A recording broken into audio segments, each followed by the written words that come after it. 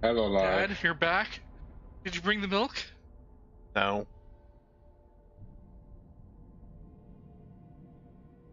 Feel like that quick kid in Family Guy is like, I'm here to pick up Peter. It's like, are you sure you're not here to pick up Pablo over there?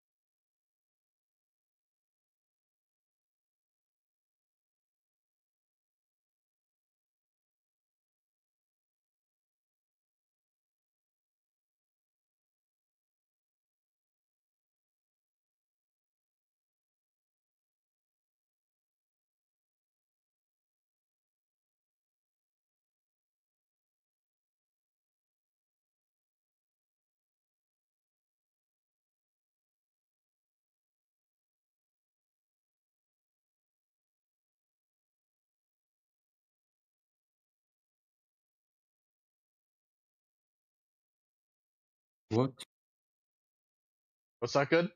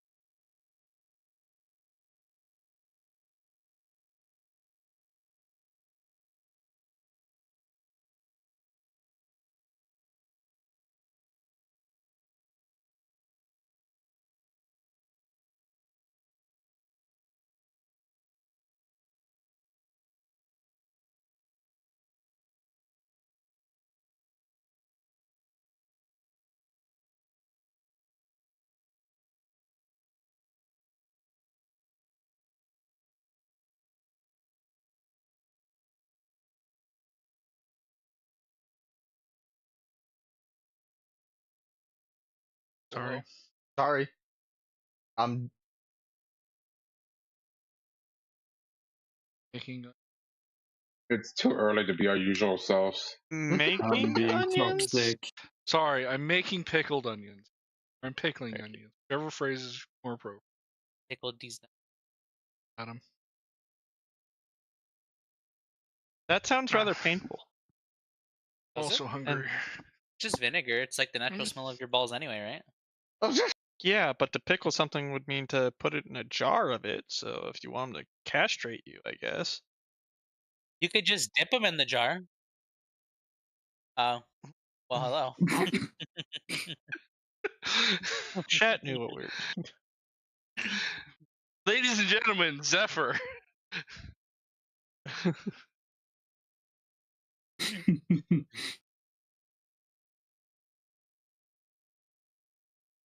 Oh well. Look, I'm not saying we should bring back the practice of Unix. However, we can all agree that some people just shouldn't continue to genes.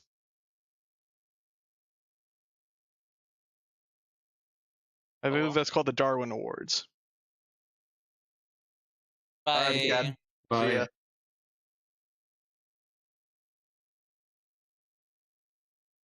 Hello, everybody. Sorry about that. Ugh. Give me 1 second. Still getting set up here. And it's an early stream, so I know a lot of you guys are not expecting that sort of thing.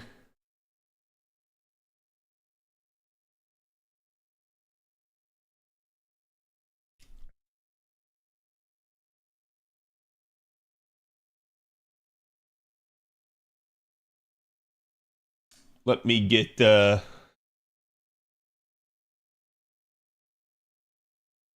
today's tweet out.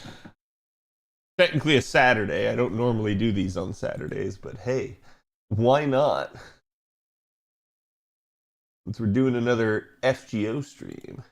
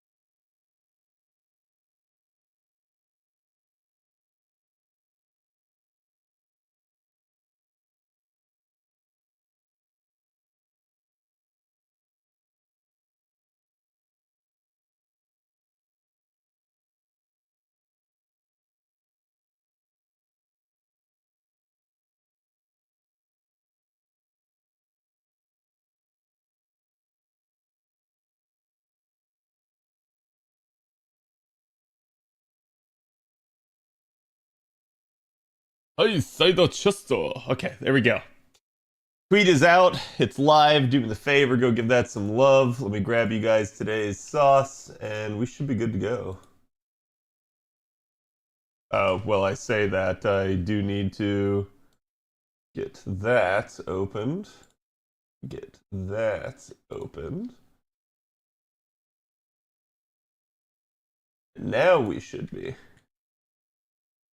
Kind of stonks for EU game right now. Yeah, it's nice. Like, it's nice to have something in the middle of the day instead of like at 4 in the morning, right? I feel like that's unfortunately just the nature of things a lot of the time. Oh, Mr. Lutzvane, thank you for the 10 gift subs. I did not see that. I must have been away.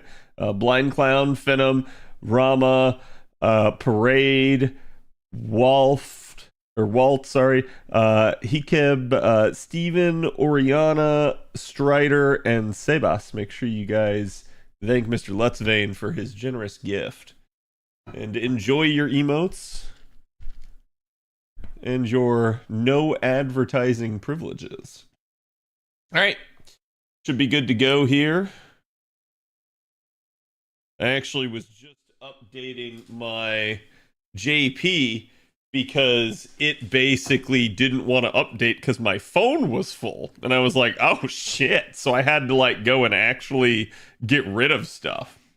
We do have the live celebration here in about 20 minutes. I'm running a little bit behind. I meant to get live earlier than this, but it just is what it is. We're gonna hope everybody is doing good on that front. We've also got Mr. Two Love Trouble. If you guys want to watch him and his take on things, he is also live. Feel free to open both of us up at that point. Let me get in here and spend some AP down. But again, how's everybody doing today? Hope you guys are having a good one. Oh, I see my my chat bot did not fully boot up. Hold on. Okay, there we go. Like, I can see you guys in chat on the screen, but I can't see you in my bot, which is freaking hilarious. I love that that's how that works sometimes. I am capped out, so I definitely need to get in here. Aha, there we go. MLB of the gold is usually ideal. I'll probably have to switch over to like MLB of the bronze at some point, but JP's kind of been weird. They've been stuffing a lot more materials in the shop, particularly in the silver variety. So a couple of the past events here, I have had to actually just go ahead and kind of make things work on like the silver side of things. Usually it's very rare that I ever need to take a 4-star CE to any of the nodes, but it's kind of been how it's been lately. Is the stream starting for the 20th? Let me go check. Let me make sure that I have the timing right here.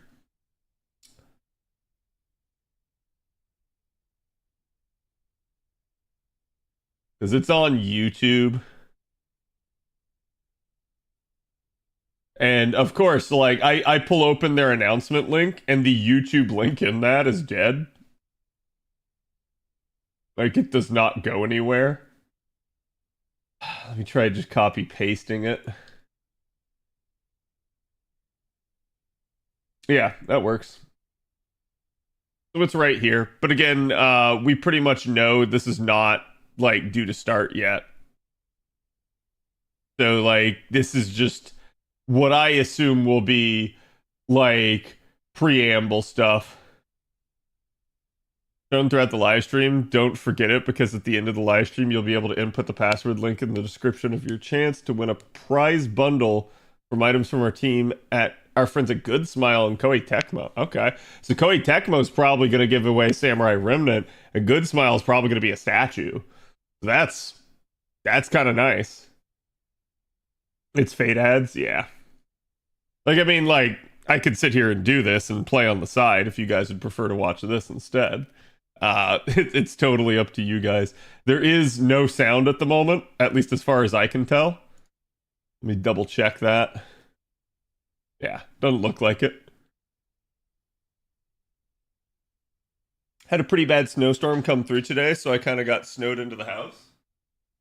Oh, damn. Yeah, I think it was my buddy Steve that was telling me that they were going to do something like that.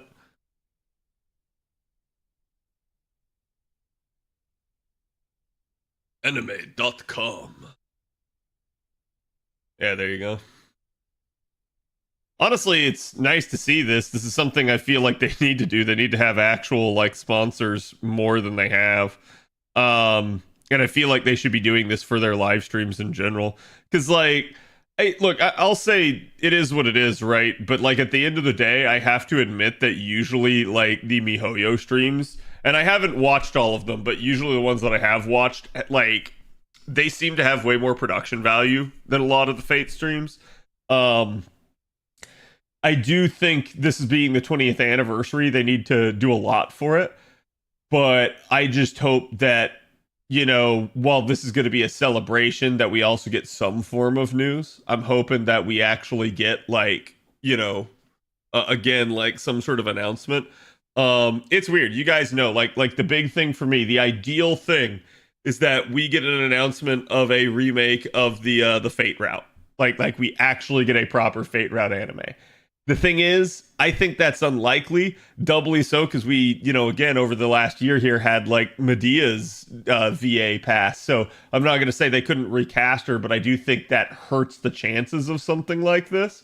And we'll just kind of have to see how they want to handle it. Plus, I do think there's a bunch of, like, legal ramifications of, like, the fact that you already have Dean Knight out there and whether or not they even can do a basically a redo on the Fate route without, having to give the rights to Dean in that regard.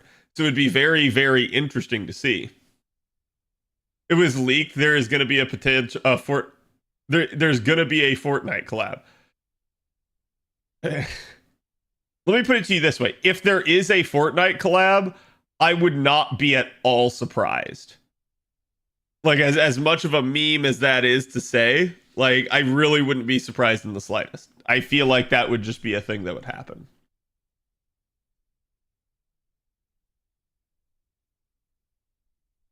Yeah, we're just from unlimited codes. I mean, that'd be cool if they did a new unlimited codes. I wouldn't, like, again, I'm not a fighting game guy, so I wouldn't be like all in that, but like, I feel like people really want there to be a Fate fighting game more than, how do I put it? Like more than God, what's the French bread one? Melty Blood, right? Like more than Melty Blood has been. And like at that point, I think people are ready for there to be a proper Fate one rather than Melty Blood getting invaded by Fate stuff constantly. Because I think the Melty Blood fans get a little bit annoyed by that. And I feel like it's not enough to appease the Fate fans. So if they made a like new version of unlimited codes with more of the Fate roster, I think people would be really happy. Like obviously there's going to be limitations. You can't do everybody. There's 400 units in FGO. But if they even got out, like, say, 20 of the more popular units, I feel like that'd be really good. Oh. Is this Fate Stay Night here?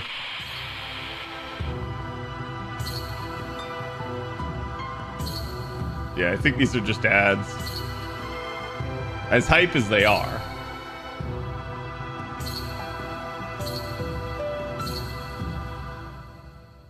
Oh, Hollow Ataraxia. That's right. I totally forgot they're doing that. And thank God it's in development for Steam. That's something that, like, I have been so happy that they seemingly are changing their stance on Steam. Because I think they're going to see, oh, wow, hold on. This is way better than just selling it on, like, PlayStation and stuff. Like, wow, we're actually getting more money for doing this. I think, unfortunately, for better or worse, especially with certain devs, they have in their mindset that like, oh, we can't go to PC because PC is where all the piracy is, which is fucking hilarious because when you don't go to PC, that's why your shit gets pirated. It's the complete opposite take of like what's actually happening. So I feel like the more they bring it to PC, the more likely they are to actually, get people doing the stuff. You changed the art link? Oh no, I didn't. I'm sorry. Thank you. Here, let me grab it. It's one of Shiki's art pieces. He does a fantastic job, as you guys know. There it is. But yeah, like I'm really hoping that they do stuff for that. Like Bloodborne, exactly. Like look at all the like bootleg Bloodborne spin-offs and stuff like that, and look at people trying to like re-emulate it, and then the developer gets pissy and they try to like stop the emulators and stuff like that. And I'm like, at the end of the day, it's straight up that like the reason people are stealing is because they want it. And when you don't give them the ability to buy it because you're being stingy or you're not wanting to jump through that extra hoop, they steal it. And then you don't, to me, as a developer, have the right to get upset over someone stealing it in that case. So I think, like, I've seen developers before get, like, really upset about piracy. And, like, I understand why it's a divisive issue for them. But, like, yeah, I think the problem with it is they don't look at why the piracy is occurring. They just go, oh, stealing bad, I don't like it. And it's like, well, maybe people are stealing it because they don't have any other way to get it. Not because, like, they're poor, but because like it's not accessible in their country or in the format that they actually can play it. And that's why they end up doing that stuff. So it's like it's actually an issue where because they didn't offer it as they should have, people do end up stealing it. And it's really weird. I don't know why a lot of people don't think about it from that perspective. Didn't Gaben say piracy was a distribution problem? Gaben said piracy was a service issue. And he's right. Like, usually people are going to pirate it again when it's not like available in their country, in their language, in their on their device. That's how people will do it, right? You will get some people that will pirate stuff because, like, I don't have money. But usually people won't do that. There is some, like, activism in piracy where people will pirate things to stick it to developers. That is also a thing. But I think those people are usually few and far between for the vast majority of players. Like, again, I'm going to just go ahead and say this. The Fate franchise is wrought with piracy. And the reason that it is because for the better part of 2 decades, we have not had a PC release, an official PC release. So also not an Eastern, not a Western release of the visual novel. So it's like everything for us to be able to like consume it, it had to get pirated, it had to get translated, all on the backs of people that really loved the series. So even if you wanted to give them your money for, like, say, the Japanese version, you would not be able to read it. You would not be able to play it on the devices you wanted to unless you had stolen it. And that was the issue. So it's like, now that they're making that available, now I'm sure, 1, they're making way more money off of it, and 2, they're not getting pirated nearly as much. That's always going to be the case.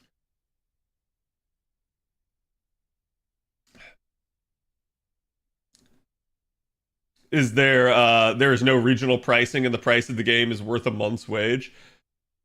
Yeah, I mean, I think that sort of thing is always an issue because, like, there is, like, for instance, I do think there's a good reason to charge more money to sell something overseas for 2 reasons. One is that there may or may not be a shipping cost, a like, basically a cost to do the business overseas, to have your product actually published and again like logistically reach that location. 2 is there is also potentially red tape, governmental red tape, taxation, other things. So I do believe that there is a reason that it should cost more when it's going overseas some, but I do think that this is also an excuse that a lot of publishers will use to jack the price up, and you'll see like some pretty exorbitant and insane increases, particularly nowadays where we're not usually operating with physical copies of stuff anymore. We're using more digital versions. So it's like, if they wanted to really upcharge a physical copy, I'm okay with that. But the second you go digital, the only side of that now is not the whole logistics side and everything else. Instead, it's purely a red tape, if there is some, for like releasing it in that part of the world. So that should be the only increase as far as I'm concerned. And you see other like huge increases, and it's like, oh, well, this is how they've always done it. And I'm like, that's true, but the industry has changed. So you shouldn't just be doing it how you've always done it. It should not be the same markup that it always has been. It should be cheaper. And this was actually a big topic of contention when games first started going digital. If you guys will remember, back in the day, Steam used to offer quite a few of their games at just 10% off the normal price. You know, back then it was $50, $60, and Steam would offer it instead at like, you know, 40 something or 50 something dollars there. Yes. Yakudo. Fate is 20 years old? Yeah.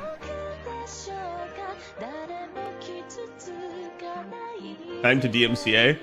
Not if I do this.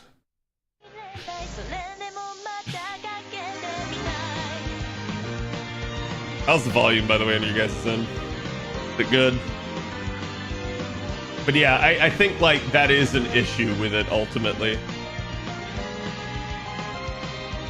This is still probably not it, by the way, chat. This is 7 minutes. I'm feeling old, right? Like, I remember watching the anime when it first came out. It was great. I loved it.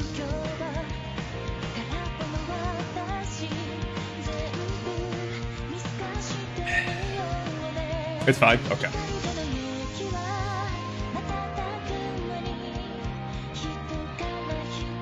A few devs pointed out that Steam's ability, not for the EU though, only became successful because of regional pricing.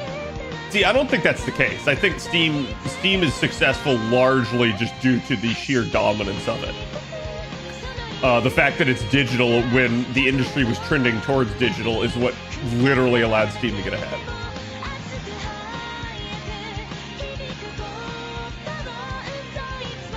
This video is great at any rate. It's always been great.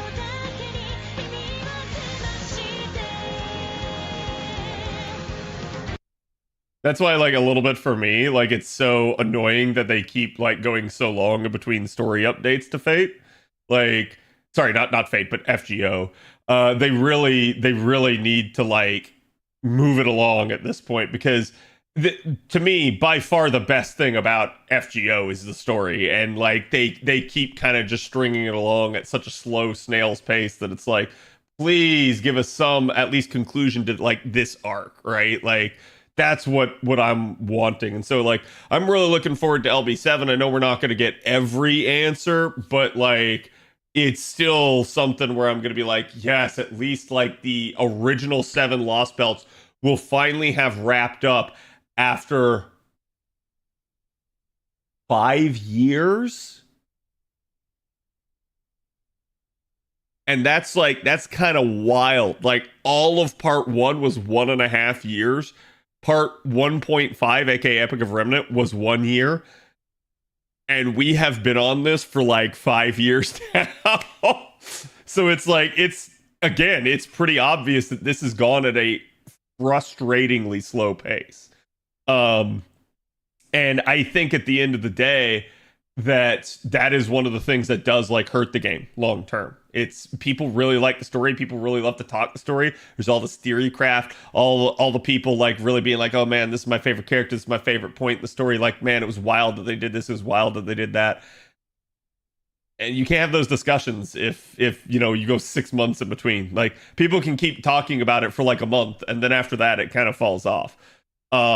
And, like, FGO in the past, you know, even then, it wasn't releasing it faster than about 3 months at a time. But let's be honest, we're not even releasing it usually at 6 months now. It's, in some cases, 8 months to an entire year before you get a main story chapter release. 20 Years of Fate, I remember watching Dean Stay Night. Yep. But yeah, it's like, I don't think Steam has, I don't think Steam's been successful just because it, like, you know, exploited, like, regional pricing and stuff like that. I think it's, like, just quite literally the fact that a lot of these like, publishers and storefronts just overcharge the ever-loving piss out of things. And we've got to go back to the point where, like, we can kind of reduce that a little bit. Because I think developers sit there and they go like, well, it's more expensive to make games nowadays. And I'm not going to argue that it's not more expensive to make games. But usually this is the argument that's done for them to say, this is why we need to charge you more. The reality is, too, that games have bloated quite a bit with unnecessary extra stuff, and they've cut out some of the things that need to actually be there, like quality assurance. So we've seen them outsource this, we've seen them really cut down on it, and they started to bring in, like, again, like the outside consultants and stuff so that they don't step on any tax and stuff, and I'm like, excuse me, honestly, you don't need that. I feel like if you just actually sit there and make a good game and tell a good story, most people will not get upset with you. It's the people that get, like, super triggered that, frankly, they weren't going to play your game anyways most of the time. So at the end of the day, it's you need to make the best game you possibly can for the audience that you're intending, and disregard what other people think of the game. But so it's like, that's how you have these bloating costs and everything. Plus, yes, like, I think manpower is beginning to increase. I think basically, you know, the costs of a lot of the software has gone up and everything. That's a problem in and of itself. I believe that needs to get addressed by developers saying, hey, your shit's too expensive, software creator. Because as far as I'm concerned, a lot of the software stuff is like kind of a grift at this point, where there's a lot of money invested in it, and then they recoup their money, but then they're still charging, like, again, like, licensing fees and subscription fees, and it just gets exorbitant after a time. It's basically everyone's shackled to it.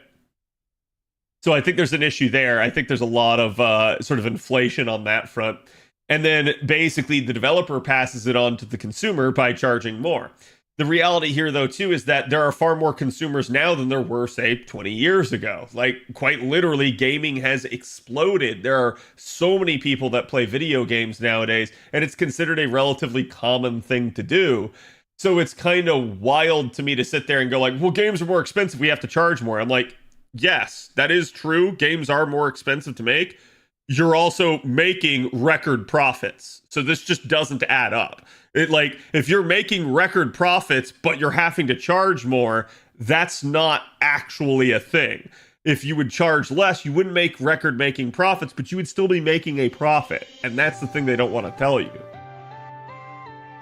This is one of the best things they've done in, like, honestly, like the past, like, 3 or 4 years. I still freaking love this trailer. I'm biased. MBAs must spread their bullshit ways to all industries.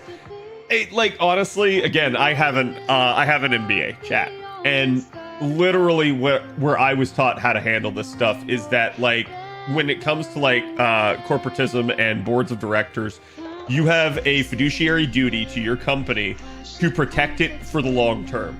This is to say, you're supposed to make good choices long term for the company. What I've noticed trend-wise is they have shifted towards short term and trying to really, like, get their money now, trying to, like, improve profits 100-fold in the current year. And it's like, there's way too much focus on, like, the get-rich-quick schemes at this point and milking everybody for all their work. And it's not good. It's bad. They're being bad stewards of their companies because they're putting their companies insanely at risk.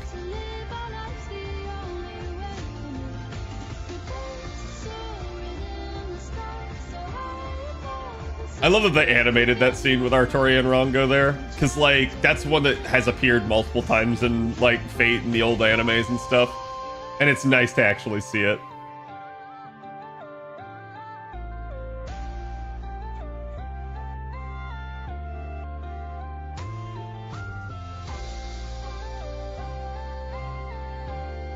Everything about the trailer's great. Yeah.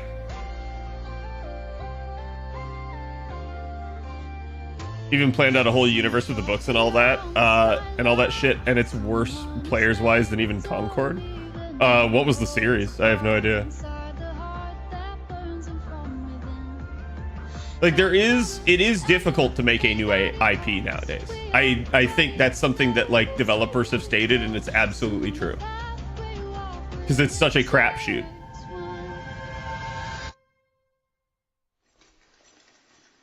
Like, for instance... Well, I'll wait. Take the hand.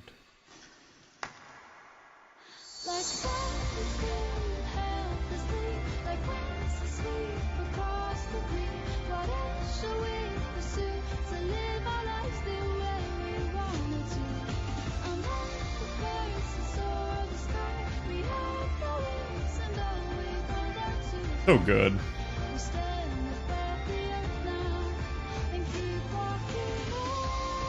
Take hands for embers? Yeah, you gotta pull that ember out of the ground.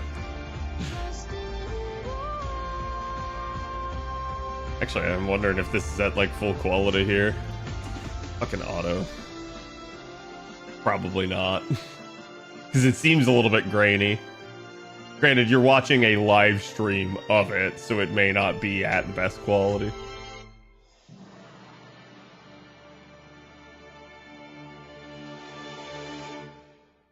But yeah, like, as an example of this, like, it's really difficult to get people to care, right? Like, I produced some lore for the stream and for Aurelia and for, like, my VTuber model.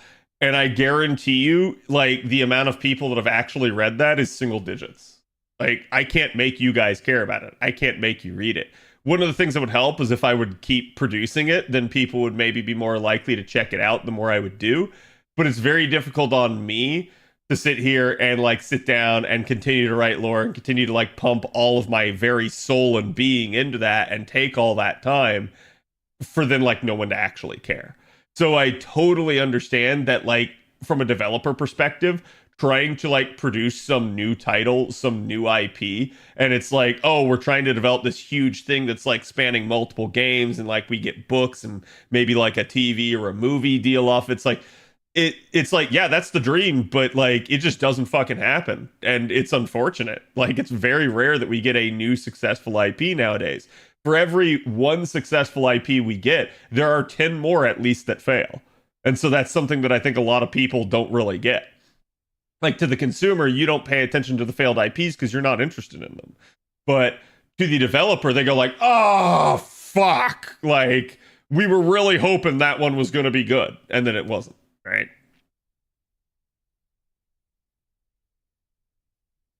Having my players not care hurt a lot. Yeah.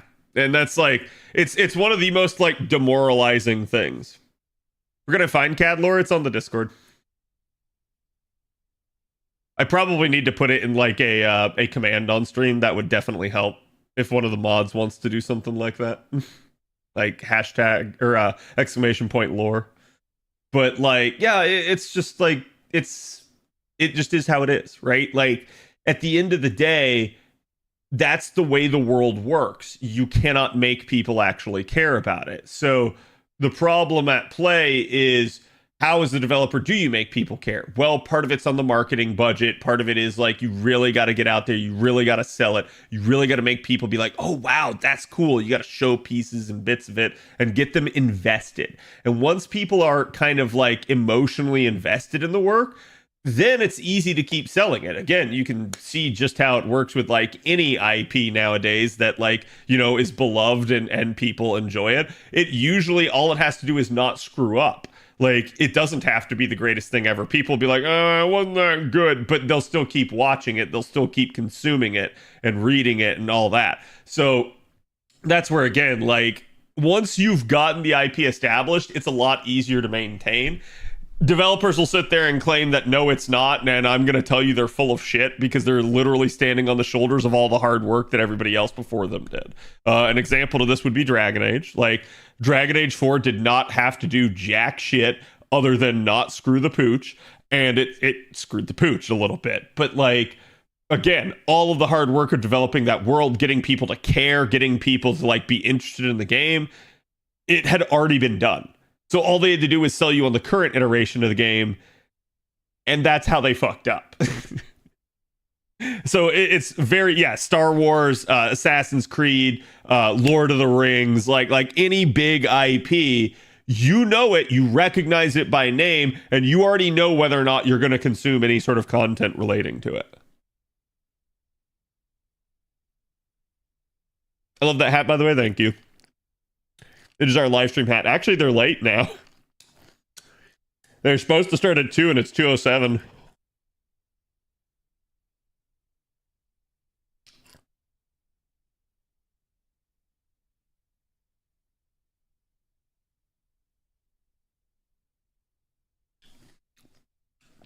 Now, is it good or good because Saber bias? That trailer?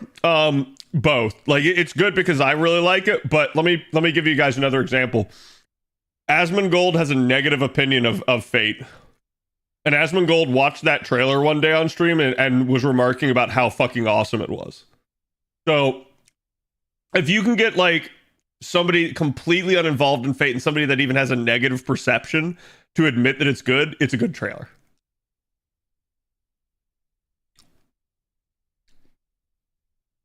Final Fantasy Remake series is that...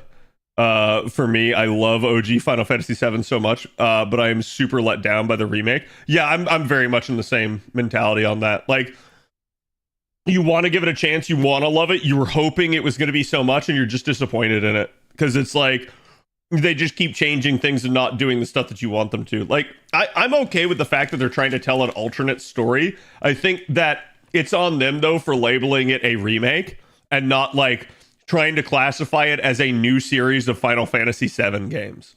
Like, kind of how they did a bunch of games for Final Fantasy X and a bunch of games for Final Fantasy XIII. They should have just said, hey, we are revisiting Final Fantasy VII and we want to tell a new story in that world. That would have been fine. I do think it would have been a little bit hit or miss. So that's why they did it. That's why they tried to, like, kind of take that perception of like, oh, we're doing a remake, and then they didn't fucking do a remake at all. It's very close to a remake, but because they keep changing the story around, it ends up not being a remake. And that's kind of where a lot of the friction is. That's why people are pissed off. I've seen this pervasive attitude because usually in like Hollywood, that whenever you make a remake, you have to change it so that it can't be the same as the original, so that like, you know, oh, there's some new reason for people to watch it. That's just not true at all, because fans of the series, fans of the IP, are going to watch the remake and be like, oh, that was awesome. That's so nostalgic. That was great. And new people are going to be like, well, I haven't ever seen this before. That was cool. That was awesome. So this concept that they need to change it because people will be bored otherwise is like actually one of the most like smooth brain takes that I've seen come out of like entertainment in a while.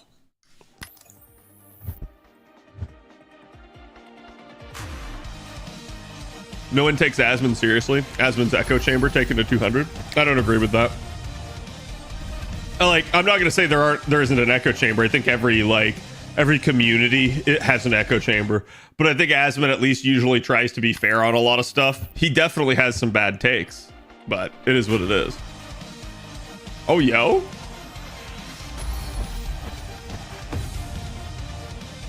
We getting some strange fake stuff there. That's another thing. They really gotta shit or get off the pot with Strange Fake. If they fuck up Strange Fake, it's really gonna hurt Fate.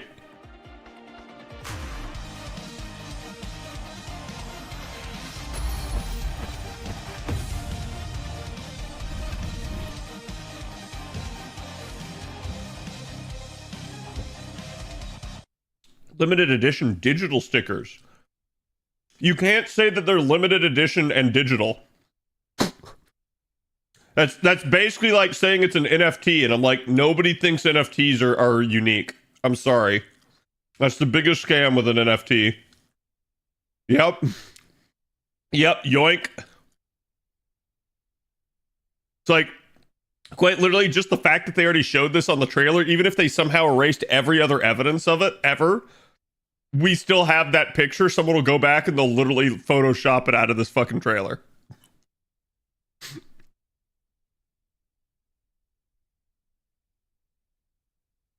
It's a Web3 project, they claim. I mean, that's fine. I just like, I find it really funny when they're like, oh, it's limited edition. I'm like, no, it's not.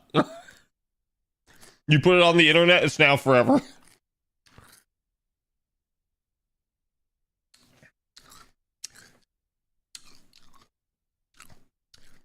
Bad takes, hot takes, and/or opinions are just what you make of them if you care. Yeah, I agree, right? Like, but that's what I'm saying. It's like, it's not like magnified any more than any other echo chamber on the internet. Like, chat, this stream is an echo chamber.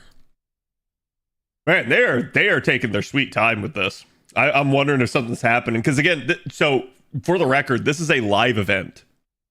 Like, this is actually happening out in California. So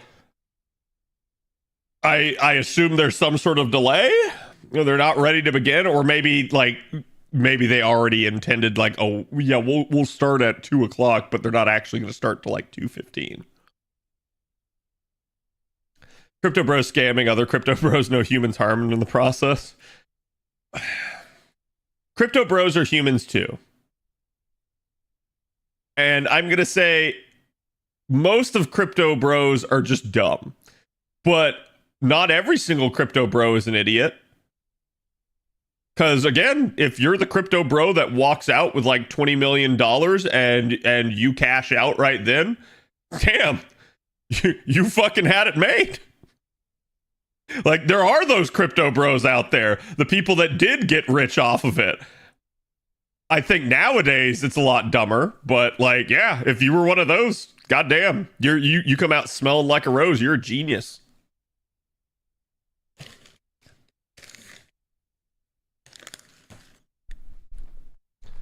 I've seen chatters disagree with Cad, but we all know Cad knows more than us regarding certain topics to an extent, right? But I still am going to say, like, it's okay if you disagree with me, and I don't have any issue with that. And like, to be fair, that's also the same with Asmund. I do consume at least a bit of Asmund's content. He's one of the content creators I tend to watch more. But part of the reason for that is because a lot of the time Asmon is talking about like current topics in like gaming and stuff. And so that's more or less why I'm interested in it. I'm more interested in like whatever video he's watching rather than necessarily his take. Because, and this is something for me, as a more like, the more rational of a person you are, the more you can consume something side by side with someone else and just have a completely different take. And not have any issues with the fact that you have a completely different take. So it's like he'll sit there and he'll talk about like, oh, this is stupid, this is bad, this is dumb. For instance, like I said, like he's of the opinion that the gameplay for Star Wars Outlaws is terrible, and I'm like, it's not. It's perfectly fine. Like it's not the best thing ever, but it's absolutely adequate in today's modern standard of gaming. I enjoyed it. I had fun playing that game. I think there's issues I don't like about that game. It's not a perfect game. It's worthy of criticism. But, you know, I'm not going to just immediately look at it and go like, oh, shit game. Right? In the same way that, like, again, I can talk mad shit about Veilguard right now and the things I don't like about it. But I haven't actually played Veilguard. So I don't know. Veilguard might still be an okay game in the grand scheme of things. Right? Like, I'm not going to sit there and be like, the game is bad. The game is just wrought with controversy and has issues. So it's like that alone made me not want to engage with it because I'm tired of basically how Dragon Age has handled that. But I'm at least someone that'll sit there and like acknowledge the fact that it's like, yes, I don't know everything and I'm okay not knowing everything. Like I think a lot of the times, and this is something that a lot of people struggle with on the internet, like they cannot respect that there is a different viewpoint to their own. And they cannot ever be wrong. They cannot ever take responsibility for their actions and stuff like that. If you can do those three things, you're fine. I don't even really care. If you can accept responsibility for your actions, if you can accept the fact that there are other viewpoints that are not your own, and again, you can basically just sit there and say, hey, look, you know, it's okay that we disagree. It's fine. Like you're probably at that point you know, again, it's like, oh, I'm not going to agree with you, but I'm not going to like get upset at you at that point. As long as you can be like respectful to other people, I don't care. He tends to overblow things. I will agree with that. I do think he hyperfixates, and that's a thing, right? Though to be fair, I think that's every content creator. Like you can ask yourself, how many times have I harped on a subject in like FGO? And people are probably like, oh my god, I'm tired of hearing Cad talk about this. But the reason I'm talking about it so much is because it keeps getting brought up to me. So it's like, you know, Chatter A asked me the question, I answer the question. Chatter B asked me the question, I answer the question. Chatter C asked me the question. And by the time we're on like Chatter M, like people are like, oh my god, why does he keep doing this? And I'm like, because that chatter wanted to know.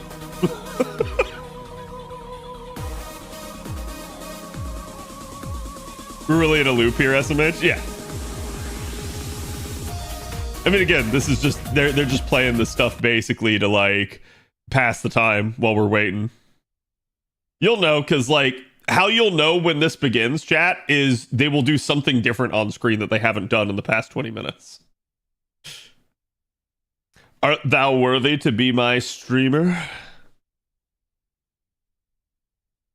Why is adding a command so weird? It's usually exclamation point add com, ADDCOM, and then exclamation point, like, so like if you're doing the lore one, it's exclamation point lore, and then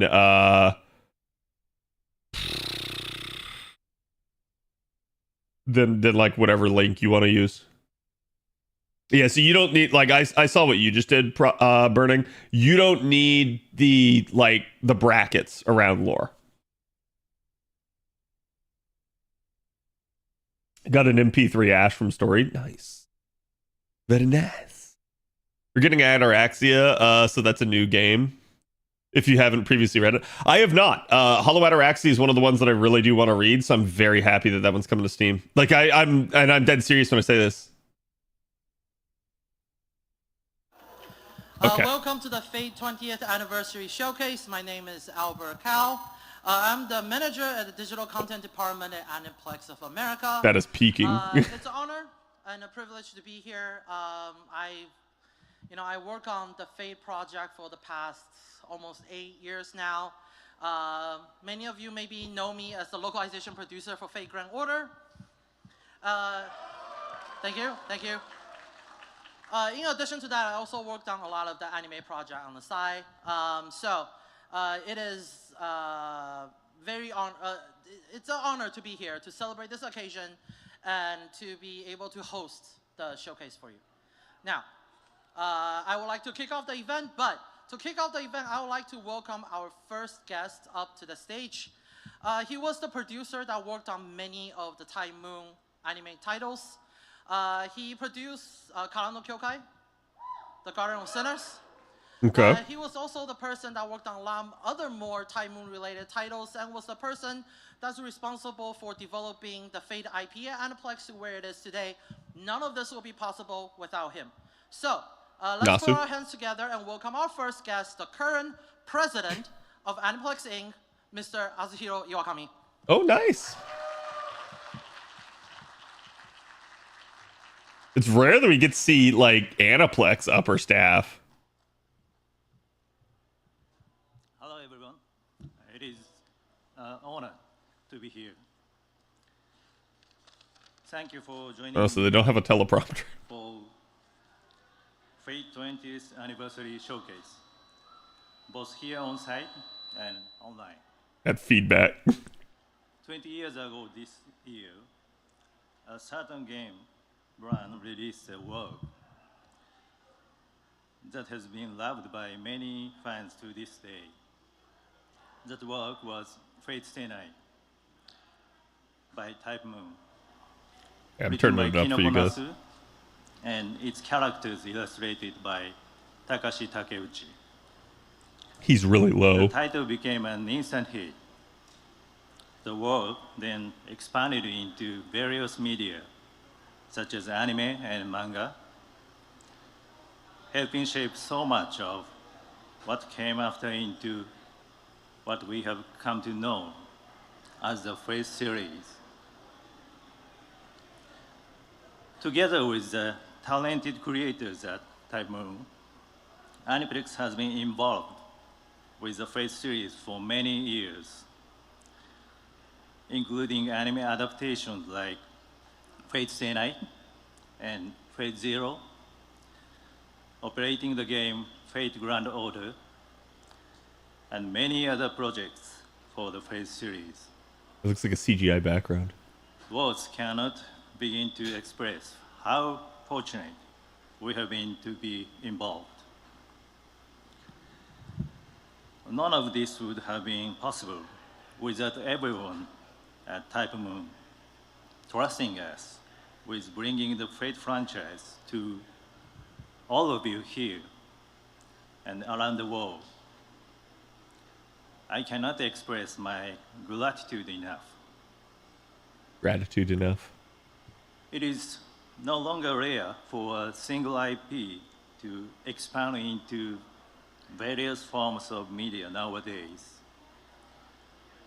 However, the fact that the Fate series, which started out as a single visual novel, has managed to expand and be adapted into video games, novels, animation, and be commercialized throughout the unbelievable span of 20 years. All while having so many ardent fans overseas is extremely rare in the Japanese entertainment industry. Yeah. I believe your enthusiasm has always motivated everyone in Type Moon, including Nasan and Takeuchi-san. This has led the Fate world to consistently expand. Maester, are you there? We have Like at the many event? fans of Fate, as well as members of the media, Okay. joining us here today to celebrate this milestone. My wish is for everyone to stay with us on this journey and help keep the excitement around the Phase series growing. Once again, thank you very much for attending today's event, and let's enjoy the presentation. Thank you. Yeah, that's true. I forgot about that corner. Yeah, so that was Atsuhiro Iwakami, the president of Aniplex. Not Takeuchi, as some people Thank in you, chat were thinking. Iwakami-san, for the opening speech. And I hope everybody is ready for hold a on. full day of event. We do have a lot of talk shows. The next one coming up is we have the memorial talk show with Kazumi-san, Ueda-san, and Shida-san. He's way louder. So I hope everybody is excited for that. After that, we have a talk regarding production. We have the producer that has handled all of the Fate anime so far, and also the ADR director for all the dub, Tony Oliver, is here as well. And after that, So I assume... we also have the world premiere of Fate Strange Fake. Yep. So That I cannot hope stream, everybody's chat. excited. We I will cannot have some stream downtime that. between panels. You know, feel free to grab a drink. At the end, we have on display of the original first press, by the way, Fate Stay Night package in the back. So if you have not taken a picture, we have Not right here, there at in the least, back yeah. is all the original first press of the Fate Stay Night and Fate Hollow Ataraxia. Hollow Ataraxia. Put a curtain and link. And then we also Yeah. have a photo booth in the back, so if you would like to take a commemorative photo here at the event, please feel free. Yeah, I can react to it if you guys we want. hope you guys enjoy the event, and we'll be right back after we change the setup a little bit, so we can start on the memorial talk show. Thank you.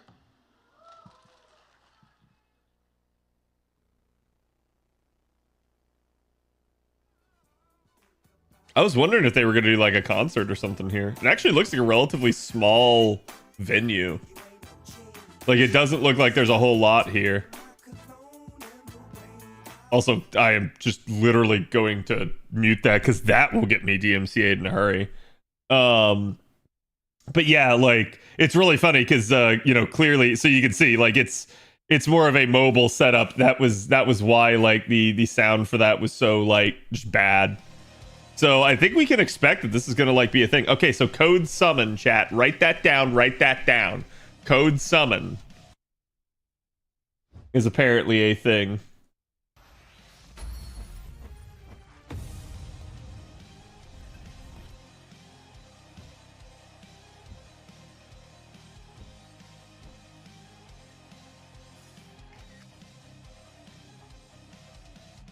And are we supposed to, like, go to anime.com to do it?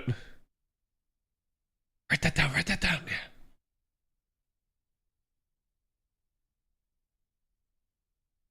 Because I see the stickers, but I don't see anything else. Is that literally all it is for the stickers? They said the link at the end of stream. Okay, good. Code's Fiyuki and someone. Oh, was Fiyuki a code earlier? If it was, I didn't see it. Yeah, so someone please keep track for all of us. Are we gonna expect an FGO campaign or something?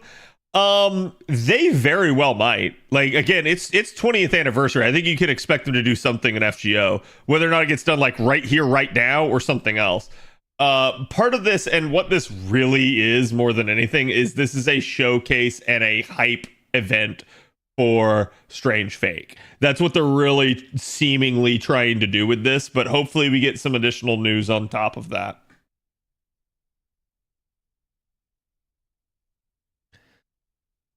Issei, thank you for the resub, appreciate it.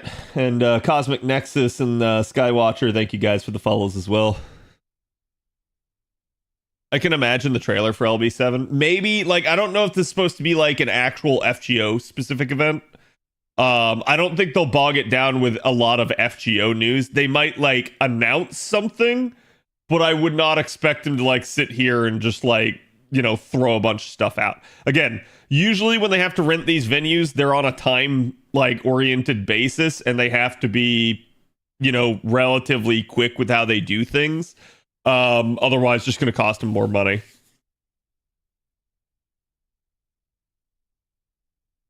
Chat never forgets easy. Yeah. I mean, they might have the venue for the entire day. If that's the case, then maybe they will be relaxed with it. But I don't expect anything FGO, to be honest. Yeah, like I said, I expect we'll probably get some other news other than Strange Fake, whether or not that is FGO, whether or not that is Fate related, whether or not that is like again other type Moon related stuff. We'll just have to see.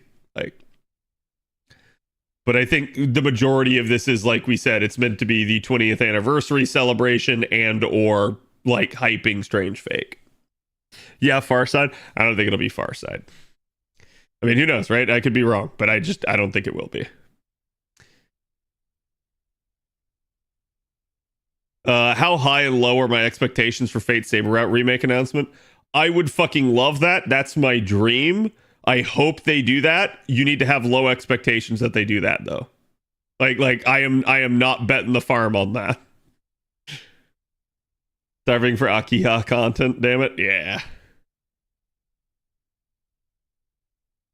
So like hopefully we get something on that front, like something on the like, hey, this is Fate's 20th anniversary, right? So because again, it's a little bit difficult because they've already done like again, like, hey, we've done Unlimited Blade Works, we've done Heaven's Feel, so those two are done. They're gone, they're done with, and they're like they can't sit there and go like, oh, we're gonna remaster those or something. I guess maybe like original Unlimited Blade Works you could attempt to remaster, but let's be honest, it's already higher quality than most current anime that gets released right now, even as old as it is. So at the end of the day, I feel like if they want to do something, because again, they've also said like, hey, like we've brought, Fate Stay Night to the West now, so they can't really do anything on that front either. So given the fact that they've also announced Hollow Ataraxia, I feel like if you're going to do something for Fate, if you're going to announce something for Fate, it's either going to be some like new celebratory thing, or it is going to be some sort of like, yeah, again, like maybe a Fate route feature in some way, shape, or form. But I'm not sure that they're going to do anything for the Fate route. That's the thing. I would love them to. It is the thing that I'm really hoping for, but I don't think they're going to do it. I feel like their hands are too tied and they don't want to do it at the moment. Well, chat, you have 3 minutes and 45 seconds to go get a drink. Or maybe we blow up at the end of that counter. I'm not sure. Either way, I'm terrified. Run away, right? We found the actual Holy Grail. That would at least be like a cool thing if that were a thing, but I can't imagine that someone on the Fate side of that would find it, let alone be able to keep a lid on that, because that would be worldwide news, right? Red wire or green wire? Both. Okay, so at least they're going to give us a countdown. I do like that. That's like, again, if you guys need to go get a drink, go to the bathroom, go do it right now. You got 3 minutes. I think this is good. I vastly prefer when, events do this sort of thing rather than just like, hey, yeah, no, we're totally not going to tell you how long until the next thing happens. Whole thing apparently goes on for 8 hours. Does it really? Holy shit. I didn't realize it was going to be that long. Hot damn. All right, we going to settle in here. That's freaking nuts. 3 minutes before we all get vented. Yep. Well, that means 3 minutes of FGO. we can kind of sit here and do this in the interim, since we know we'll hear it when they come back. But yeah, I'm not expecting them to like go too crazy with it, right? Like, I think it'd be really nice if they did. I think they should, but unfortunately, for better or worse, I've kind of learned with Type Moon that basically not to expect too much, right? They have been pretty impressive of late, and they have done a lot of really cool and awesome announcements at their bigger events. I'm not sure how much more they have in the tank for that, though, because like all the big things for us was like, hey, we're hoping that this gets localized, we're hoping that this gets brought over to the West, that sort of stuff, and like all of that has kind of now already been announced and done. So I'm not sure that like you're gonna expect some sort of big reveal on that front. I expect this is just going to be Strange Fake related for the most part.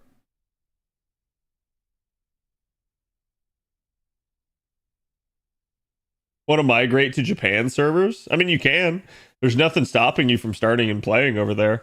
The only issue with starting on JP is that like there's a huge language barrier there, and you are starting JP 9 years into the game. You can still play and you can still do a lot. And, you know, who knows how long this game goes on into the future. I would not assume it's ending anytime soon. But yeah, it is, again, like everybody else has 9 years on you. So just keep in mind that there is going to be a little bit of a like learning curve / barrier to entry there. That being said, JP is really good with how it handles that nowadays. It looks like the reset happened on JP, maybe? Actually, I didn't think the reset happened until like 3 my time. 34 minutes ago? Okay. It must be daylight savings, is why I'm screwy on this now.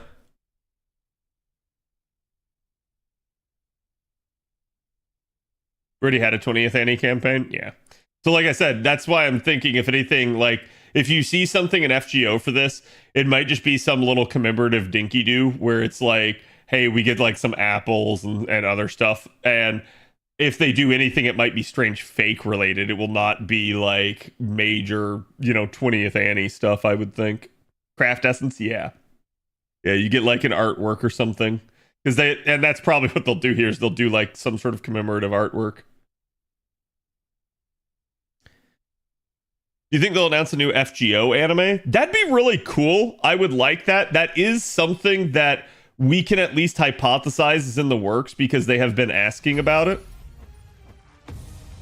Okay, I'm just checking this back out because I heard noise. But I'm not sure it's anything. Okay, so it's still summon.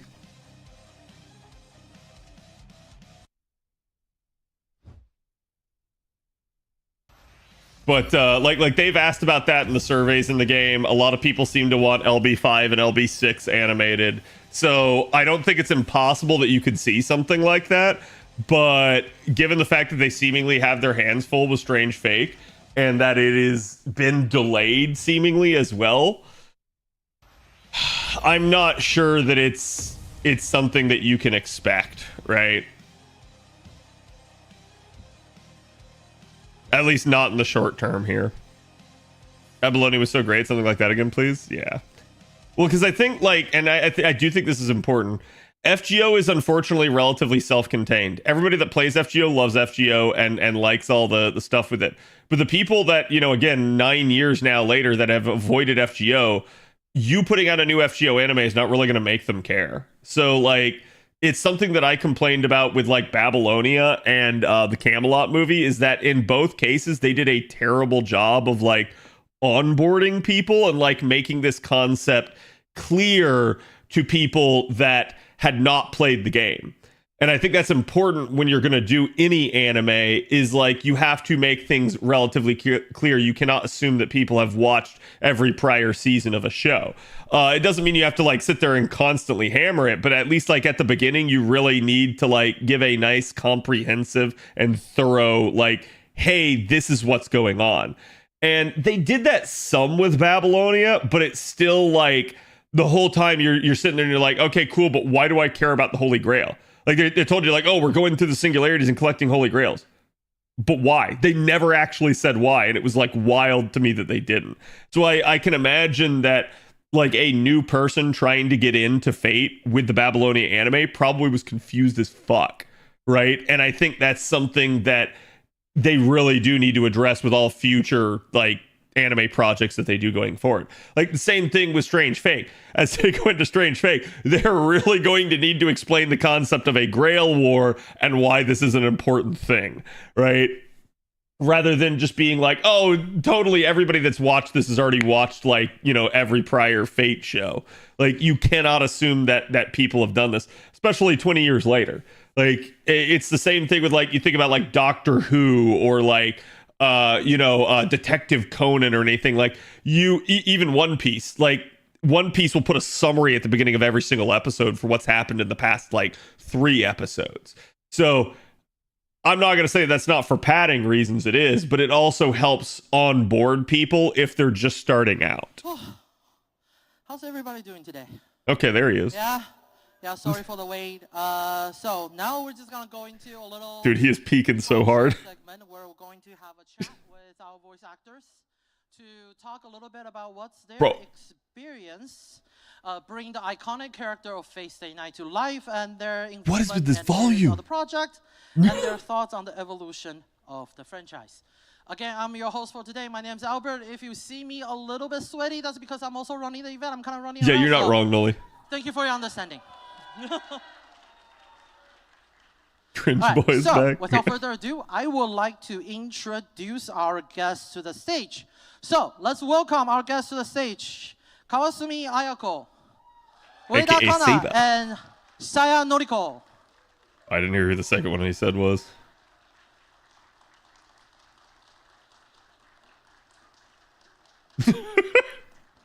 Oh, okay, they are coming. It just looked really weird because it was focused on him, so it's like he's like, are they coming? じゃあ、どうぞ、まず、 Okay, so we got the big three. 多分座ってから話した方が楽なんで。はい、わかりました。はい。 It's probably best for us to just sit down so we can start chatting. The I would freaking like this voices. to be a comfortable, relaxed environment where we talk about our favorite franchise here. Everybody here that show up, so thank you. Let me know if volume's a first, problem, by the way, chat. Before we talk into a lot of the questions, a lot of discussion, let's get a brief introduction from our guest. 自己紹介のほどもお願いします。はい。はい立っていいですか？あ、大丈夫です。とう、あなたが私のマスターか。I ask of you, are you my master? 皆さん、今日はようこそお越しくださいました。20周年をこうして、皆さんと一緒にお祝いすることができてとても嬉しいです。今日はよろしくお願いします。Thank you everybody for coming to celebrate the 20th anniversary. Let's have a good time today. はい、じゃあ次お願いします。あーちゃ、着地任せた。皆さん、こんにちは。遠坂林役の上田香奈です。 Yeah, everyone 今日は is 20 a 周 different 年を volume. 振り返る特別な一日になると思います。 I'll try to 一緒に adjust 素 it. 敵な思い出を作りましょう。よろしくお願いします。 Hello, my name is Kana Ueda and I voice Rinto Osaka. Let's celebrate our special day today for celebrating the 20th anniversary and let's make lots of memories.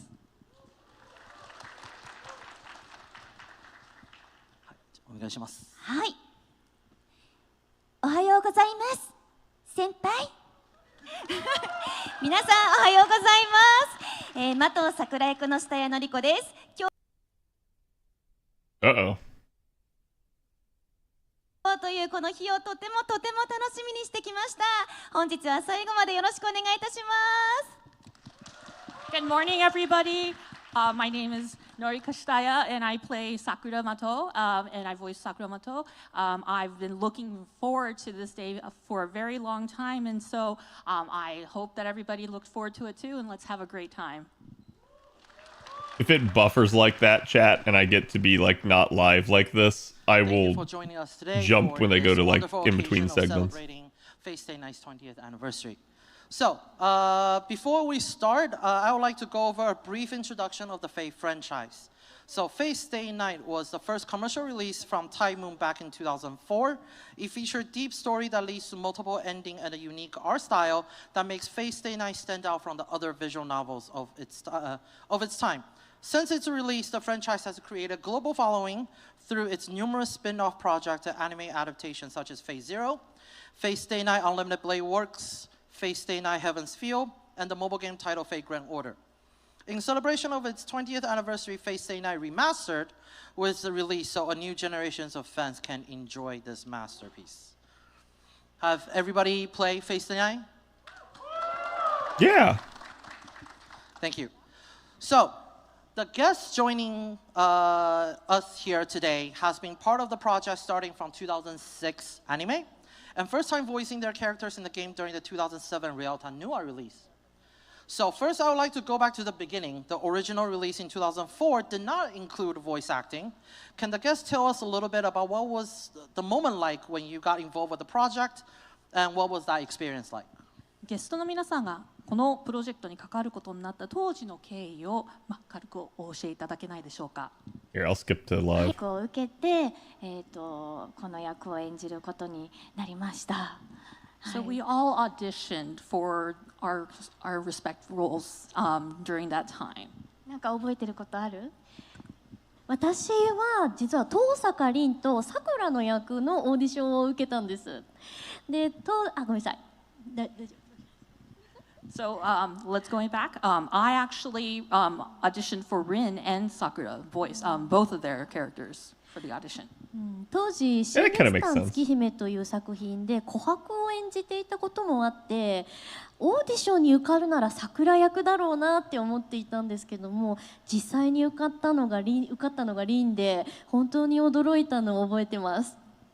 So I actually played the voice of Kohaku for Ringit's Tsukihime, and so during the audition, I thought when I was auditioning, I figured that the role that I would want to try to get was Sakura, but when I was told that I got the role for Rin, that was very surprising for me.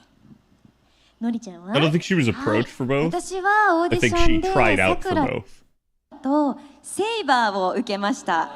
For the audition, I did for Sakura and Saber.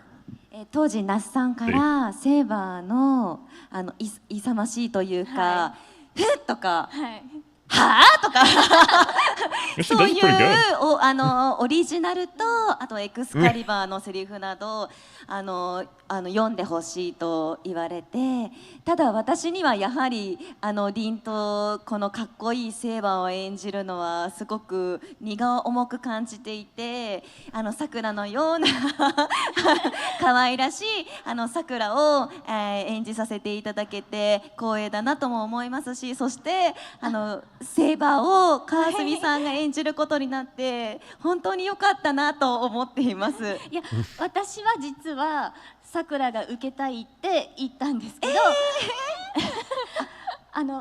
続きちゃって大丈夫ですかモニカさん。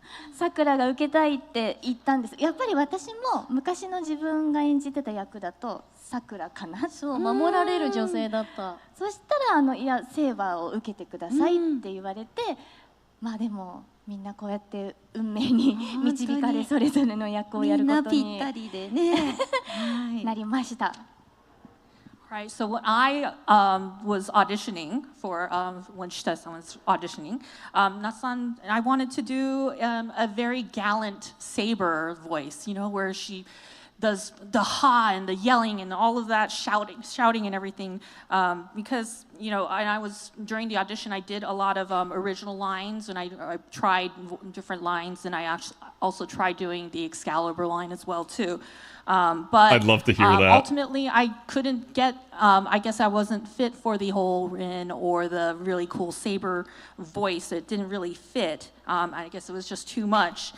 So I ended up with the very cute and very nice Sakura to play. And I'm honored to have gotten this role, and I am just so glad that Kasumi-san actually got the role of Saber.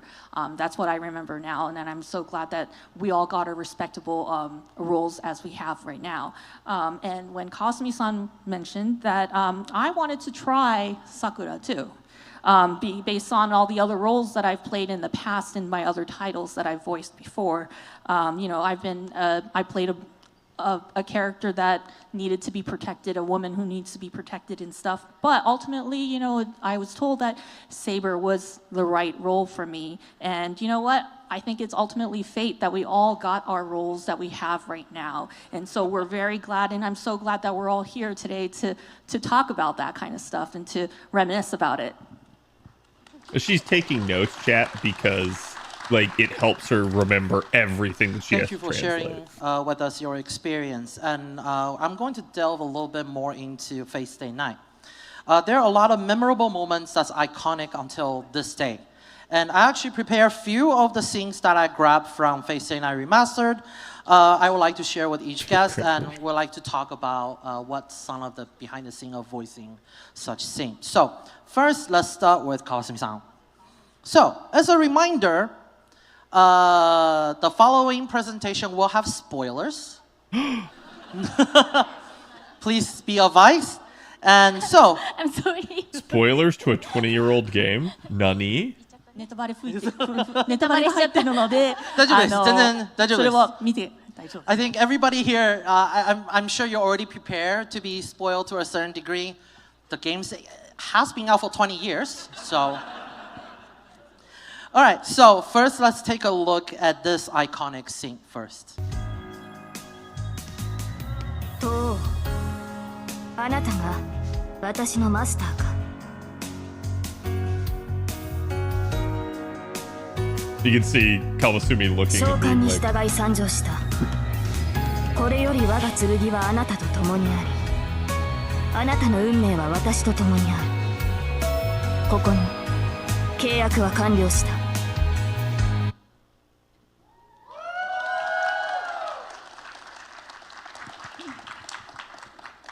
I think that was one of the most iconic scene and line that a lot of people are familiar with for this franchise. So first, Kawasumi-san, can you tell us a little bit about what was like recording that line, and was there any specific instructions from Nasa-san? 川澄さん、フェイトシリーズを Like 象 how 徴 she す was る ready セ to リフ answer. だったと思うんですけど、今見たの 'Cause she セリフだったと思うんですけ understands ど、そのセリフを収録した時に She has to wait 何か for the translator. まあその裏話とか何かお教えいただけないですか。またあと脚本家から何か指導とかありましたか。はい、このセリフはやっぱりオーディションにも入っていて Tiger Route would be awesome. If they announced like additional routes, I would go とて fucking も有 insane. 名なセリフで、フェイトという作品は知らなくてもこのセリフは聞いたことがあるっていうぐらい有名なセリフに今は育っていったなと思うんですけど、一番最初に那須さんに言われたのは今から思うと信じられないんですけど、もっと強くかっこよくって言われたんですよね。でも今聞くとちょっと今よりも可憐でしたね。So this line actually was part of the audition when I was auditioning for it, you know, and obviously this is a very iconic and famous line for Saber. And a lot of people who may not know what fate is still know what this line is or would recognize what this line is. When Nassan first directed this and told me the direction of the voice, he told me that, you know, or when I was listening back just now with the line, you know, I can't believe this, but I was told to voice it to be more strong and more cool. But now that I listen to it right now, it's not, you know, it's kind of still kind of more of a tepid kind of not as strong, you know, now that I think about it. So, you know, it's strange to listen back on the old line that we just heard.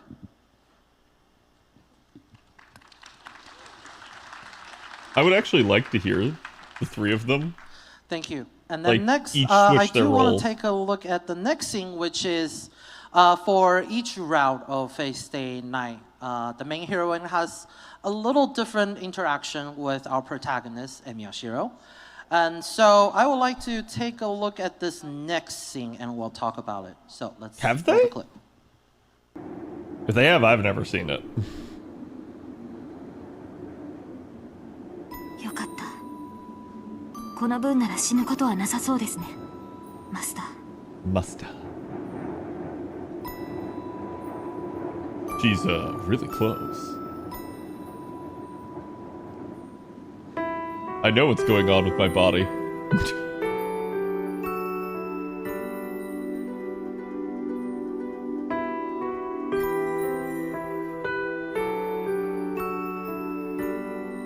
いいえ私には分かりました傷が癒されるのは当然です That OST. や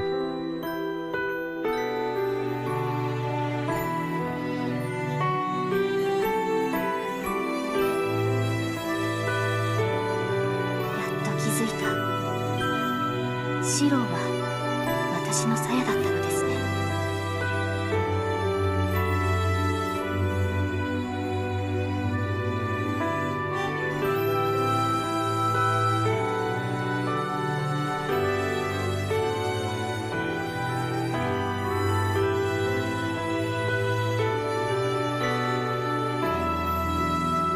I This scene would be better if our positions were reversed.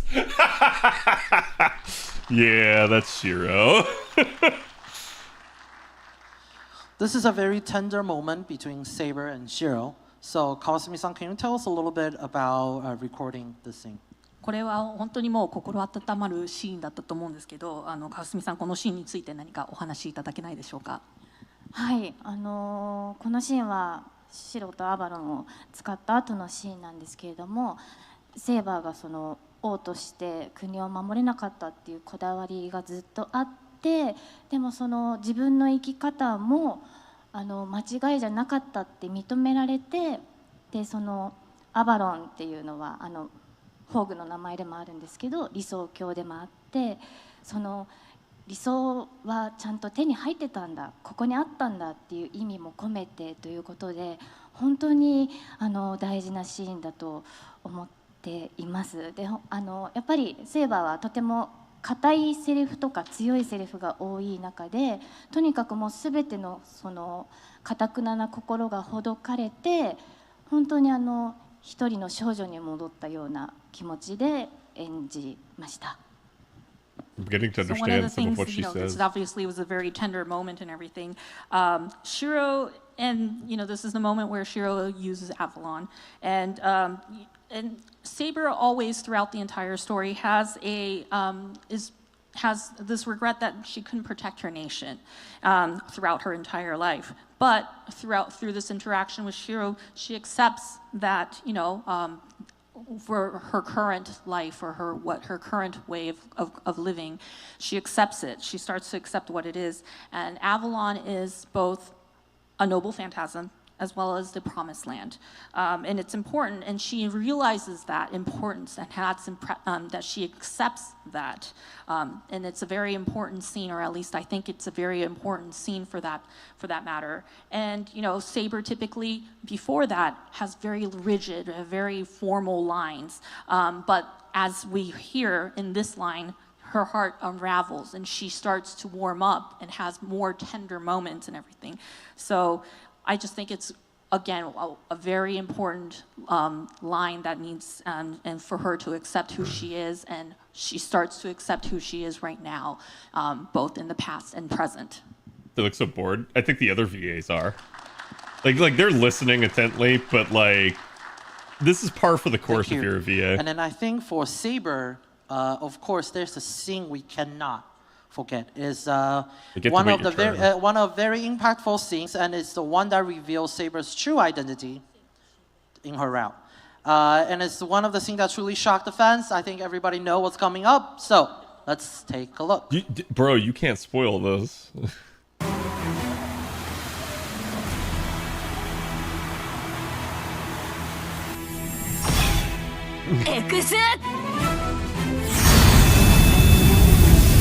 They're both swinging the thing.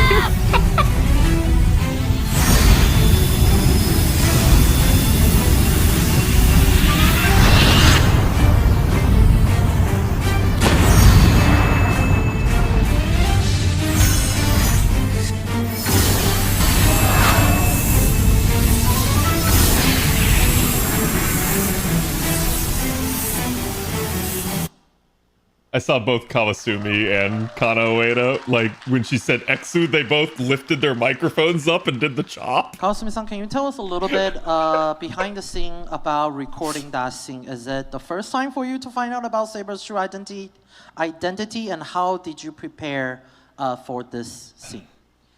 このシーンに収録する際の裏話などがありましたら教えていただけないでしょうか。そしてセーバーの新名はこの時に初めて知ったんでしょうか。そしてこのセリフを言う時に何か準備とかをしたんでしょうか。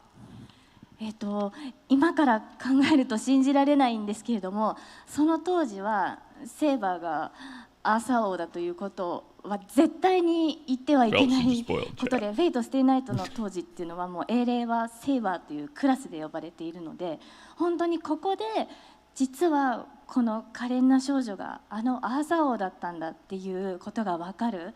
そして本当に最強の宝具であるまばゆい金色の剣を出すということで、本当に信じられないぐらい緊張しました。で、そうですね、この初めての英霊対英霊の戦いで、でもライダーをこの剣一発で圧倒しなければいけないっていうその強さを込めるのに結構これは何度も収録したと思います。So it might be unbelievable to you all, but back in the day, there was the truth that Saber is King Arthur was something that we could never reveal or we could never talk about, especially during Stay Night when it came out. And we always address Saber as Saber as her class. And the fact that this young girl, this tender girl, and this gentle girl was actually King Arthur was something very surprising to me. And for her to use the ultimate sword, the golden sword of Excalibur, it was just unbelievable. So when I was recording for this line, I was extremely nervous.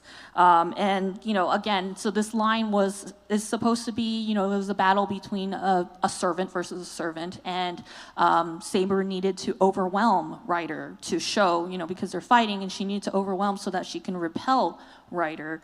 And so I was extremely nervous, and there was also, we had to do this multiple times, multiple takes during its recording. I could see that. That's probably, the tone probably matters so much for that line. Thank you very much. And next, I actually want to switch the track a little bit and go to a different route and take some of the iconic scenes for Rin. And then I'll have some questions for Ueda-san after. But first, let's take a look at this scene for Rin. 告げる。汝の身は我が元に。我が命運は汝の剣に。聖杯のウルベに従い、この断りに従うならば答えよ。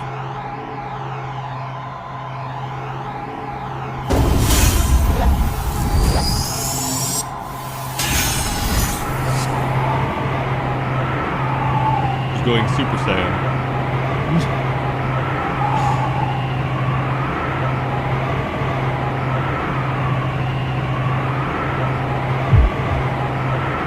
誓いをここに。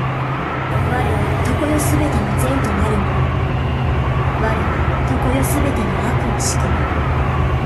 汝三代の言霊をまとう七天。抑止の迷い来たれ。天秤の守り手よ。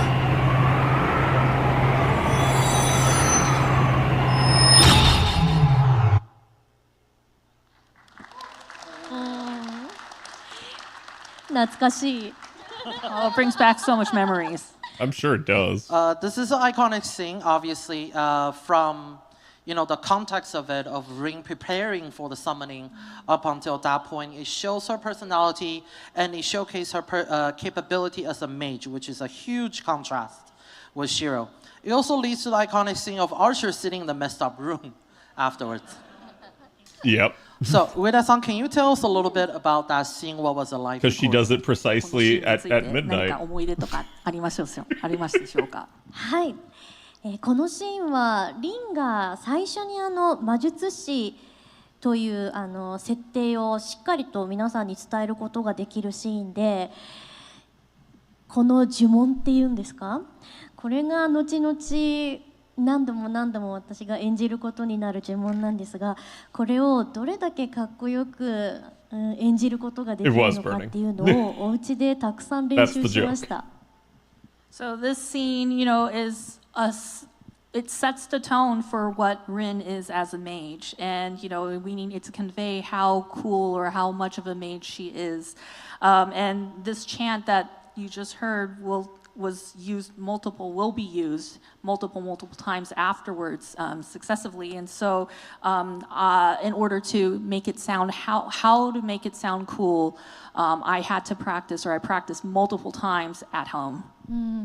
でこのシーンが本当は別の英霊を呼び出すのがリンの目的だったんですけれども実際に呼び出したのが本当に名前もわからないような Well, she was trying to summon a saber because it's quote unquote the strongest class. そこで落ち込むだけではなくじゃあ彼とこれからどのように戦っていこうかっていう、もう多分一気にスイッチが入る瞬間っていうのがあって、あそこがやっぱり魔術師たるゆえんなのかなって思ったりもしました。So this scene, is in this scene, Rin wanted to actually summon a different heroic spirit, as you all know. But what came out, or what was actually summoned, was this, unknown red archer guy, and and rather than her being really down from disappointment because of she didn't get to summon who she wanted to, she switches immediately and says, okay, so how do I do this? How am I going to work with this guy to win this war? And so I think that's kind of a reflection of how she is as a mage, and how much how much of a very witty and a great mage she is, from her just change of gears, a fast and quick change of gears for her. Yeah, I think you can assume that she would have still summoned Archer purely because of her Thank you. actual and connection as there. We previously mentioned that each route, the heroine will have a different sort of interaction and relationship with Shiro. So now let's take a look at one of the iconic interaction scenes between Rin and Shiro. Basically, she had a catalyst for Shiro. あいつだけの責任じゃないわ。結局キャスターを野放しにしたのは私だもの。けど、参ったな。ついさっきあんなこと言ったのに、いきなり追い詰められちゃった。Which is low key his doing, so. ちょっと、ここ何って突っ込むところだと思うんだけど。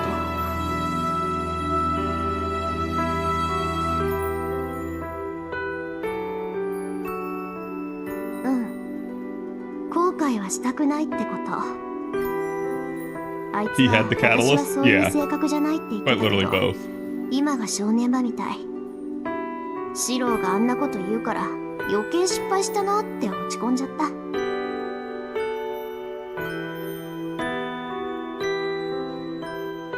It was a catalyst because it was important to Archer. And it was important to Archer because it was what she used to bring him back. So the heroine of each route has a significant key moment with Shiro, and shows a good contrast between each route. So, Ueda-san, can you tell us a little bit about how you prepare for this scene? このシーンについて何か準備とかなさったんでしょうか、上田さん。はい。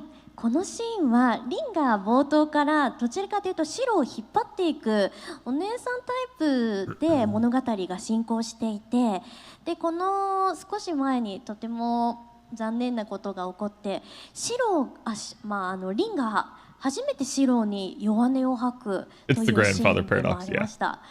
なので、リンがやっと心の皮を一枚脱いでシロに本音を伝えることができるようになったのはこのシーンからなんじゃないかなと思います。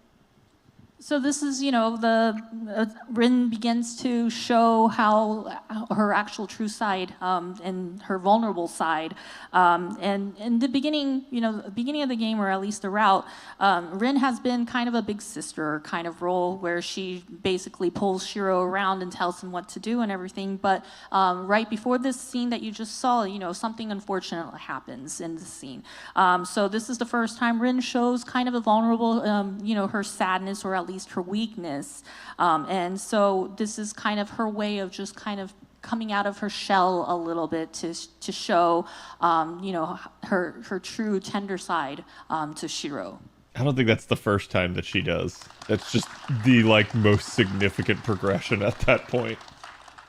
Thank you. And there is a very impactful scene for Rin, and there's actually a couple keywords that you just mentioned now. But I actually want to talk about Sakura a little bit first, and then we'll come back and talk about a scene together that involves both Rin and Sakura. So first with Sakura, let's take a look at this scene first.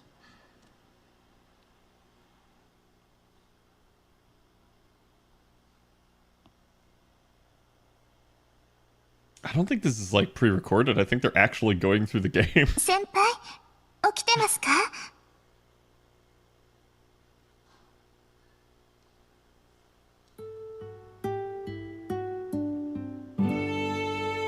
はい、ようございます先輩 You gonna cut it off right there? Wow. That's a blue ball. Blink, thank you for the follow. There is some discussion that needs to be had when we return to the office. But yeah, there we have is. seen Sakura. Actually, Sakura has been featured quite a lot in all the routes. However, unlike what we've seen from the previous routes, Sakura in Heaven's Field as the main hero, and it's actually a little bit, we see a little different side of Sakura. So can you tell us a little bit of what was it like recording Sakura for other routes versus recording Sakura for Heaven's Field, and then some of the emotions that we see in the scenes for Heaven's Field. 下谷さん、他のルートを収録した時のお気持ちと、ヘブンズフィールドのシーンに込められた感情とか違いとかってありましたでしょうか？はい。まず今のシーンのおはようございます先輩のシーンなんですけど、昨日ねご飯を食べた時に決め台詞があるのっていいなっていう話をしたんです。So this おはようございます先輩 scene is a very iconic scene. And a lot of yesterday when the three of us were having dinner, we kind of discussed about what it's nice to have a tagline or something, a line that everybody you're known for. でセーバーみたいにサーバントとしての決め台詞があったりとか、リンみたいに立派なマスターとして何かかっこいいセリフがあったりっていうわけではないんですけれども、さくらはこのおはようございます先輩っていうこの一言がすごく象徴的なキャラクターだなと今はすごく誇りに思っています。So unlike Saber, where her iconic line is as a servant, and Rin versus Rin as a master, which is a very cool line. Unlike those two, in contrast, Sakura's "Good morning" is very gentle and kind, and it's just it's a very simple line, and yet it's still very iconic, and I'm very proud of it. Thank you. でさくらというキャラクターはヘブンズフィールルート以外では本当に一後輩キャラという立場なんですね。なので普段の日常のさくらを演じるときはとにかく儚く可憐で自分が生きてることに自信を持たないようなそんな雰囲気を感じさせるようなお芝居ができるようにとoverall 気持ちを込めて当時演じていました。But other than that, nothing else. So outside of Heaven's Field, Sakura is, just, a regular Kohai character. And, a lot of the scenes in those other routes, it's just her in those everyday moments that Shiro spends. They're probably almost done with this segment. She's so segment. gentle and kind, and yet she's unsure of herself, and how she should carry herself. So that was the thing that I kept in mind when I was acting, or at least voicing for those scenes.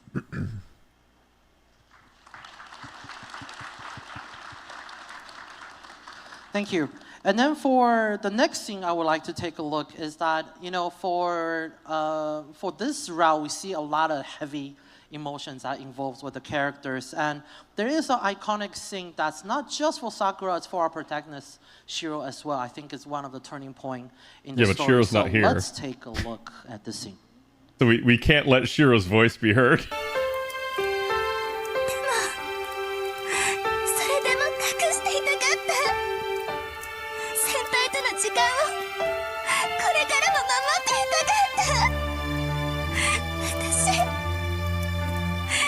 私にとってはそれだけが意味のあることだったのにどうして You did such a good job with that.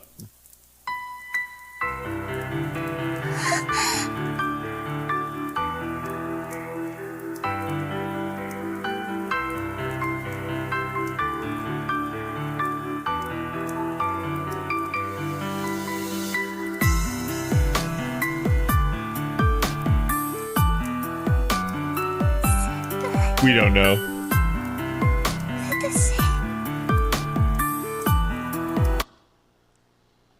Damn. Want to know what happened next? Play Phase 9 Remastered. Well, at least they saved me from So DMCA. in this scene, we see a very different side of Shiro, and we see Sakura showing her repressed feelings. Can you tell us a little bit about what was like recording for that scene? このシーンでは、シロのいつもと違う側面、そしてさくらが自分の気持ちを抑え込んでいるところが現れているシーンだと思うんですけど、このシーンを収録した時の、お話とかお考えていただけないでしょうか。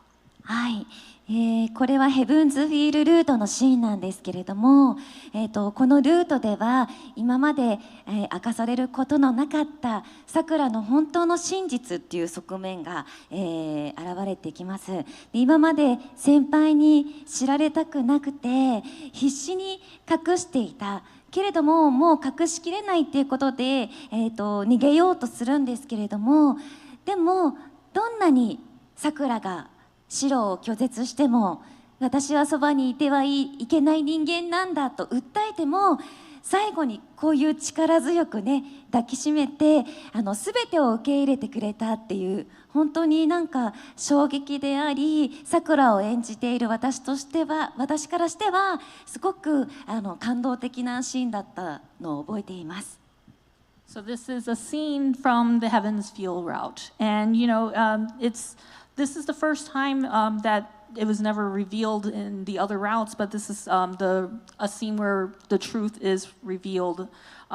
It's something that hasn't been revealed until then, until the Heaven's Feel route.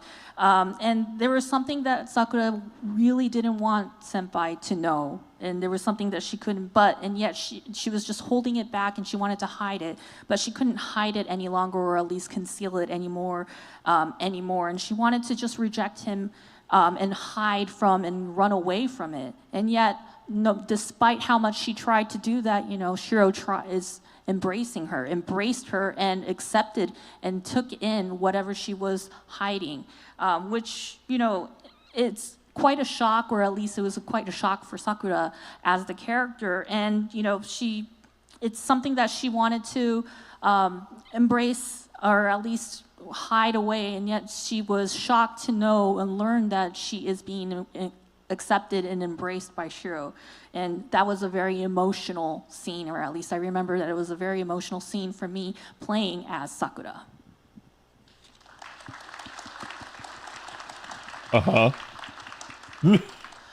Speaking of emotional scenes, so there's one scene I would like to visit, and like I said, this will go back to talking about Rin and Sakura together. So I was going to say, they're showing more for her we'll than have they did for Rin discussion now. after looking at this scene. So first, let's take a look.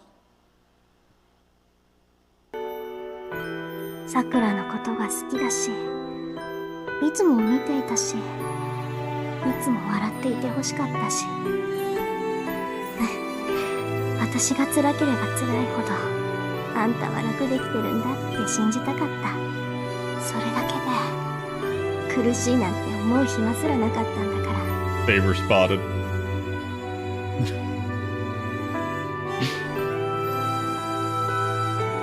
「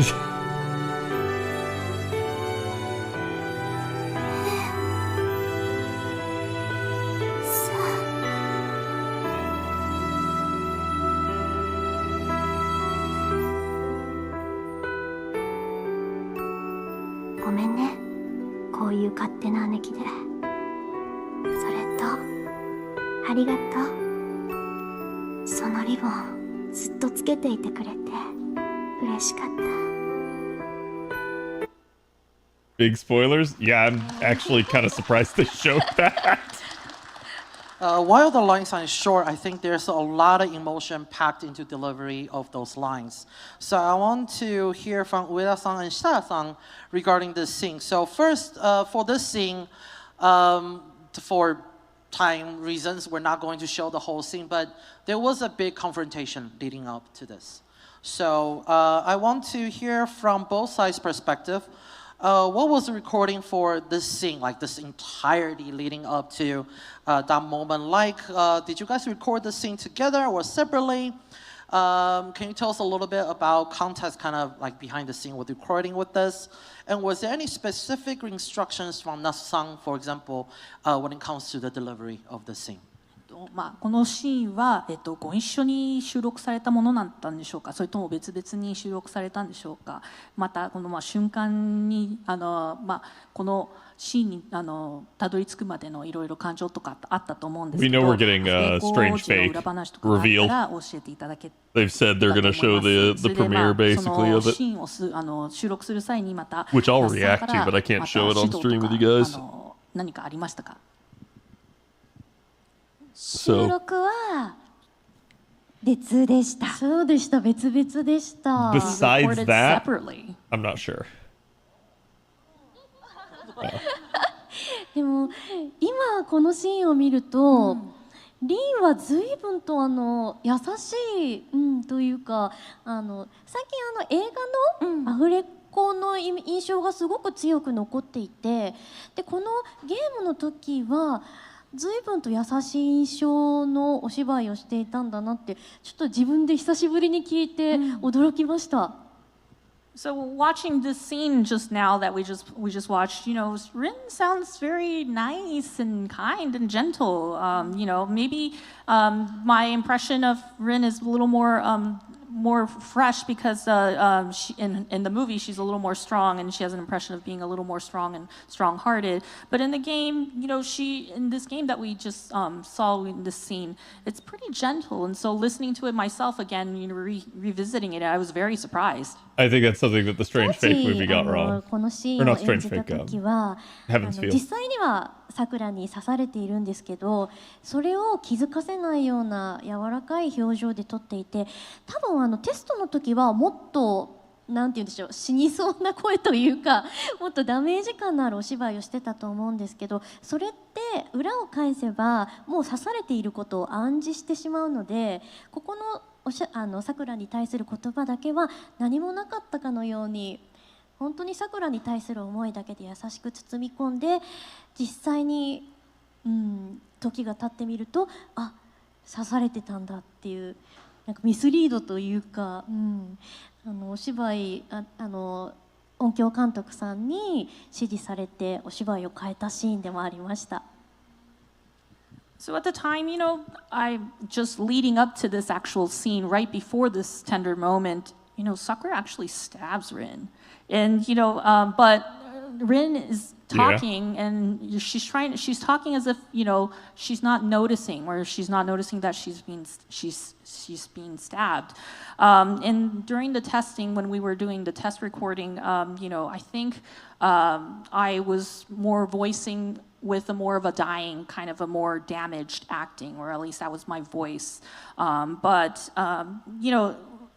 Rin wanted to being the gentle and the kind sister that she is, she wanted to act as if nothing happened. And so she wanted to just focus on Sakura. And so that's kind of a mislead, at least, in this game, that it's kind of misleading in the acting that she's being stabbed. But, to me, I think that's something that was, I remember doing some retakes on it because the recording director said, hey, let's do this a little more in a different way so that it's kind of a misleading scene, so that it's a little more tender and more kind. Yeah. Because they basically wanted it so that she wasn't going to make Sakura suffer more than she already had. 今までずっと十何年間桜の中で She was trying to be as nice and soft as she could の存在と in a big sister way. 刺されてから最後の最後でリンが告白する胸の内っていうのが Apologizing, yep. 全く違って、なんかもっと素直にこの2人がね話し合う時間があったらこんなことにならなかったのになってすごく感じますよね。So just watching this scene myself, it's been 10 plus years since, I've been acting as Sakura, and her feelings toward her big sister, Rin, at the point where the moment where she stabs Rin, it's kind of, and you hear Rin's confession, I just think, listening to it and listening back to it, if only these two had just talked it out or just had been more sisterly or something, maybe the result or at least the end would have been different. And so it's kind of a bittersweet kind of moment for me for watching this scene. 一言助けてって言ってくれればきっと助けたと思う。If only she just said help or something like that, you know, I'm pretty sure she would have been helped. それがね、 sure. その一言ですら言えない関係だったんだよね。But you know what? The relationship between us is not that kind of that. She couldn't even say even that word. リンとさくらに関してはずっと長い間タブーがあって2人が姉妹だということを公の場でお話しすることがずっと禁止だったんですよ。So actually, you might not know this, but the fact that Rin and Sakura are sisters was kind of prohibited for us to talk about it. We couldn't talk about that they were actually sisters in places in public. ゲームの発売から10年以上経っても2人が姉と妹だっていうのは全然お話しする機会がなくて15年目ぐらいかな、2人が姉妹ですってちゃんと言えるようになったのは、取材とかでも堂々と公の場で姉妹宣言できるようになりました。So for the games, you know, released 10 plus years, you know, we couldn't say that, you know, we are siblings. And, you know, I think in about, since the game's 15 years, once it was released, you know, that was when we were able to start saying that, you know, hey, Rin and Sakura are siblings or they're sisters. And so, or, you know, we could never say that in public or interviews or any kind of public area. And so, 15 years had passed, you know, that was when we can declare ourselves as sisters.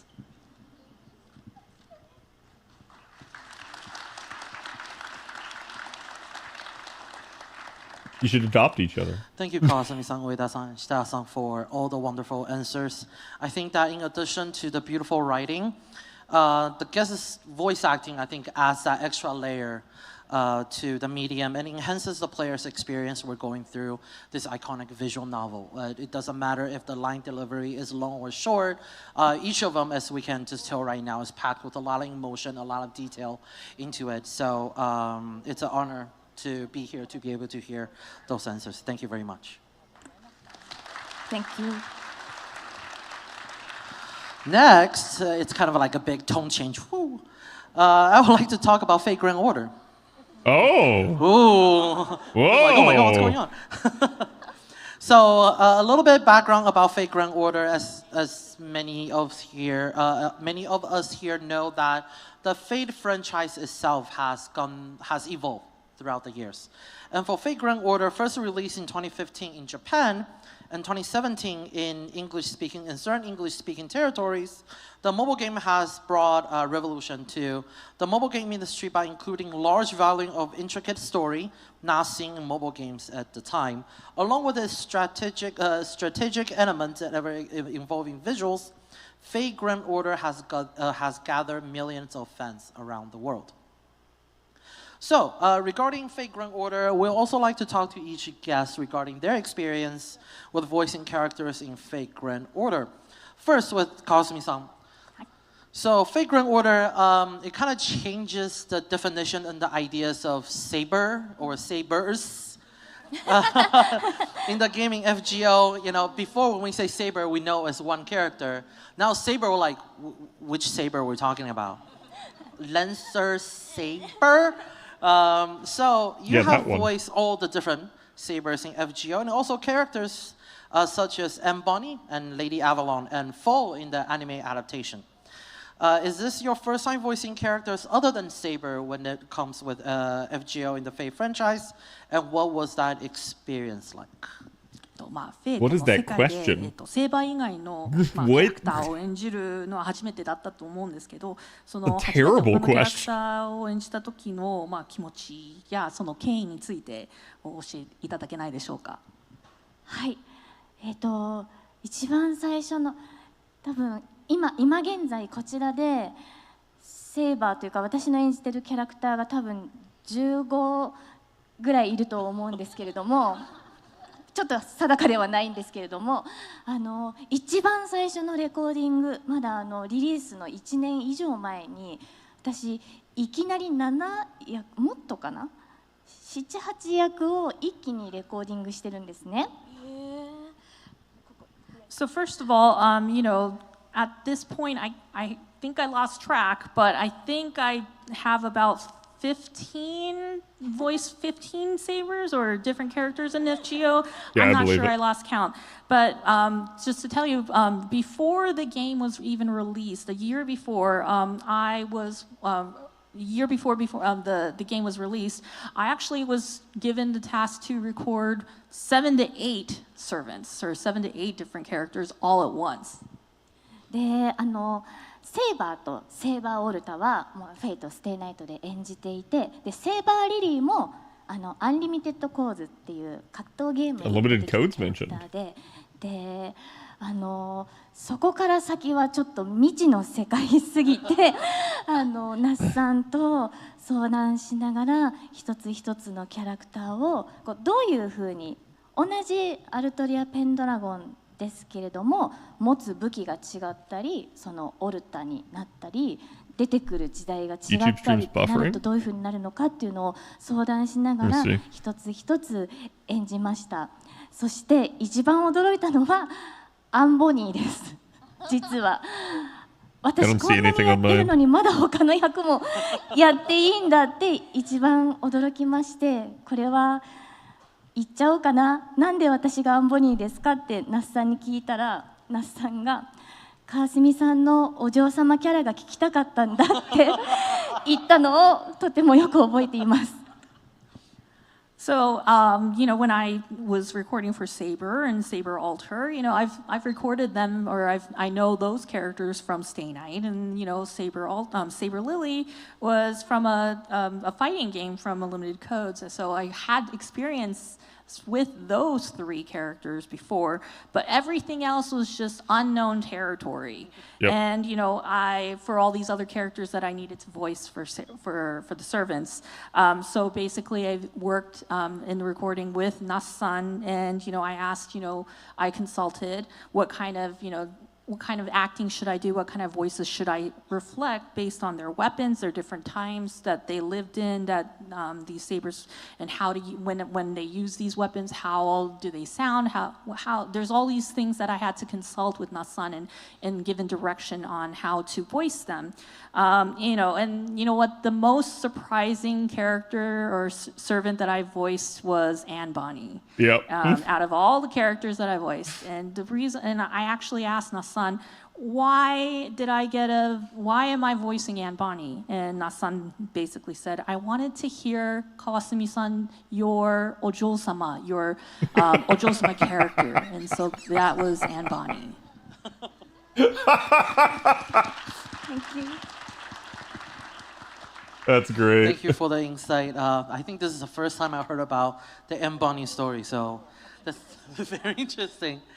And out of all of these years recording for characters in FGO, I'm sure you have fond memories recording each of the characters that you have voiced in FGO. Is there a specific experience or character that stood out for you during all these years of recording the different characters for FGO? いろいろなサーバントを収録した中で FGO のキャラクターでご自身が経験したエピソードやキャラクターで特に思い出のあるものってありますでしょうか？はい、アルトリアキャスターです。That has to be Altria caster.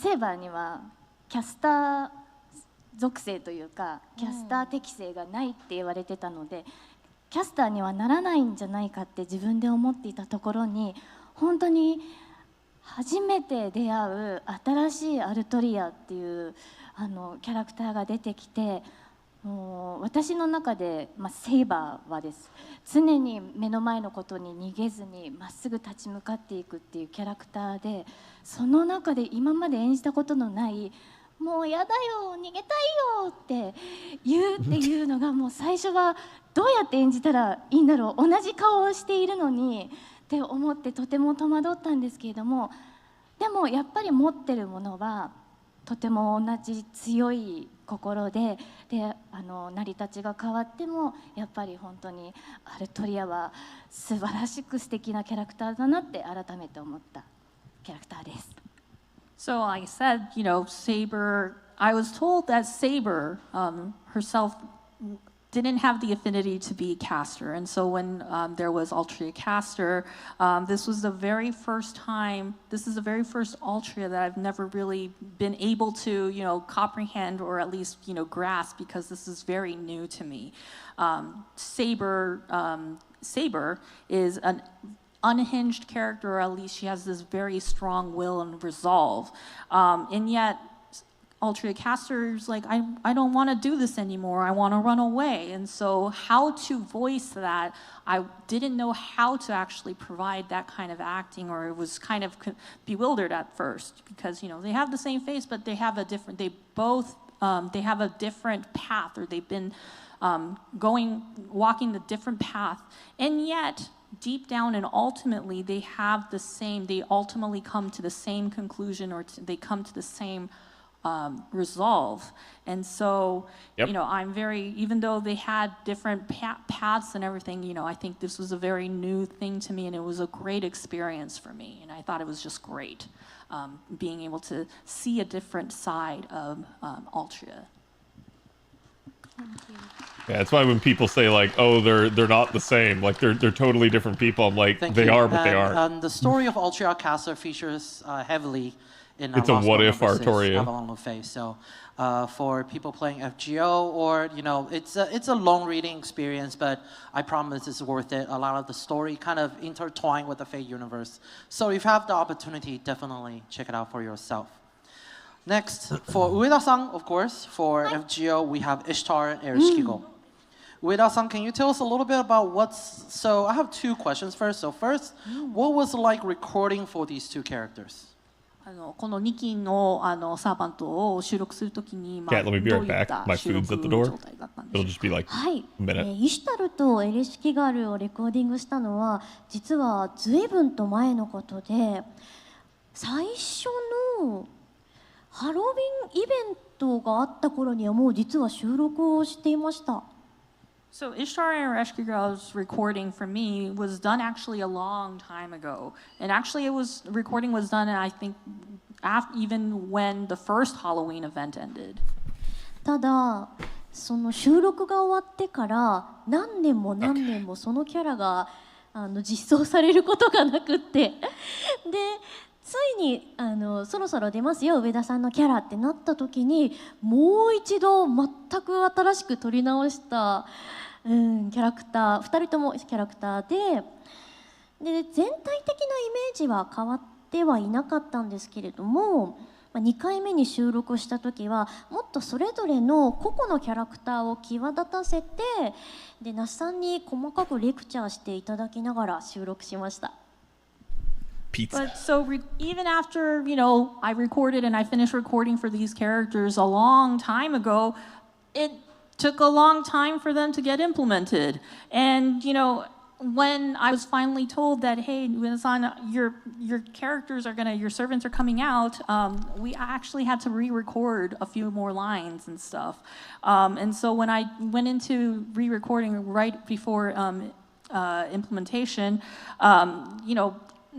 most of their general image, their overall image of those servants were not that different, but the reason why I went in for re-recording was to highlight their individuality, or at least to have them just kind of differentiate them a little more so that we can see how they're different as an individual. And so I've received a lot of direction from Nassan when I was re-recording for those two.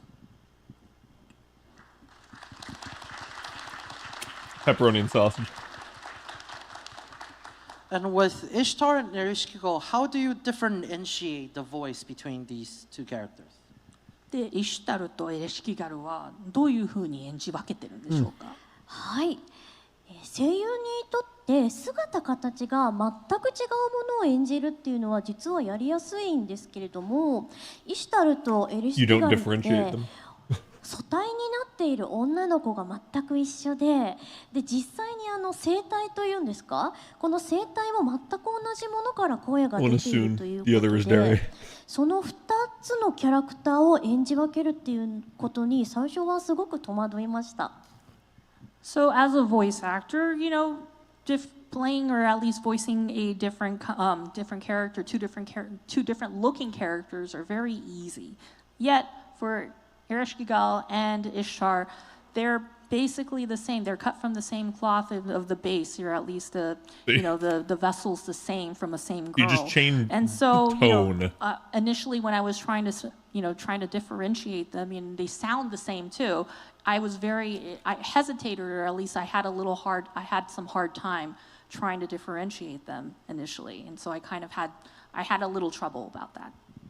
もちろんキャラクターが違うので気持ちであったりおしゃべりの癖っていうのも全く違うんですけれども、一番分かりやすく演じ分けというところで言うと、イシュタルというキャラクターはマンナというこういう金色の乗り物に乗ってだいたい上から下に向けてお芝居というか声を落とすイメージ、藤丸って呼びかけたりして、ちょうど今の最前列の皆さんに話しかけるぐらいのテンションで常にお芝居をしてます。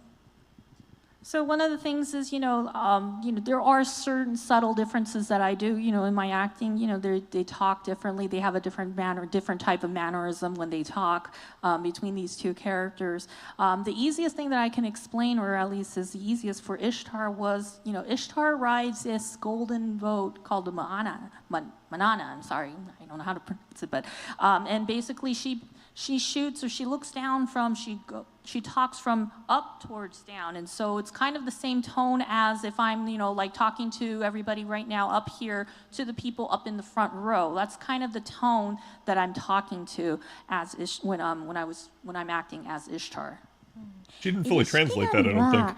逆にすぐ目の前、それこそ森ちゃんのこの距離で人と話すっていうイメージでお芝居をしていて、そうすると口の開ける大きさ自体も少し狭まってくるし、息の使い方というのももう本当に目の前に落とす感じでお芝居をするので、それを意識しながらやっているといつの間にかイシュタルとエレシキガルが演じ分けられるようになりました。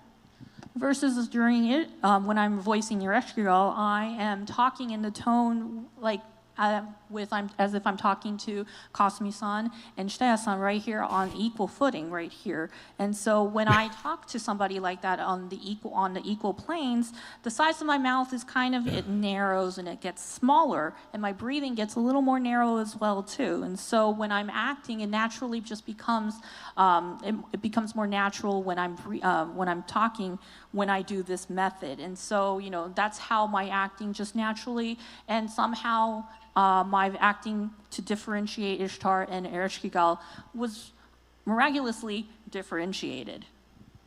イシュタルとエレシキガルでもこんなに大変なんだから、アルトリアとか BB とかは本当に大変なんだろうなと思って2人をとても尊敬します。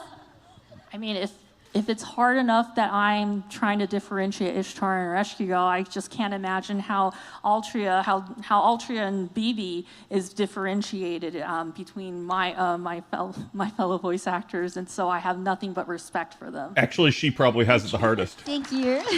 Because with Erish and Ishtar, they're literally two halves of the same. Speaking of BB, with Arturi, it's the same person in different tones for and different we have so many attitudes. different characters for you in FGO as well that you voice with very different personalities.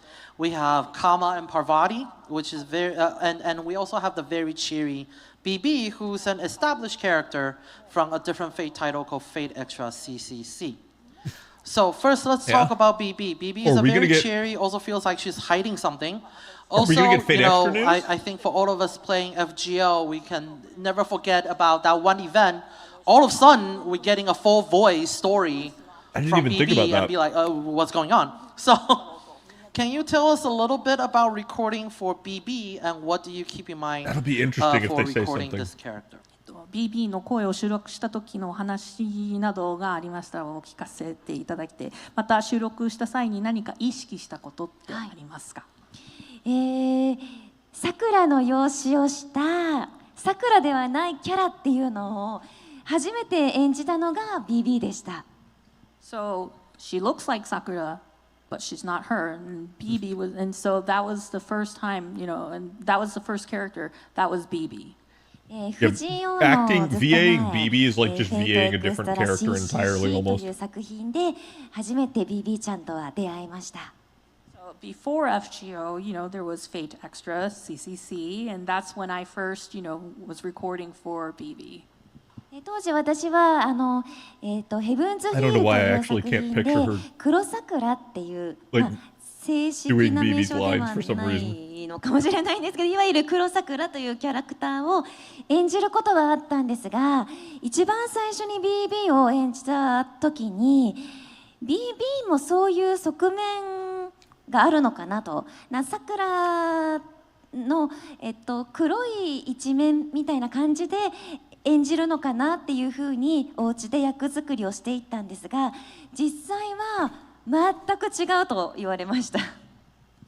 So the first time, you know, I was voicing for BB, my image, or at least for her, my initial image I thought was maybe she is like Kuro Sakura from Heaven's Feel or Dark Sakura from Heaven's Feel. And so, you know, that's kind of the image that I had in mind when I was trying to think of how to characterize or at least voice for BB.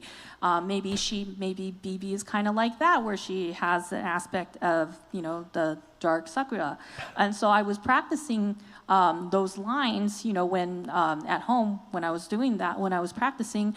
But when I went into the recording, I was told, no, it's completely opposite. 黒い一面があるのではなく小悪魔なのだと。なので BB ちゃんが黒桜とは違って、 I don't think we're gonna get extra record news. It's just interesting that they kind of hyperfixated on BB here 成立させるのにすごく時間がかかって、 instead of like Kama or 私の one of her 中で other voices. もう黒桜というキャラクターを一度、So it makes me wonder, especially since he threw out extra there. It makes me wonder if they might segue into that イメージは later. 一度取っ払ってもう一度一から役作りをしたんですが、那須さんとそこはすごく話し合いながら、その小悪魔系ヒロインっていうのを私の中で少しずつ一緒に築き上げていってもらいました。Oh yeah, she is. BB is bigger. So it was the first time, so Both in terms of popularity. BB doesn't have the dark side just like Kuro And Sakura size. or, you know, Dark Sakura. And rather, I was told that BB is a little devilish girl, and she's the little devilish heroine. And so, because I had this image of Dark Sakura already, it was very hard for me to get rid of that image, the initial image that I had, and to reconcile that to that whole little devilish girl and the devilish heroine. And so I struggled with that quite a bit. And so when I was consulting with Nassan, you know, like we were building we kind of consulted each other and went back and forth about how to voice BB. And so I feel like, you know, and how to get this devilish heroine character and personality, it was very hard for me. But I think Nassan and I, we built BB together as we were going back and forth building this character. Get pizza tonight, 人を chat. 小バカにしたりとか上から目線でものを言ったりするセリフもあるんですけど、本当に心の中からバカにしているのではなく、そのちょっと小バカにしているのをそこを楽しんでいる。なのでそういうところのセリフを楽しみながら演じていくうちにすっかり BB ちゃんのそのベースとなる部分が私の中で根付いて、今ではすんなりと演じられる、演じやすいキャラクターで、とても私にとっては可愛いキャラクターです。So, you know, like some of BB's lines are she taunts people, she sounds condescending, yet she's not really serious. She's not really that mean. You know, she's just having fun. She's kind of playful and she's kind of having like a prankster kind of thing. And so doing that, I was trying to have BB sound like she's having fun, I wanted her, you know, the whole having fun part kind of came in naturally to me. And so I was able to establish BB's characterization, or at least her voice, pretty easily once I got the hang of it. And now she's kind of easy. BB is easy for me, and now I have an established foundation for her. And so now BB to me is like this cute character that I can easily grasp and voice for her. Thank you. And then we also have the contrast of Kama and Parvati, which are polar opposite of each other. What did you keep in mind when you're recording these two characters? 一方、カーマとパルバティはお互い本当対照的なキャラクターたちなんですけど、どんなところを意識しながら、この2期のサーバントを収録したんでしょうか。はい。パールバティが一番お芝居としてはさくらに近いキャラクターとして演じています。Parvati on an acting front is very close to Sakura, so that's how I always keep in mind when voicing for Parvati. 彼女の持つ優しさとか、パールバティはちょっと母性も感じるように演じています。She has this latent, kindness. She's basically kind, and she also has this motherly side of her, and so that's how I wanted to put that. I put that in there in her characterization.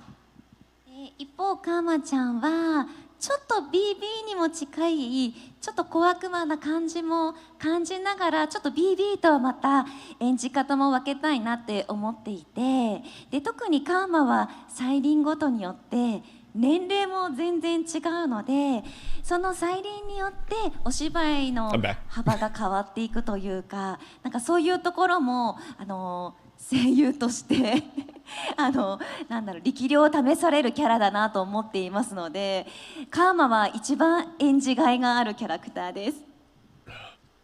Versus Kama is kind of like BB, where she kind of has a devilish kind of side of her, but I wanted to differentiate her, obviously, because they're different.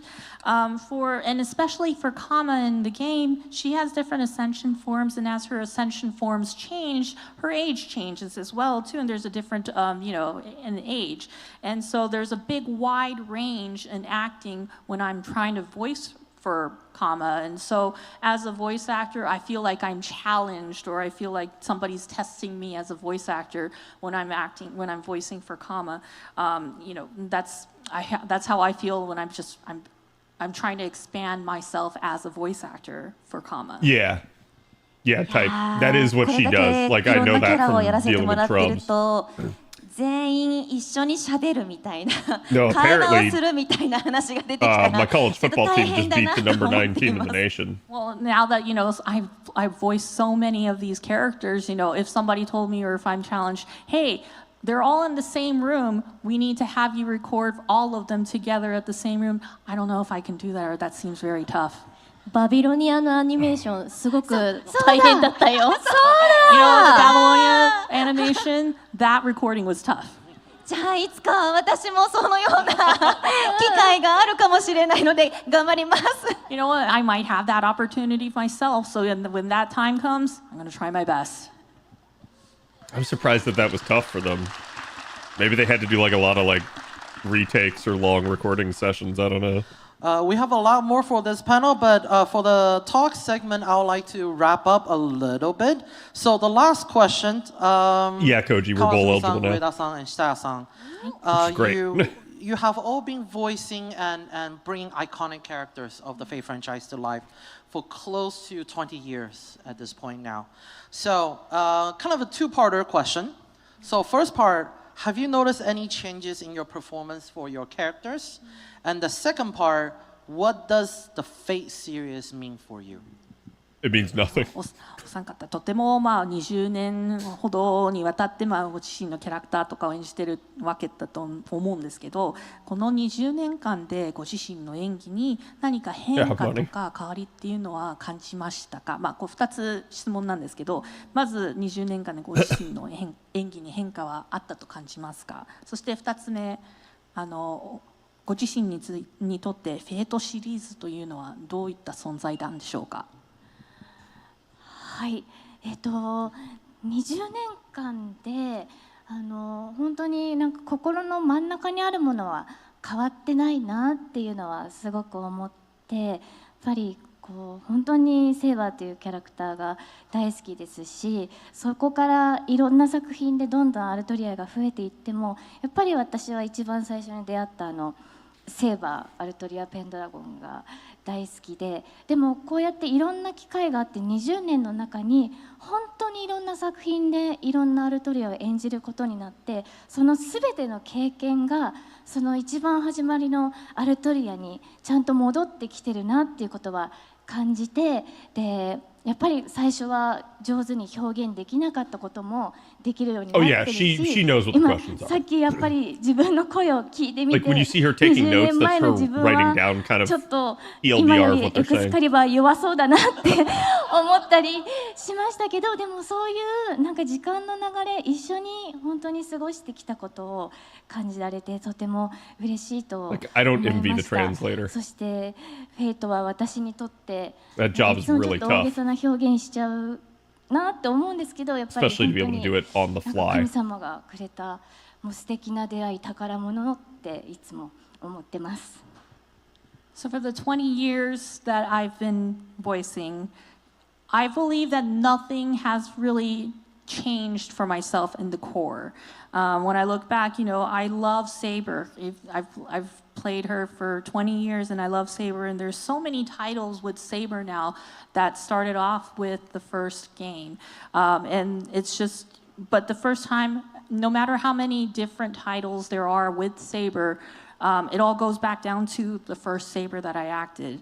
And while there were so many opportunities given to me, I always come back to the first one. And I feel very fortunate to be able to act so many different wide ranges of Saber or these characters for different titles. And we looked at some of the recordings we looked back on the game, and listening to my voice 20 years ago that I recorded for Saber, I was just like, man, Excalibur, when I said Excalibur, it was so weak when I said that. But for the past 20 years, I feel like I've grown together with Saber for the past 20 years, and I'm very fortunate and I'm very happy for that. And then also, fate to me is, this may sound like an exaggeration, but it's not really, and I think this from the bottom of my heart. I feel like, some divine power has granted me this opportunity in this role for Saber, and I feel very, very fortunate to be given this opportunity as well as this role. And I think it was just some divine power that just did that and led me to this. And that's what fate to me is. It's fate. Fate is fate. Damn, that's a heroism right there. はい、今あやさんがセイバーの核は変わらないっていうお話をしてたんですけれども、リンは逆でこんなにも核が変わるリンという存在が多方面にわたるキャラクターって本当にないなって思っています。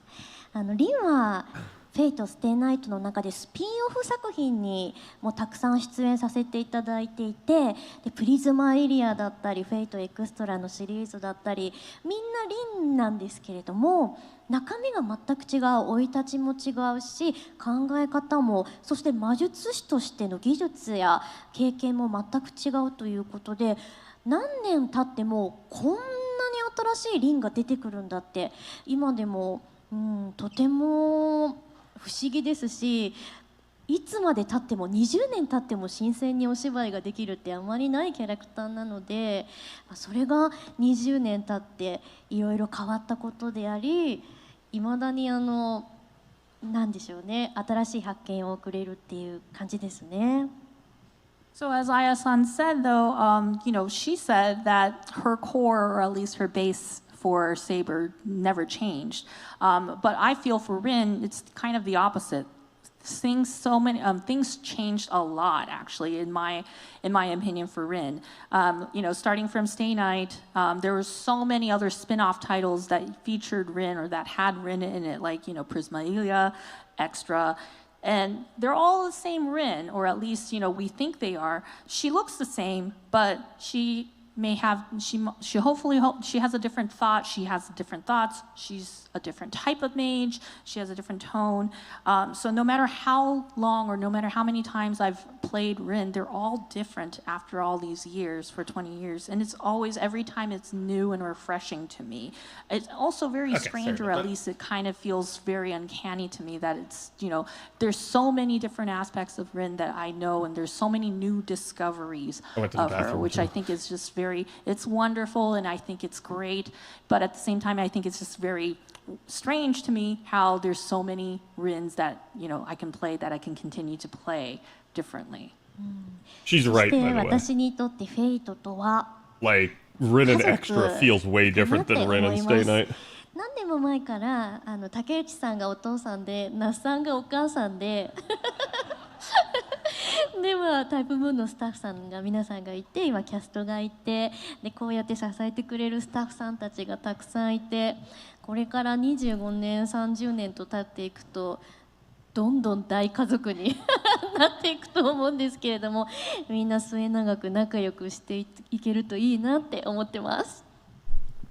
To me, and so the question of what is fate to me, and to me fate is like family. And if I were to kind of jokingly say that, we are a family, I think Takeuchi-san is like a father, Na-san is like the mother. There's the Type Moon staff, we have the cast members that are growing, we have all the support and all the other staff members that are here in Type Moon.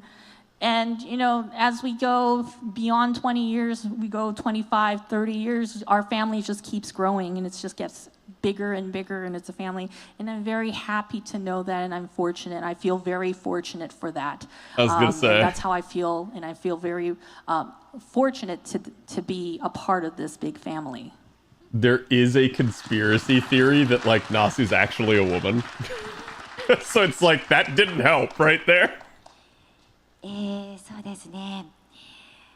一番最初の質問何でしたっけ？ What was the first question again? わかるよ。いっぱい喋っちゃったもんね。I know I talked a lot, so I get it. You lost track. 20年演じてみてどうだった？どう変化したか？OK。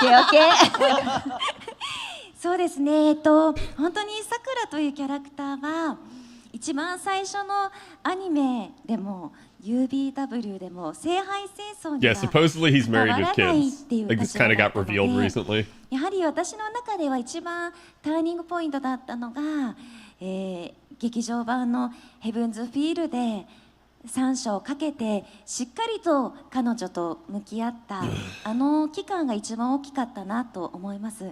本当に20年かけて少しずつさくらとの関係とか彼女の本当の心の内とかっていうのを時間をかけていろんな作品を通して私の中で陥れていったような本当に作品とともに気持ちも育ててもらったようなそんなような気持ちがします。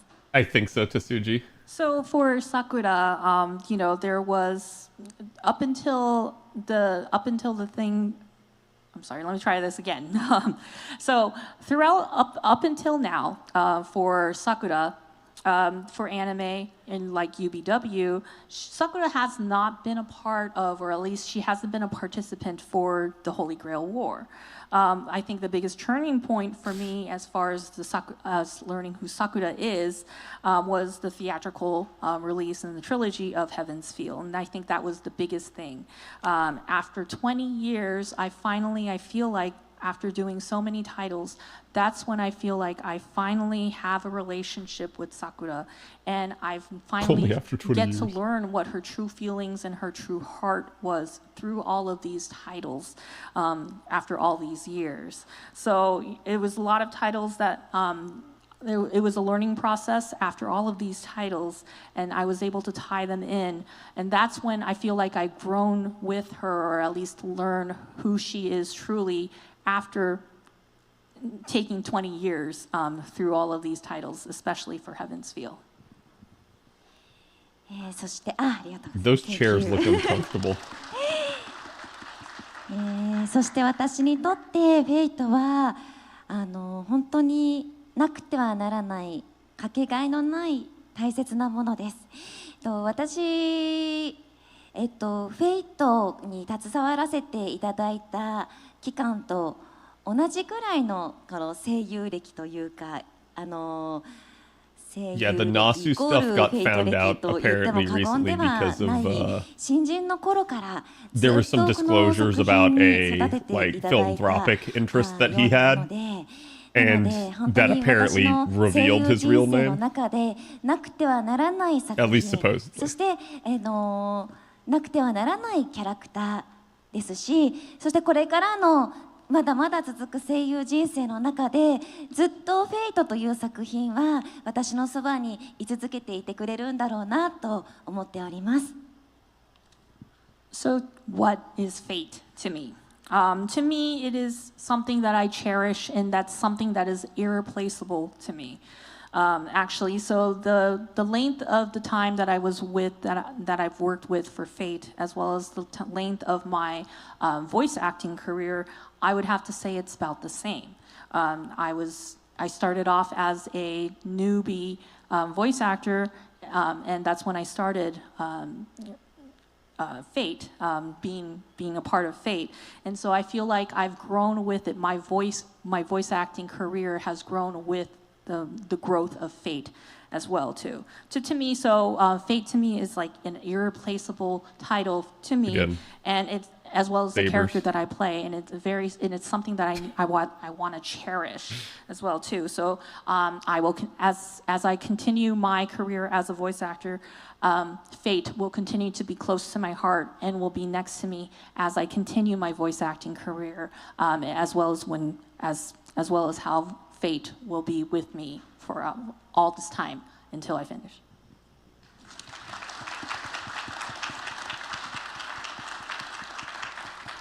Thank you. So before we wrap up the panel, I actually have a couple information I would like to share with everybody. And at the end, I have messages from a certain special two regarding the franchise. So first, I would like to go over some information. We talk a lot about Fate Stay Night and the Fate franchise. So with this opportunity, we want more people to be able to enjoy the franchise, to kind of understand why this visual novel became so popular, gathered so many fans around the world. So first announcement. So Fate Stay Night Remaster, the English localized version of it. It's available now on Nintendo Switch and Steam, and for a limited time will be 20% off. For Nintendo Switch, the sales will be from November 22nd to December 12th. And for Steam, the sale will be from November 22nd to December 4th. So use this opportunity. If you have not experienced the original, this is the best chance to do it. And obviously, hearing about voice actors' experience, what kind of behind the scenes is like, you'll be able to kind of enjoy the game in a different way. And for people who have already played it, you can definitely revisit some of the scenes and hear and understand what some of the voice actors are talking about. And before I go to next, this is a teaser that we already show, but it's about Hollow Ataraxia. So for the people that have not seen the teaser yet, here it is.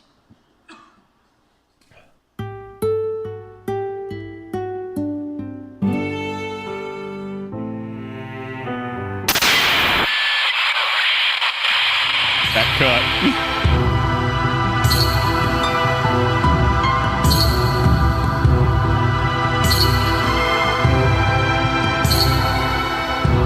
That's loud. It is loud.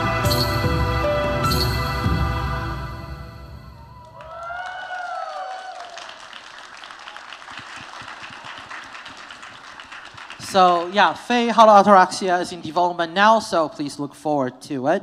Now and of course, somebody jumped the gun, Fate Grand Order.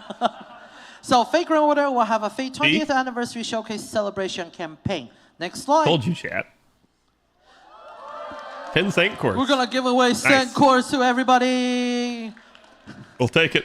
Make sure you log in by December 4th to claim the Saint Courts. Next. Logging 3, there will be a crew logging bonus, logging 3 times to claim the award. The logging period is here, and the eligibility is also here. You just have to clear a flame-contaminated city Fuyuki by a certain time, so make sure you participate. Patiano, thank you for the sub. Appreciate it. We have a Fate 20th Anniversary Showcase Celebration Pickup Summon. We'll be holding a special pickup summon to commemorate the Fate 20th Anniversary Showcase. The event is here. Take a look. Remember it. There will also be in-game information about it. That's so rare. Please look forward to it. Yeah, we don't often get a scanner. And there you go. There's your missing Umu chat. And of course, I told you. Before we go to the next slide, I just want to say 4 English letters. GSSR. So next slide. So part 2 Star Dash Guarantee Summon, which will guarantee one of the limited time 5-star servant added to the game from January 2019 through August 2020 for 12 pay cent codes, which will be added for all masters. The date of addition will be November 25th at 0000. There is a condition that you have to meet before you can participate in this guarantee summon, so please check in-game news for the eligibility. Next is a little bit of QOL update. 4, command spell update. Oh, so yo! 3 recover. JP so just got now, this. Only 1 command spell will recover This is great. At the rate of 1 each day. Now, starting from November 24th, all 3 command spells will be recovered each day at 4 p.m.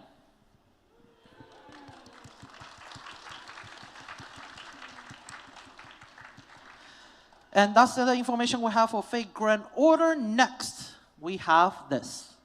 So, Fate Stay Night Heaven's Feel will be streaming starting on December 19th on Crunchyroll and Hulu.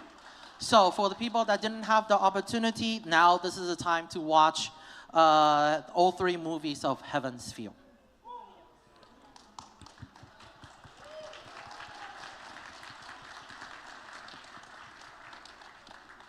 Next, we have one more tiny announcement. So, Cable I TV. know. So, Fate Stay Night Unlimited Blade Works confirmed broadcast on cable TV next year. So, we'll have more information in the future. Please look forward to it. So, hopefully, we can use this chance for people to, again, join this big family and use this opportunity to, whether play the game, further more progress in FGO, or finally, be able to kind of be part of this grand family and be part of this fandom.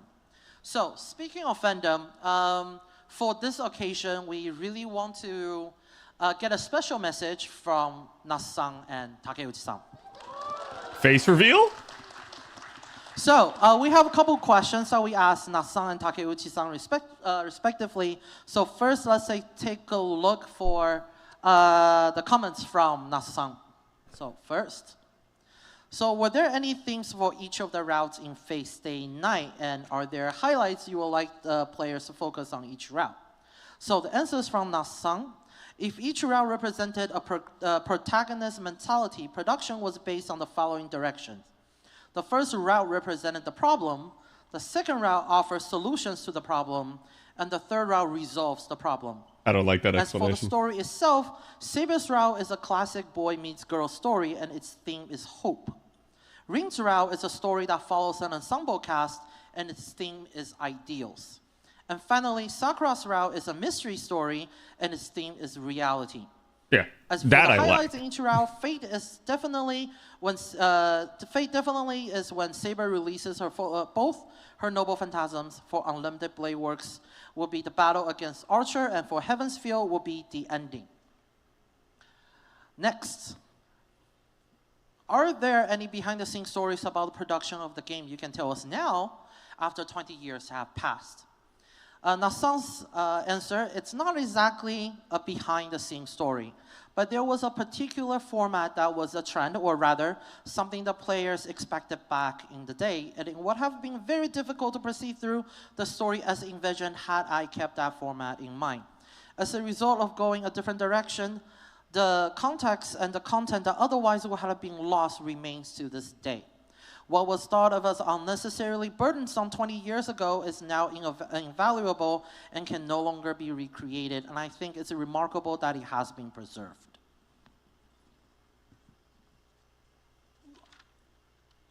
And this is the last question we ask Nasa-san.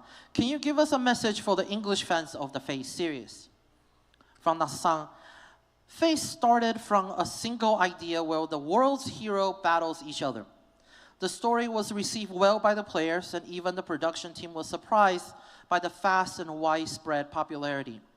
I feel it was a miracle equivalent to a noble phantasm, and I'm extremely thrilled to know that Face Stay Night, which was the initial stepping stone for the Face series, is still loved by many to this day. I do not know what kind of changes and expansion awaits us in the future, but I hope all can continue to watch and support us warmly. Thank you, Nasa-san, for the comments. Well, clearly we need another Grail War. And next, we have comments from Takeuchi-san. So the first question, all three heroines in Face Stay Night are extremely unique. What were the illustration concepts for each of these characters, and were there any specific intent behind these designs? I'll talk about TV in a minute. So Takeuchi-san's answer, Saber's design was based on a character I doodled during my free time when I was at my old job. The idea to make King Arthur a beautiful girl seemed outlandish, but I feel the realism of her weapons and armor, including the coloring, was a major factor that helped enhance the character's design and make her a character beloved for so long. Ring represents a girl who is out of one's league, and so her design was based on the concept of someone who would be out of reach for an average person. Sakura is a heroine who is innocent but possesses both a dark side and a bewitching allure. I designed her to have a bit of hidden sex appeal as well as Latin passion. Next, are there any behind-the-scenes stories about the production of the game that you can tell us now that 20 years have passed? My memory might, and from Takeuchi-san's answer, my memory might be a bit fuzzy because it's been 20 years. But I do remember I gave up my days off to devote myself to the production of this title. We only had about 10 people at the time, and fortunately, most of those same staff members are still working together to this day. That's not the entire story for our group, but the one thing I can say is that we, throughout the process of producing Fate, have become addicted to the joy of working on a Nasu title. And last questions, we asked Takeuchi-san, can you give us a message to the English fans of the Fate series? From Takeuchi-san, the year 2024 marks the 20th anniversary of Fate Stay Night's release. I would like to thank everyone for their long and enduring support for this title, which has expanded into various forms and works. Here, 20 more As a Artorias. small game company with a staff of about 10, we were unable to localize this title in the past. But with the help of Aniplex, we were fortunate enough to release high-resolution versions and the English version for its 20th anniversary. Thus, a single title managed to expand into different works and thrive for this long was all thanks to the desire from our fans. We will continue our efforts to live up to everyone's expectation and trust, and I thank you all for your continued support. Thank you, Takeuchi-san.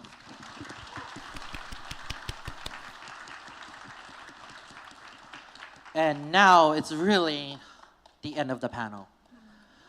So before we go, and we actually have a lot more, and for those with blue wristband, you know what's coming up next. But before we wrap up the panel, I would like to have each of our guests to give a closing comment for our fans gathering today and watching at home.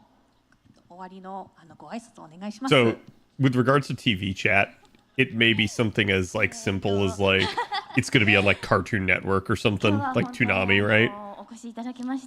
It'll probably still like go to streaming services though. 本当にこの皆さんと一緒にいる空間、私たち3人のお話、もう20年間をなんか今皆さんと一緒に振り返れた感じがして、 Like they're just trying to make it, hey, it's available in the West through a conventional means. で本当にかなちゃん And they're が advertising 言い that. ましたけど、本当にファンの皆さんもずっと20年間応援してくださったファミリーだなと思っています。本当に今どれほどのフェイトのファンの人が世界中にいるか分かりませんが、その本当に始まりの一つの点であるフェイトステイナイトの20周年の記念を皆さんと一緒にお祝いすることができてとても嬉しく思います。これからの5年、10年、20年皆さん私たちに、フェイトのファミリーについてきてください。今日はありがとうございました。Thank you all for coming today, and I'm thrilled to have been able to share the same space with all of you celebrating this anniversary, as well as to hear us, the three of us, talk about and reminisce the last 20 years.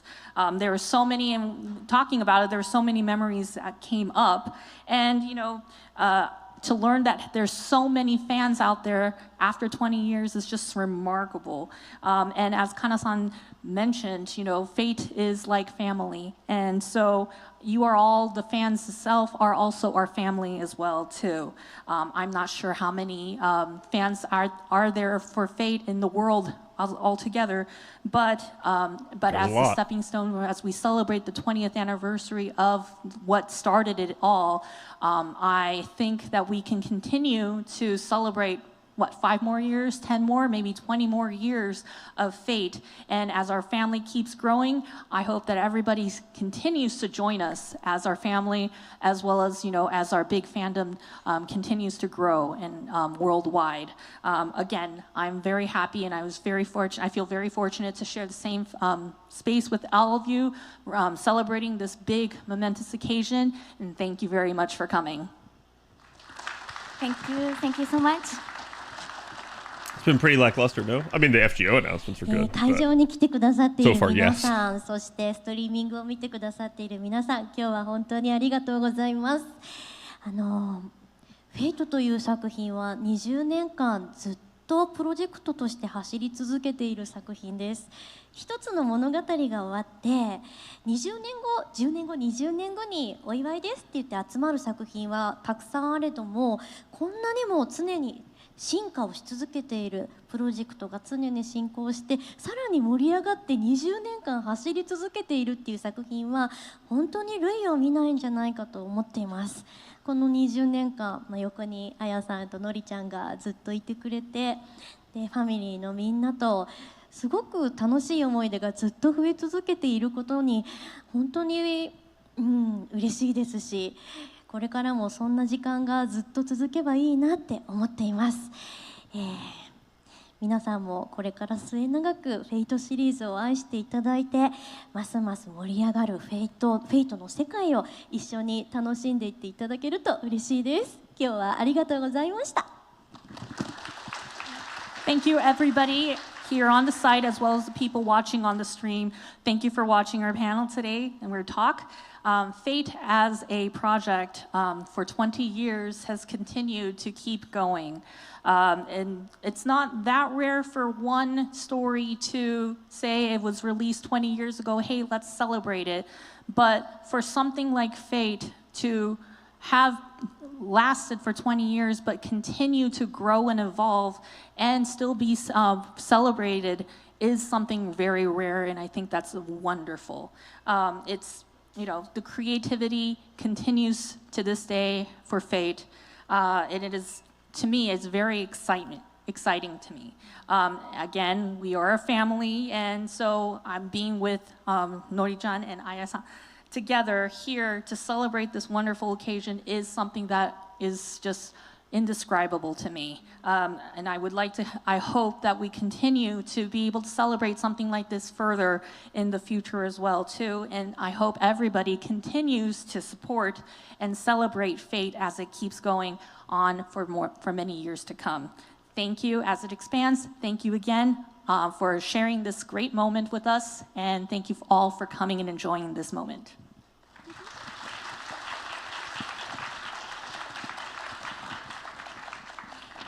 今日はご来場いただきました皆さん、そして配信をご覧の皆さん、本当にありがとうございました。今日こうやってね、2人と一緒に3人揃ってロサンゼルスに来て、一緒にこうやってステージに登壇して20年を振り返る、本当に特別で貴重な時間で、今日本当に楽しみにしてきたんですね。で、先ほど裏でスタッフさんに緊張するかどうかを聞かれた時に、なんか緊張するどころかすごく楽しみで、2人とこうやっている時間が心地よくて、とっても居心地がいいこの素敵な時間なんですね。なのでこの時間をいただけたこと、そしてそれはここにいる会場の皆様ももちろんですけれども、世界中のフェイトファンの皆様のおかげだなって、こうやってこの時間を共に過ごしながらすごく実感しました。これからも、15年20年と演じ続けられるように我々も頑張っていきます。そして今回リマスタード版がね発売されたことによって、まだ原点であるフェイトをね触れたことない皆様にも楽しんでいただけるのすごく嬉しいですし、今回は英語のね文字も表記されるということで、より一層このフェイトの世界を楽しんでいただけるのかなと思って本当に嬉しく思っております。これからもこのフェイトという作品を愛し続けていただけたら嬉しいなと思いますので、これからもどうぞよろしくお願いいたします。Thank you all for watching us, everybody here on site as well as on the stream. Actually, for the three of us to be here on stage as well as in Los Angeles of all places, and to be able to reflect 20 years ago is something that's tremendous, and I think it's something that it's treasured, that should be treasured. And I feel very fortunate to be here.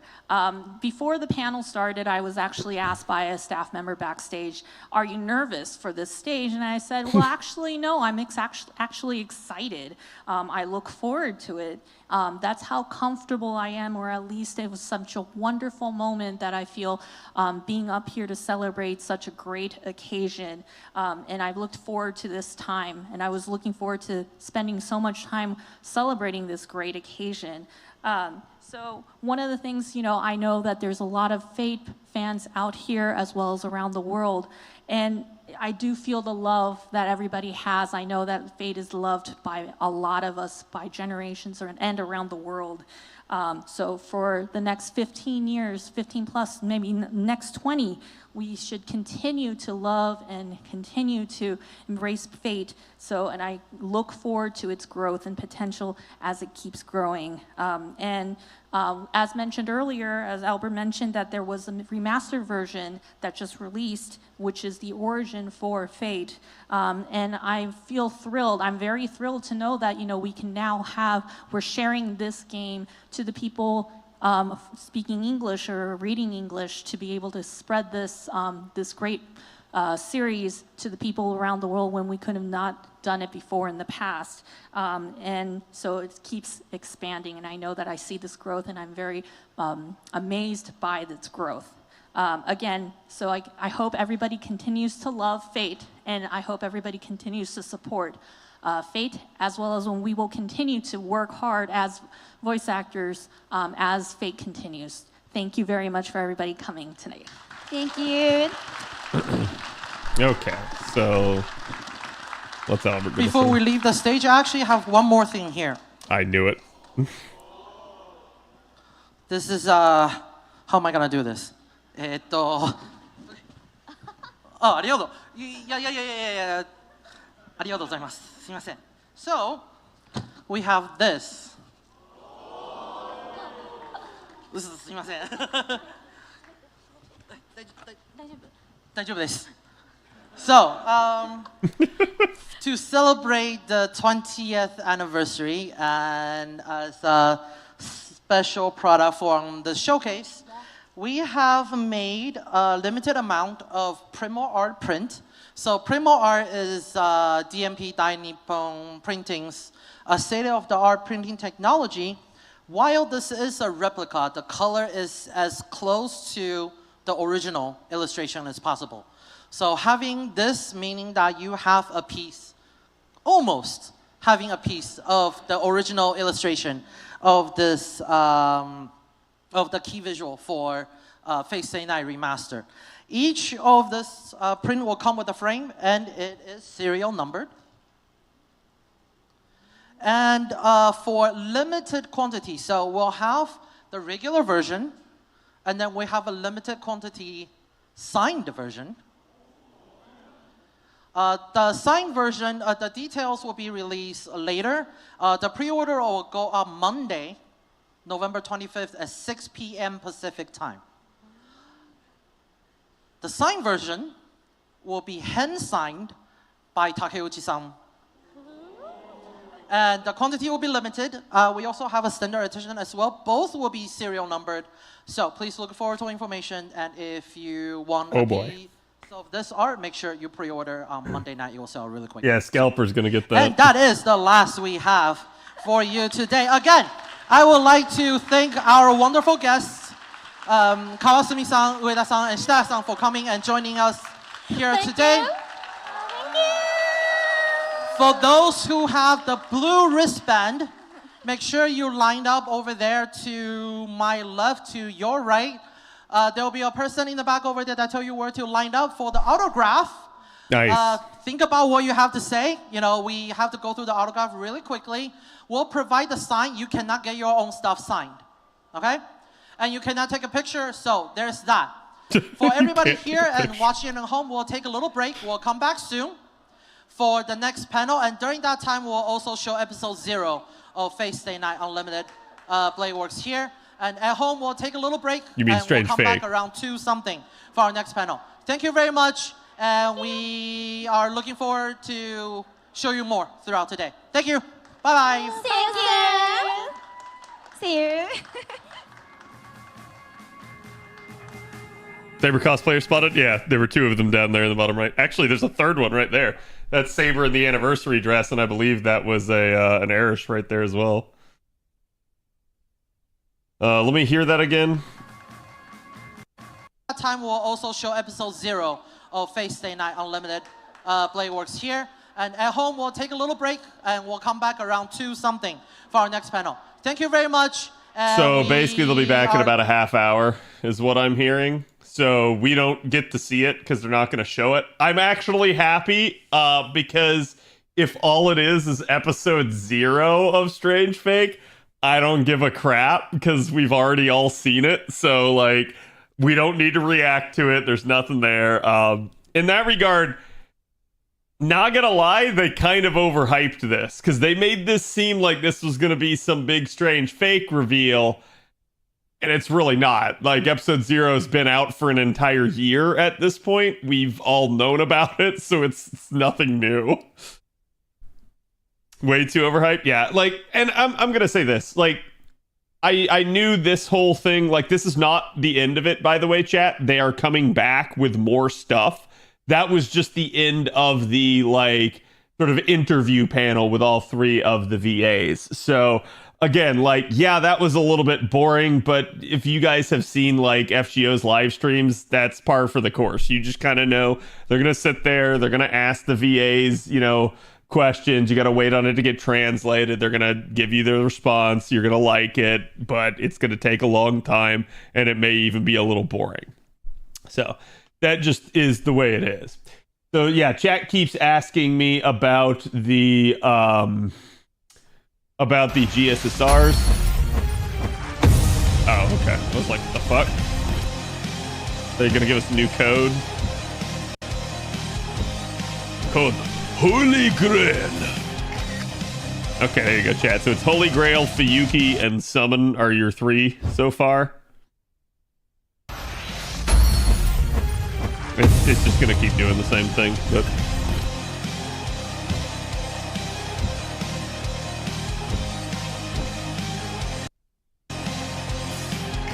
we saw is the OVA. This is going to be episode 0. Oh, was it? Okay, if it's something different, then that's a thing. But either way, it doesn't look like we get to see it, so I can't react to it. Which makes sense, right? Because it's something that people, like, paid for, so I'm not surprised. Although they did claim they were going to show it, so it is what it is. Anyways, I already got the tweet out here, chat, so if you guys want to give it some love, go for it. But yeah, this is the GSSR here, so they announced it during the stream. You can see Part 2 Start Dash Campaign Guaranteed Summon, which will guarantee one of the limited time 5-star SSR servants added to the game from January 2019. These are NA dates through August 2020 for 12 paid Saint Courts. So again, it's not going to cost the 15, it's only going to cost 12, and it will be added for all masters. It says date of addition basically is going to be the 25th. So again, not today, not tomorrow, but quite literally, let's see. So what, like Monday? This should be Monday the 25th. And it's 0 hour PST. So this is going to be like 3 a.m. on the 25th for NA. Now, just again here, let's open up the actual thing, kind of zoom on into it. And you can see it says for new masters and masters playing. So again, this right here is important. If people were concerned that this is just Start Dash people, it says for new masters and masters playing. So again, it's basically what they're trying to say here is that like this is a limited GSSR. It's going to go away if you don't do it. Through Part 1 and the Part 2 Start Dash Guaranteed Summon will become available for 30 days upon clearing the Part 2 Prologue. What that means is you're going to get a GSSR if you have cleared Lost Belt Prologue. If you have not, you are not getting it. And that's significant because what they're trying to do is they're trying to force people to do the story. They're trying to force people to get caught up.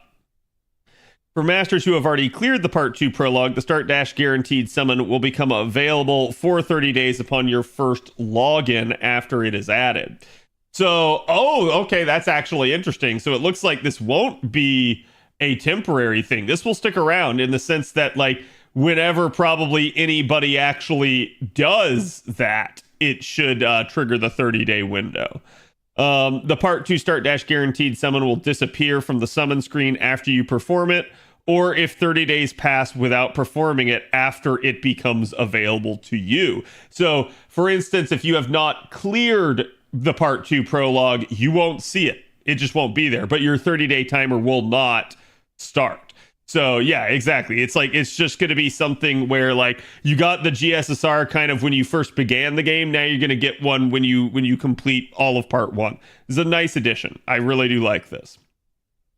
You'll be able to check the time remaining until the Part 2 Start Dash Campaign Guaranteed Summon disappears on the Court Summon screen.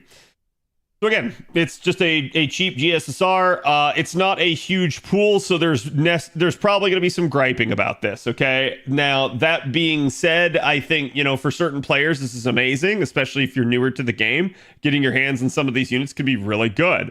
But for other people, they'll probably be like, hey, this is not that great. I think it's just going to come down to a person-to-person basis. You don't have to, again, spend money on a GSSR if you don't want to. I am going to say the fact that it's only 12 paid Saint Courts, though, means it's relatively cheap. Even if you get something like a USO, it's going to end up probably being one of the cheapest USOs you could possibly get from it. So it is what it is. Smaller pools are better? In theory, yes. Because the smaller the pool, like, rather than have like a 50 unit potluck, this is at least limiting it somewhat, but it really comes down to whether or not you like these units. Like, for instance, just using me for example here, I have NP5 of this unit, NP5 of this unit, NP2 of this unit, NP3 of this unit, NP5, NP1, NP5, NP1, NP5, NP2, NP2 right here. NP1, NP1, NP5, NP1, NP2 or 3 there. I think it's 2. NP5, NP2, NP2, NP5, and NP3. So, like, there is not a unit here I don't have. I have all of them. I am very likely to get a USO. I'm just taking a look at what this is. I think it's just advertisements, chat. CAD rolling for coins? Yeah, it's quite literally like if I roll that, I'm very likely to get a USO and maybe just get coins for a unit that like it won't get improved really. But yeah, it's like because it's only 12 courts, it's not that bad. So.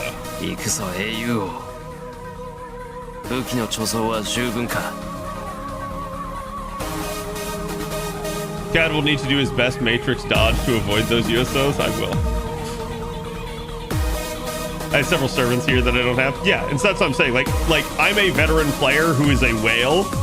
I don't roll MP5 of everything, obviously, but it's pretty clear that I will have like a lot of units on this versus somebody who is newer to the game. This is great. Like odds are you don't have a lot of these units. And chat, I mean, like, for better or worse, there is a Scotty in this pool. That's fucking wild. Like, there is at least a chance for people to grab Scotty if they didn't. So some people are going to come out of this like really freaking happy. So I don't blame anybody for like being hyped for this, nor do I blame anybody for being upset about this. I think in general, this is a good thing. You should be excited for this. Some people, like I said, though, are probably just going to be upset for, honestly, I don't really know why people get upset about GSSRs, but it is what it is. Like, that's just the way some people are going to be. And then the second thing that we had here is we got the command seal update. As I mentioned, JP just got this not too long ago. This was a change where now instead of recovering one command seal a day, every single day you will recover all 3 command seals. So this is really nice because it just allows you to just kind of use your command seals willy-nilly and just go crazy with it. This would have certainly been better if we had gotten this prior to the end of the lotto. I'm sure some of the people doing the exhibition quests at the end would have really appreciated this. But at the end of the day, it's nice to have this regardless. So, also posted the extra banners and news. Thank you. Yeah, I didn't tweet about those, but that was a thing. I was going to go back and cover it. So feel free to. But yeah, so they did announce that we also have, like, again, the return of some of these units here, basically getting commemorative banners. So obviously the first one here, you've got basically Shiro and Saber, you've got Sakura and Ren, and you've got Ilya and Ilya. And then you can see here we almost have like the extra banners where we have the 2 Neros and basically the 2 Fox girls there. And up here we've got the, I guess you could call it the Apocrypha banner. And then over here it's kind of like prototype / Requiem. And then down here is just I have no idea. There's like maybe you could call this Fate Zero, but this doesn't make sense in that. So it is what it is. But yeah, at minimum we don't get very many banners for a Skandar, so that's a relatively rare one. It's nice. I like this. This is just a good opportunity for people to roll. However, and I'm going to just go ahead and say this, a lot of people are going to look at this and very rightfully feel like this is bait, because it kind of is. You know for a fact you have Oberon, Koyanskaya coming. You have Castoria on banner right now. You have LB7 coming up and New Year's coming up in the future. So some people are going to go, nope, you're not getting me to spend. It's okay if you don't want to spend here. It's nice to have the options. It's nice to have the banners. But if you're somebody that has robust role plans already and you feel like this is throwing a monkey wrench in your plans, just ignore it. All these units will have banners again. You don't have to worry about it. Yep. More banners equal more choices. Exactly. So this is the way that you should just approach it. This is just another opportunity. If you feel like this is a good opportunity for you, go for it. If you feel like this is a bad opportunity and a distraction, don't do it. So again, totally up to you to determine whether or not you actually want to roll here. Kind of taking a look there on the side. Because again, they should not be back for another like 19 minutes. But actually, with that in mind, let's kind of go back here because they did announce we've got 10 more Saint Courts as well. Like we said, it looks like, Heaven's Feel is now going to be like all 3 of them are going to be streaming on Crunchyroll and Hulu. I like this. This is good because, again, now we'll have a easier time and ability to watch these. But I do want to call attention to the fact that they did specifically mention Crunchyroll and Hulu, as opposed to the later announcement of Fate Stay Night Unlimited Blade Works is getting a cable TV broadcast. They don't mention streaming services for this, so I think you can take them at their word that they mean what they say when they say cable TV. This is going to air on some channel. So just ask yourself what channel you feel like that's going to be. I mentioned something like Cartoon Network and Toonami, But obviously, it doesn't have to be something like that. Who knows? If there is any other service that's now trying to start an anime segment to their stuff, this could be included in that. And I think it is interesting, and I would say this does at least somewhat hint that this is not a known quantity, because they literally said, hey, it's happening next year. We'll have more info for you at a later date. In other words, they are not revealing who this is with at the moment. There may be multiple reasons for that. The deal might not be finalized or something, but I'm going to say I feel like if the deal weren't finalized, they wouldn't be announcing this. So for whatever reason, they're seemingly trying to keep it a little bit on the hush.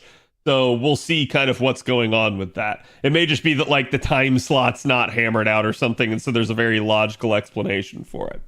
Again, we got the little questions there for Nasu and stuff. It's nice that they again get these questions out of them. I love hearing from them. So it's good, because I feel like in a weird way, we almost hear from Nasu and Takeuchi more, it feels like at times, than the Japanese fan base does. Because they're always like, hey, we need to ask a question to fill this time, because we don't have all these other celebrities and A-listers to trot out.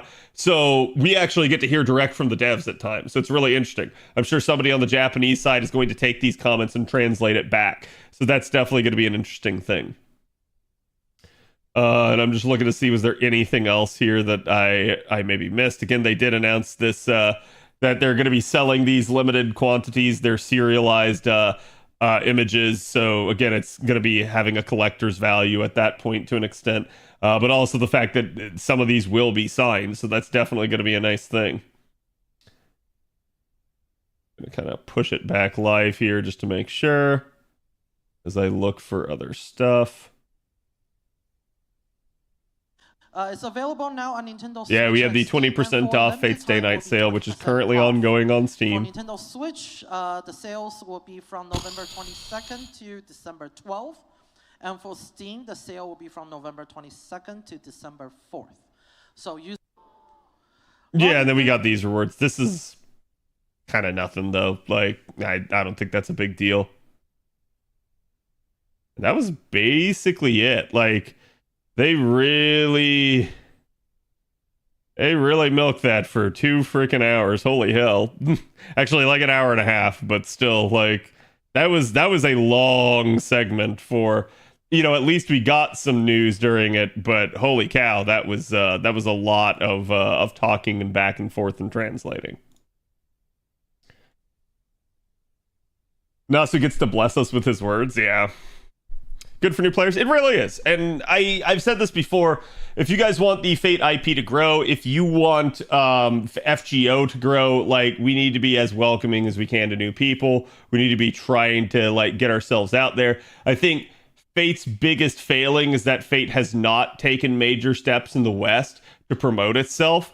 And it has just assumed that the popularity of the franchise would carry it. And it's an uphill battle now. I think had they come out swinging originally 20 years ago and kind of just immediately done that, they would have been ahead of the curve and they would have been a trendsetter. And Fate would be like Dragon Ball level almost. Not actually that level, but you would see it basically mentioned in the same tones. So at least in that regard, I do feel like they kind of messed up with that. Thankfully, now they are kind of trying to, because again, the game is still popular over here. The IP is still popular over here. It's just not nearly as much as it could be had they actually been trying to, translate it and stuff the whole time. So hopefully now they've kind of realized that they're starting to bring more stuff to the West. Hopefully we start to see more, simultaneously subbed and dubbed releases, and we actually start to get growth on this end of things. Gatekeeping at full strength, yeah. To be fair, they physically couldn't do it 20 years or even 15 years ago to do them as 10 dudes working out of the garage. Yeah, I mean, I do agree with that, right? I do think there is an issue with logistics, right? However, I think, 10 or 15 years ago, we can maybe make that argument. They can't make that argument at all since FGO started. At all. Like the fact that this waited this long, FGO made them billions. It's like, no, it should never have taken us this long to get to this point. I'm happy that we have it. Don't get me wrong. But honestly, they're about 10 years too late in that regard. And had they done it originally all the way back when, had they somehow found some way or outsourced it somehow, yeah, I mean, again, like I said, the IP would be even bigger. It would be monumentally big. Some of those options for SSR are awesome for me. Yeah, exactly.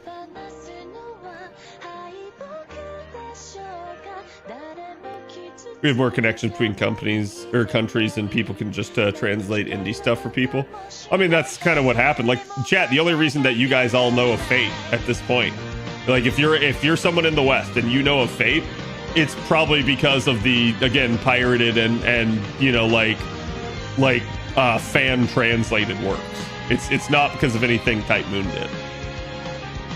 Like, Type Moon created it, don't get me wrong, but like, it's not that they did anything to like push it to the West. Appreciate the command spell update. I do too. Like, because what that change actually does, it just means like you don't sit there and you don't like have to think when you use a command spell. Because there's times where you go like, shit, like, am I gonna need a command spell like 2 or 3 days from now to do like this hard quest? And you don't have to think anymore. You just use it. It's just like, whatever. I'm not gonna have to deal with it today. I got into Fate thanks to a pirated version of the VM. Yeah, and like, look, you know, with other things we would say, hey, like, that's bad, we shouldn't do that. But with Fate, that was the only way to access it. So there's no like judgment in that regard, right? Nintendo has Pokemon that is the biggest media franchise on the planet. Oh yeah.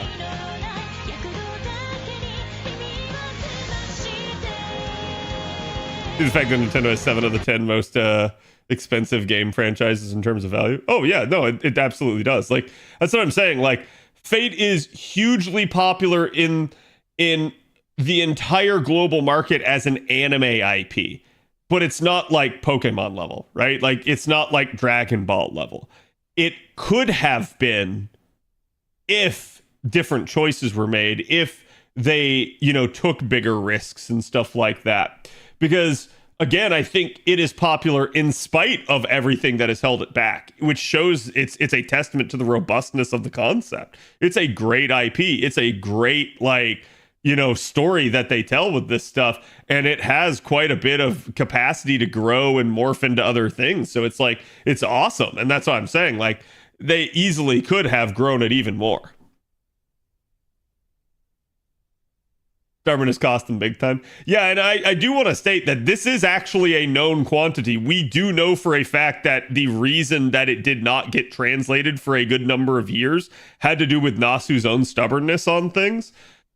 He did not want to have to deal with, again, like Steam translation and stuff like that. He did not want to basically allow things to be translated without his approval, without his extreme oversight on them.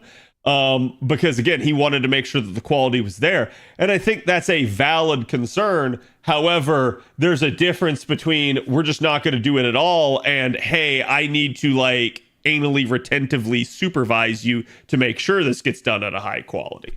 So I think the former is what actually happened, whereas the latter is probably what should have happened. Culture should not be locked behind a paywall for those who could not afford it. Oh, that's difficult, right? Because like, at what point does culture begin and like someone's livelihood and a product end, right? So I do kind of understand that, and I do kind of agree with it, but I think like there is a point where it's like, yeah, but like the people have to make money, right? Like they have to be able to like pay for everything that they're doing. It's just one of those deals where, again, it's like, yeah, it certainly would have cost them. It certainly would have been a labor to get the product translated. It's just something that they should have done sooner.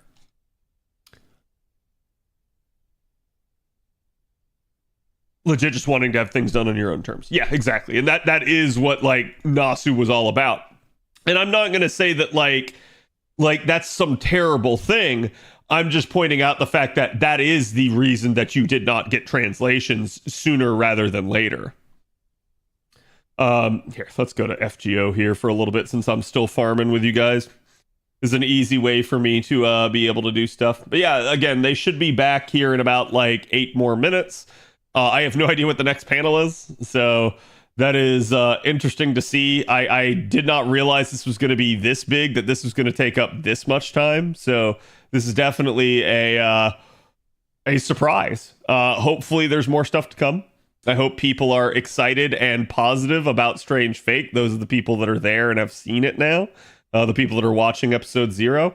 I hope that Strange Fake becomes the next big Fate anime and not like to the extent of Babylonia. I know people in the like FGO community rave about Babylonia, but I do believe that Babylonia, like worldwide in terms of anime popularity, was a relative dud. I do not believe it actually grew the Fate franchise.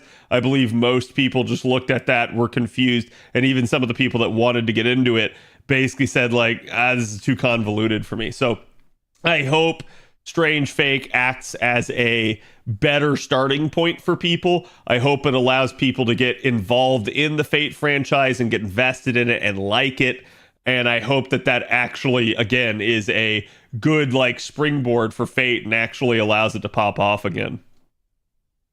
Babylonia got me into FGO. Oh yeah, don't get me wrong. I'm not going to say it had no impact. Just that I believe Babylonia did not have nearly the same impact as something like Unlimited Blade Works, Heaven's Feel, Fate Zero, right? Like whenever any of those products came out, it was huge. Like Fate was the talk of like everything while those things were coming out. Babylonia came out and Babylonia was just an also ran in a season of good anime. So it's like, I do think some people got into it because of it, but I don't think it was nearly the like huge, like basically like attention oriented success that you see with so many of the other like historically big releases. Okay, that's just the trailer again. Admitted to just be for already fans. Yeah, and that's what I'm saying. Like, I feel like Babylonia was mostly a, hey, we really want to animate this for the FGO fans. And not, hey, we want to grow the Fate franchise. Like, I think there were just different goals there. So I'm hoping that we get that.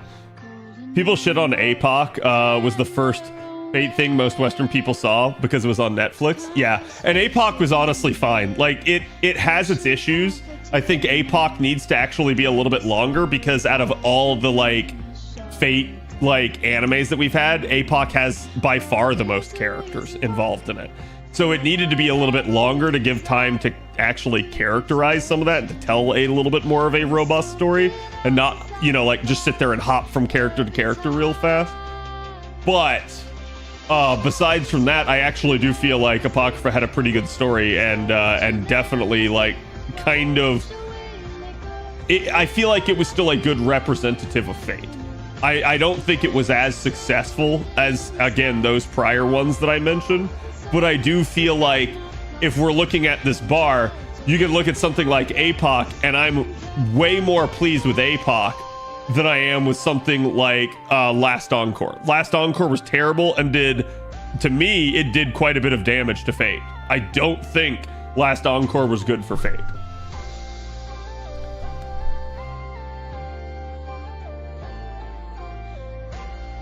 I demand they create an Erish and a Sakabe Hime VTuber. It'd be cool to see them do more skits like that. It's set in the US and has an even weirder cast for people to see and get attached to. It does, but I think what Strange Fake has is Strange Fake has some of those like original twists and turns that Fate has in the same way that like APOC did, right? And I think that's really going to help it. Samurai Remnant anime would help. Samurai Remnant anime would be real cool. I would love to see them do that. Like, again, even just the trailers for like Samurai Remnant give me chills. It's also by the writer of Bakano and Durarara. Yeah, and I think they're gonna really like focus on that and hyperfixate on it. They're gonna try to like really drum up Strange Fake, and they should. That's exactly what they should do.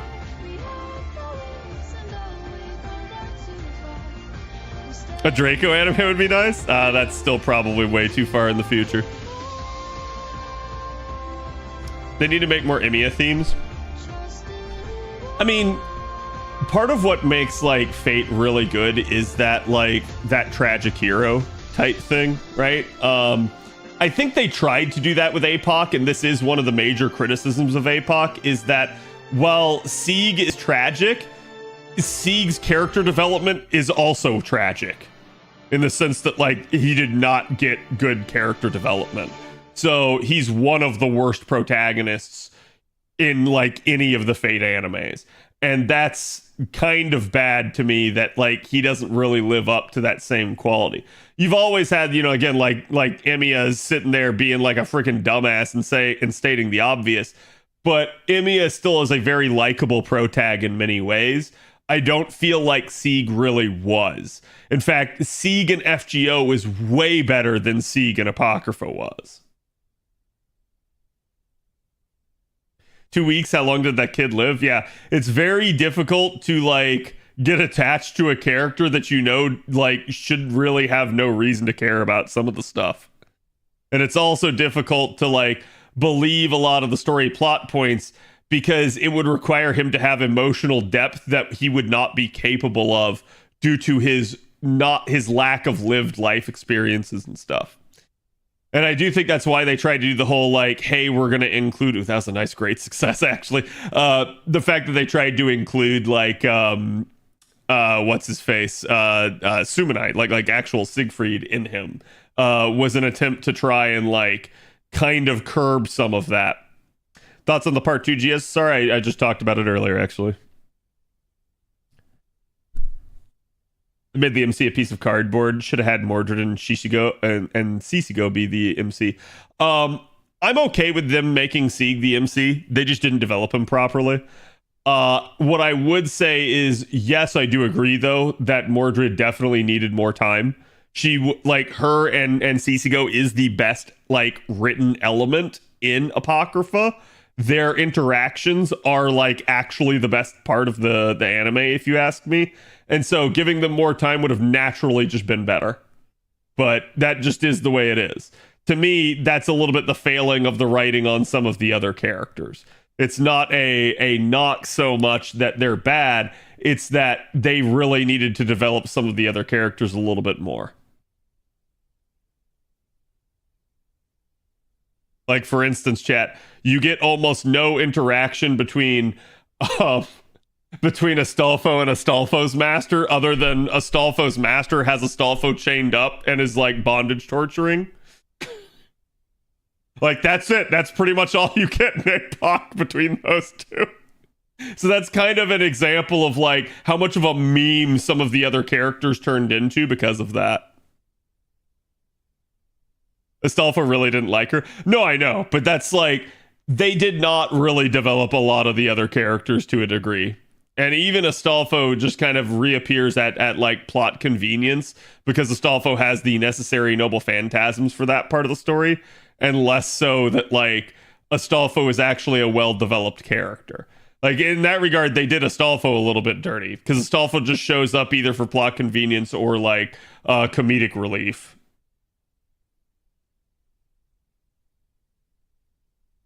There we go. All right, I'm just clearing out inventory room so that I have more room to farm assassin embers. Because that's what I've been doing. I've been farming up a bunch of assassin embers. I'm obviously getting berserker embers and lancer embers on the side, but both of those are allowing me to do other stuff. Okay, it's still there. I'm just making sure, chat.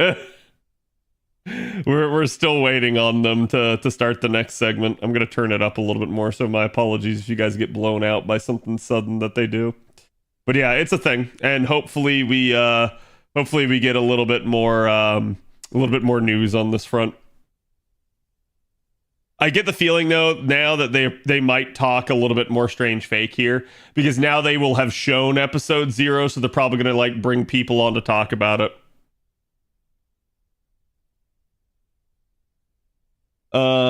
The Miles, thank you for the follow. Karna was my favorite in Apocrypha and one of my favorite servants. I liked Karna. if you guys remember, the fight between like Karna and Sieg actually got a lot of like praise from animators. So that was again another thing where like I think that actually did allow like APOC to kind of pop off in the news and the attention a little bit. So to me, the fact that we didn't get any sort of praise for the animation of things like Last Encore or again Babylonia, which is sad because Babylonia actually does have some really good scenes animation wise, I do think is like something that kind of hurt.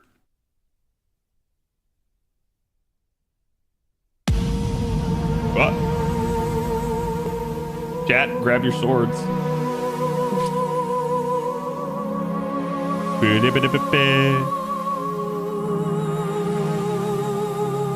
Wait, is that its most interesting character-wise? When it shows the ways the masters and the servants connect? Yes, it's the human connection. It's having a normal human connection to something that is seemingly otherworldly. And that's the interesting part of it.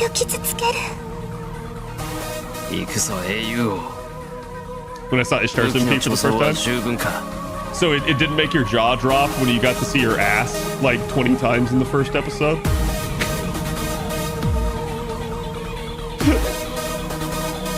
Babylonia was amazing. Leonidas scene was the best. I really liked was it Ketz's MP, I think? Like where she was doing it against like Tiamat. That was really fucking cool. That was the part where I was like, damn, they really animated the fuck out of that. I just really love the Elmaloy animes. I think they made a mistake with Case Files. I think Case Files could have been a really big series had they just started at the beginning. And because they didn't start at the beginning of Case Files, they kind of fucked themselves. Like they could have easily done more animes in that line, and they didn't. I think Case Files also, as a result, just became kind of this like niche offering that I don't think a lot of people paid attention to.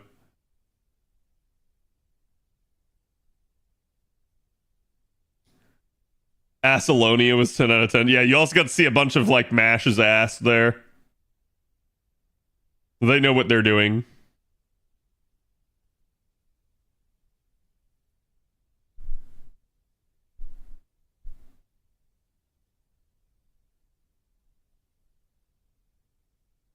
I'll never understand how they can make so many variants of Emiya and all be bangers. Yeah. I am the bone of my sword. Also an issue that they require a lot of knowledge of the magic, so it's hard to follow along. Yeah, they're trying to tell, like, basically what amounts to a mystery Harry Potter series. And so you can imagine, like, the jargon there with all of that. Like, they really have to, like, nail the magical concepts and make sure that they don't, like, say anything, like basically that conflicts with lore, but also at the same time actually sit down and, like, write a good mystery. So it's very difficult for them. And I do understand that because of that, it gets jargony. It's difficult to follow at times. NA only or JP as well? I know it's NA. I have no idea if it's NA only. Like, we'll have to see if they make some sort of announcement on the JP side of things. But as far as I know, they haven't yet.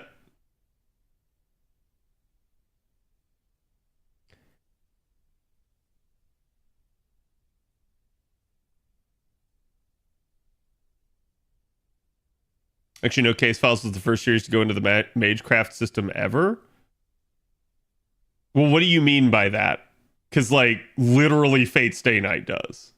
So, like, I assume you mean, like, get more specific after Fate Stay Night. Because I was like, Peak Emiya cooking? Yes. Cooking with Emiya family is so great. When does the GSR drop, though? Monday. Monday at, like, 3 a.m. in the morning. K&K anime? What about K&K anime?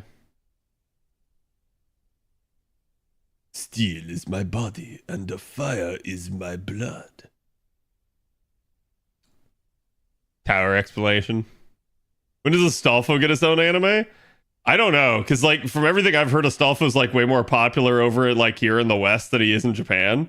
It's not that he's not like liked and popular over there. It's just like he is way more of a meme over here. It's like I don't know if he's popular enough over there to like be considered for something like that, like a main role. If they did though, it'd be cool. It'd be cool to see them do a little bit more with like the Knights of Charlemagne or the Paladins of Charlemagne. We kind of got that with Trom, but I would like to see them flesh that out a little bit more.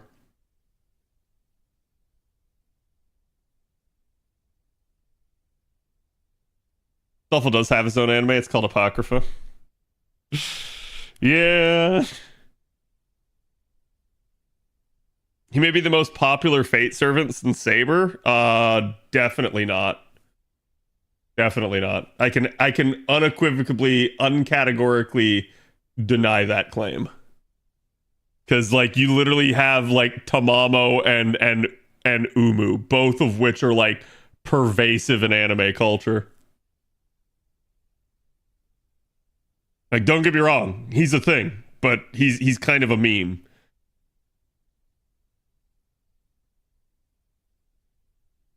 Even explaining it to people won't get it because it uses words people don't understand. Like Rin trying to explain the basics to Shiro was doing magic wrong because Kirei lied to him. Okay, so this is really interesting because I do see this all the time. This take that like, oh, everything that Rin says in Fate Stay Night is wrong because she didn't know. Where Rin is actually held up to be like the like savant, like the child savant. Somebody that is like really talented as a magus for her age.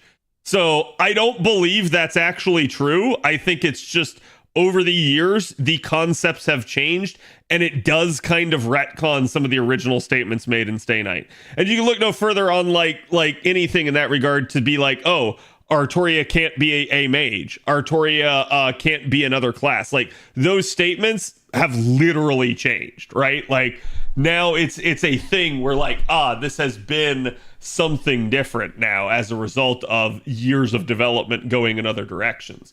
So I take it as it is. I don't just like, the reason I don't like when people say that is because it really seems like they're just trying to fill in plot holes and like issues like because they're trying to defend it. Whereas like, no, there just is a plot hole there. It's fine.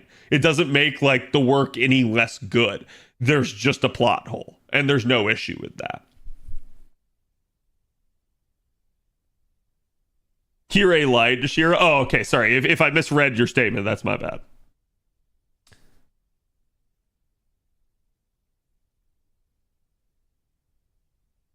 Astolfo is popular because everyone outside of Fate doesn't know he's a guy. No, that's Astolfo's popular because of the monster energy and the, you know, well, I'm gay emotes. Yeah, people know he's a guy.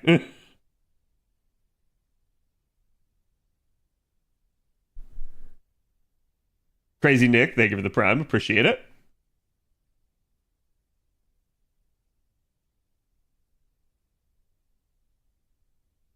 Hello! Welcome everybody from Mr. Trubs' stream. How's it going? Thank you for the raid, buddy. I assume you guys are watching this too. What'd you think of it so far?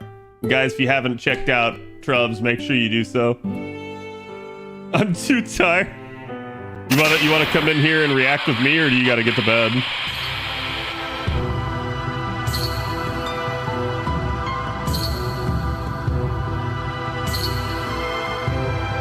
Astolfo plushies. Yeah, we were talking about Astolfo. I'm gonna be here for like 30 minutes.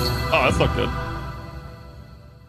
Dad, if you've never heard the silky smooth voice of Mr. Two Love Trouble, he's in here with me now.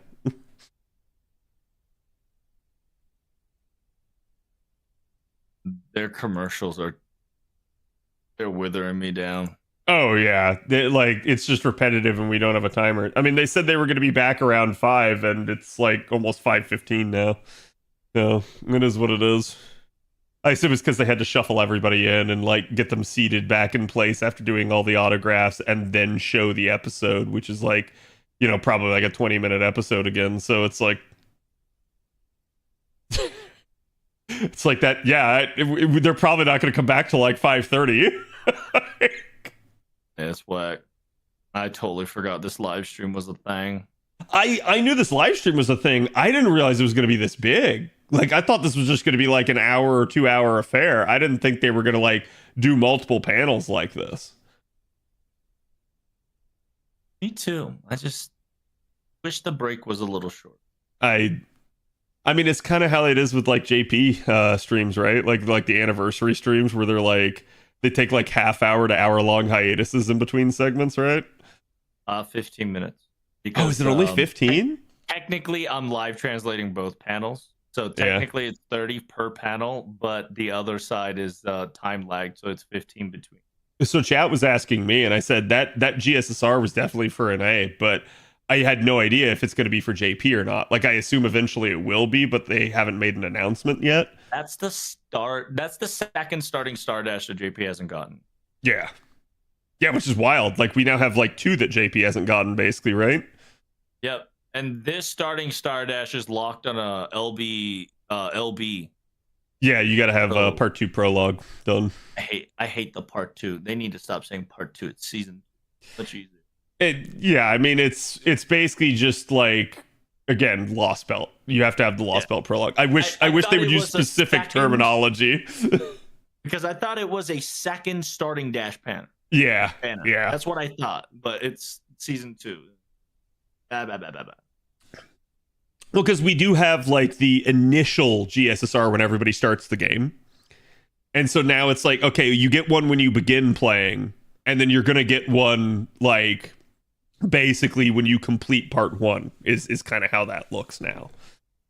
Assuming you do the prologue. But like, so it's like, it is at least nice. And then hopefully then, you know, maybe sometime in the future, if we get to a part 3 and stuff, they can do one at the end of part 2 as well. Like, hey, you gotta do the prologue to part 3 now. Yeah.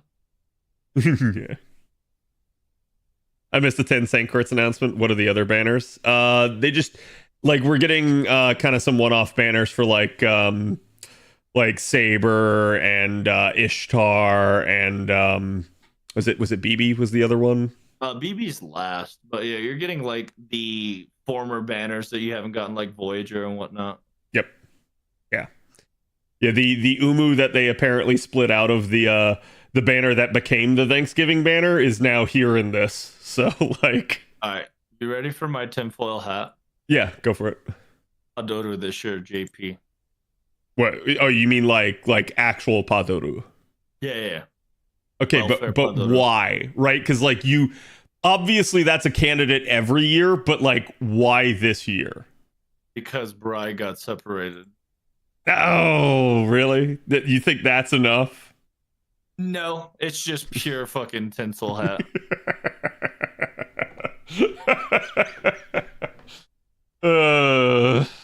Yeah, that would be something. I can only imagine. And to be fair, they should save that. They really should save that for when the game needs it. Because whenever they do Padoru and FGO, it will trend. And it will go out there in the greater gacha community and into the greater anime community.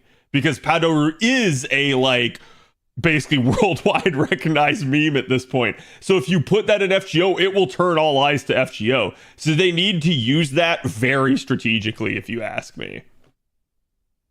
Like, yeah, it would be great if it's done at the appropriate time to, like, hype the game again and get people back in. Oh, here we go, another commercial. DMCA got him. Yeah. Oh, dude, I'm probably DMCA'd as all hell from like Yakudo and various other things in here. Just like whatever, this stream's a wash. I don't care. +6 DMCA attack so far. Well, it's one thing to get like the video demonetized. It's another thing to get like a DMCA strike. So I'm really glad that they didn't show us the strange fake episode.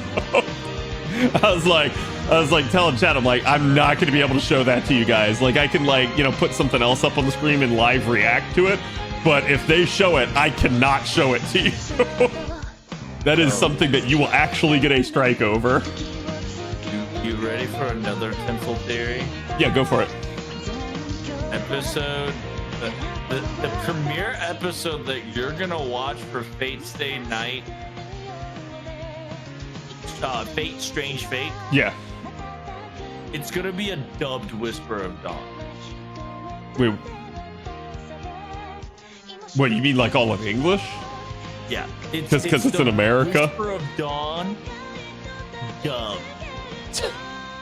Dude, that would actually be wild to have like the world's first ever like reverse anime where like everything is in English by English VAs. Instead they translate it to Japanese. That would be fucking whack. Well, what I'm trying to say is that like they're saying that it's a world premiere, right? Like first showing. Yeah. But we're doing an NA live showcasing.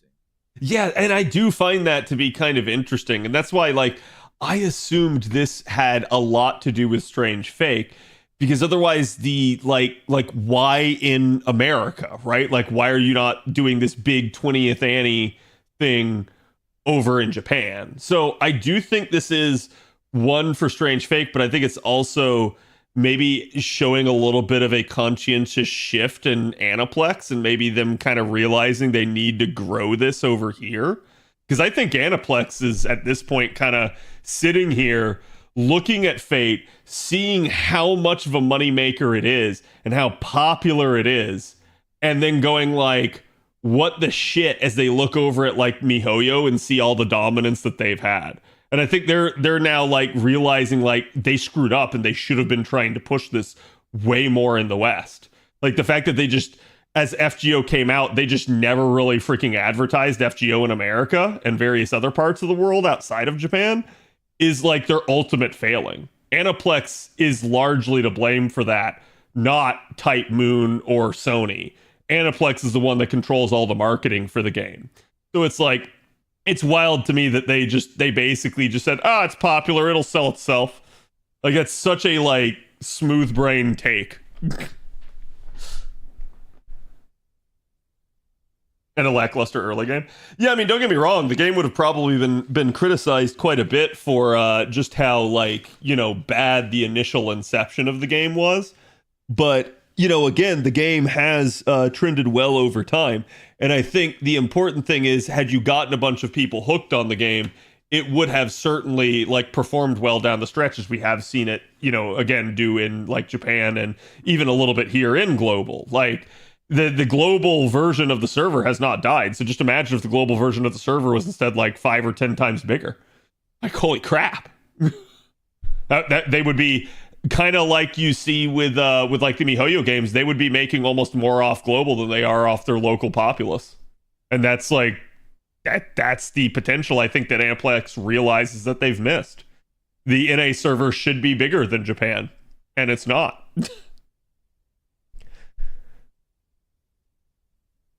Similar to Bleach's return, somehow Japan had more marketing for Bleach than the US when Bleach is more popular in the US.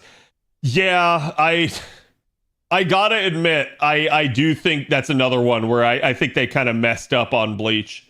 Like, Bleach, for starters, Bleach should have never taken as long of a hiatus as it did. But two, like, the fact that it really was not, you know, marketed all hell and back is kind of ridiculous. Like, and you see this because, like, certain shows, you can't escape them. Like, God, what was the one? The Korean manhwa that got adapted, Solo Leveling.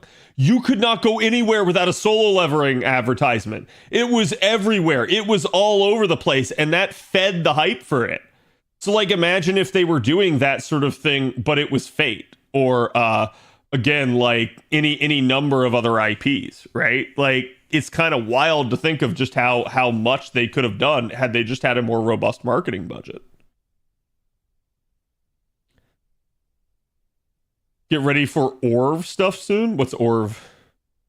Orb. Oh, Orb? No. Well, he typed Orv. I think he misclicked. Oh, maybe. Still issues.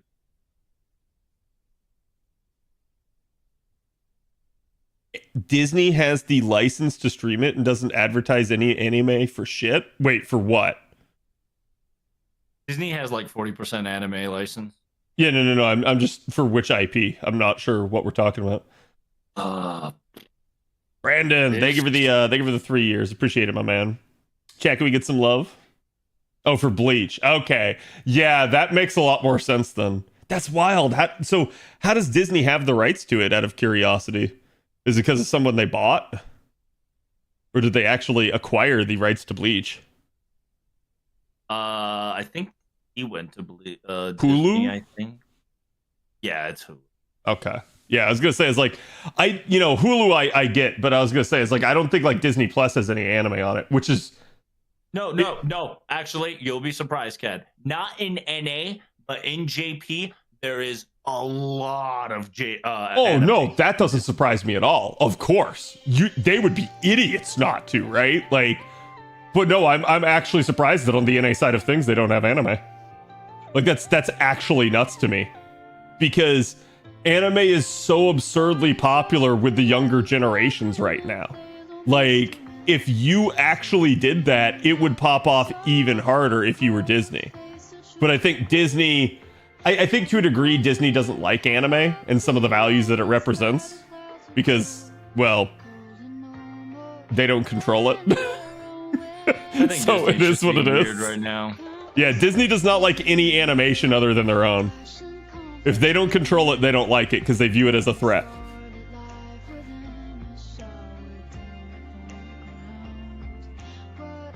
Has Code Geass and Blackrock Shooter. Interesting. Well, hopefully they get more. Hopefully they change that stance. Yeah, Star Wars Visions is anime, but Star Wars Visions is I think as a project it predated, like the very first one, I think it predated Disney's acquisition, but it may not have been, because I remember they were in the plans for it for a while. But even if not, I think Star Wars Visions is still a really good idea for them to do. I hope they continue to do it, and I did see apparently they did announce a season 3 of it is coming, so. Season 2 of Visions wasn't anime. Season 3 is. Season 2 has anime in it still. But yeah, I do agree. Like, to me, Season 2 was still okay, but it was not as good as Season 1.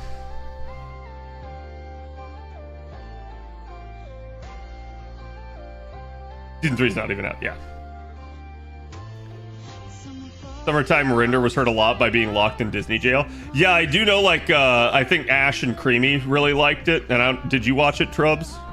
Yeah, Summertime Render is really good. It's like a Mirai Nikki style. Yeah. I never watched it myself, and that's partially why. Like, it was locked in Disney jail, and so, like, I think, like, a lot of the streaming sites that I was on and using at the time didn't really have it. Like, they got it, but they, like, I think they got it, like, in a batch, like, weeks after it actually had aired. So it's like, instead of like, oh, you have like episode 1 the first week, episode 2 the second week, episode 3 the third week, it was like 5 weeks in, you got 5 episodes all of a sudden out of nowhere. So like, because it wasn't out when the other animes were out, I didn't start it at the beginning of the season, and then I had filled up the season with too much stuff to watch. It sounds like it's a very interesting concept, but still kind of weird. So like, it was something I was already on the fence with. But I mean, I do know people that have watched it that I know of really did like it. So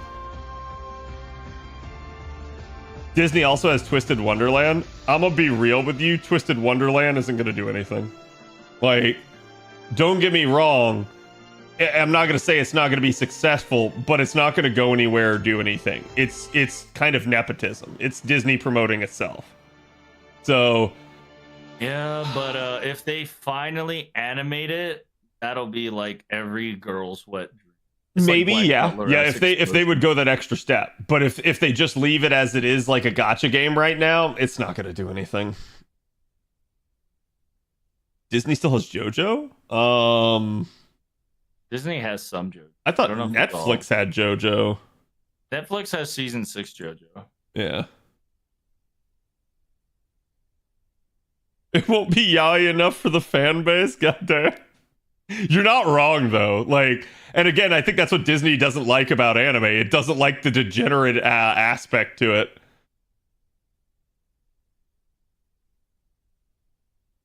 It's just for women, so of course it won't make as much. No, I mean, like, dude, listen, stuff for women can make a shit ton of money. You seen how much those like Latino soap operas make? God damn. There's a reason that they run them for years and years and years. Women got to have something to watch all the time. So like, I don't blame them, right? Like, just because a product's made for women does not mean it won't sell well. But yeah, I do think in general, the more widespread and appealing your IP is, the better it will perform. Like it's a better idea to appeal to both genders rather than just like, hey, I just want to appeal to women, or hey, I just want to appeal to males, right? Yes, the telenovelas.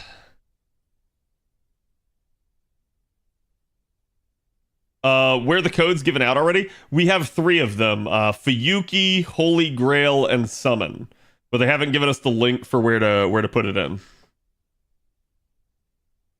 Look at Love and Deep Space revenue. Wait, what's that? Is that like a sci-fi show? Women will also spend money on shonen stuff. Yeah, I mean, I think it like depends on the shonen, right? Like, because like for instance, I've watched some shoujo animes that I thought were perfectly fine. Like one of the better ones that I've watched, and it's everybody's example, but it's Orin High School Host Club. It's great. Like as a guy, I can watch that anime and find it really entertaining and awesome, even though it's made absolutely for women. Like it's basically a female, like it's a reverse harem, and it's still awesome. It's like it's really just a testament to writing is really what matters. If you write your characters interesting and well, and you have a good story, people are going to watch it no matter what. They don't care who the target audience is for. I can't do Fruit Basket. I've never seen Fruit Basket, so I can't speak on it. Oh, well, that's why the villainous genre is getting a popularity. Yeah, I was gonna say there's been a lot of like so the whole like concept of being stuck in a game, right? And it's now been being stuck in like what's the term I'm looking for? Like otome game. Yeah, an otome game, right? So specifically like a dating simulator game. And again, there's male and female versions of that genre, and it doesn't really matter. They're both interesting if they're done well. Because it's like it's this concept of like, hey, you're stuck in a video game and you know how the video game is supposed to go, and then it doesn't go that way because you're messing with it.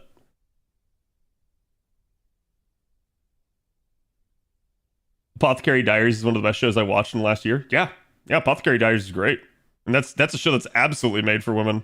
It's well written enough that a guy can appreciate it too. Because like usually what will turn like women off, I feel like, is being like extremely disrespectful to women, and same thing for men. So like if you just basically sit there and like demean the other sex, it's not going to appeal broadly. But if you instead make something that is at least respectful to both sides, it usually performs well, assuming the story and everything else is there.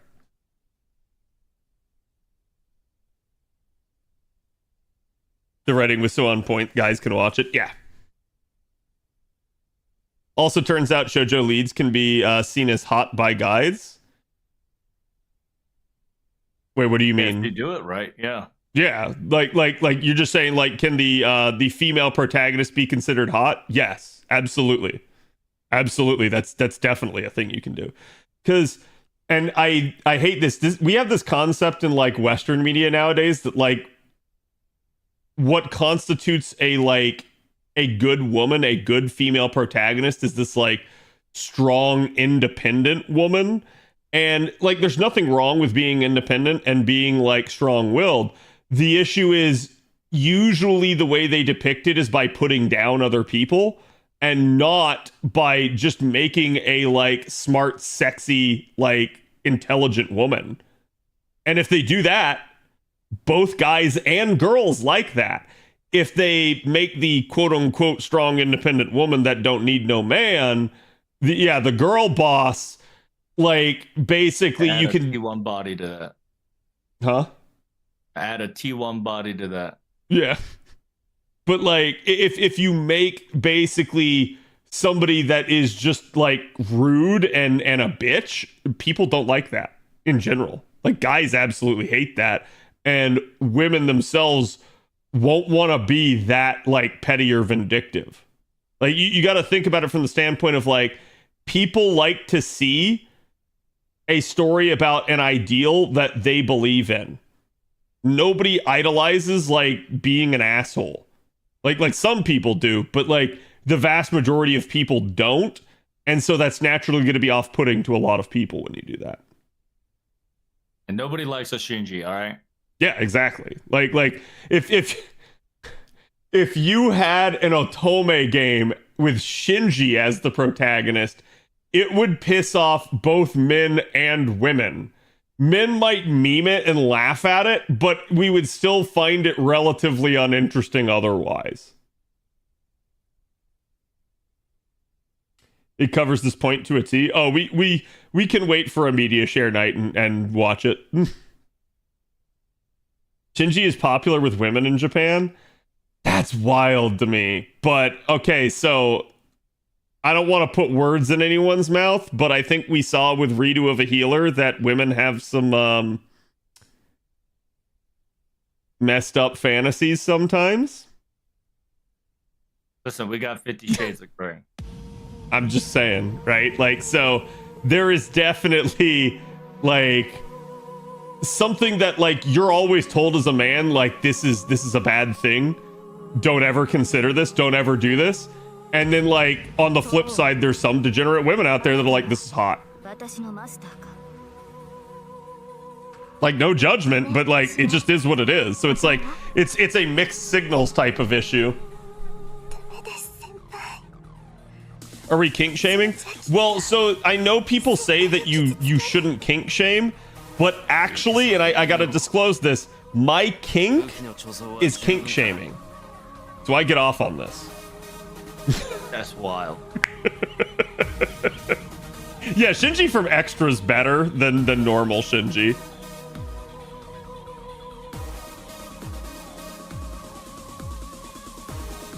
How many times did they replay this clip? I told you guys it'd probably not be at least until 5:30, and we're now at 5:35 and they still haven't come back, so. Because again, they have to play the entire episode 0, however long that is. I assume it's 20 minutes, but it might be longer. And they were having autographs of which everyone had to leave their seats.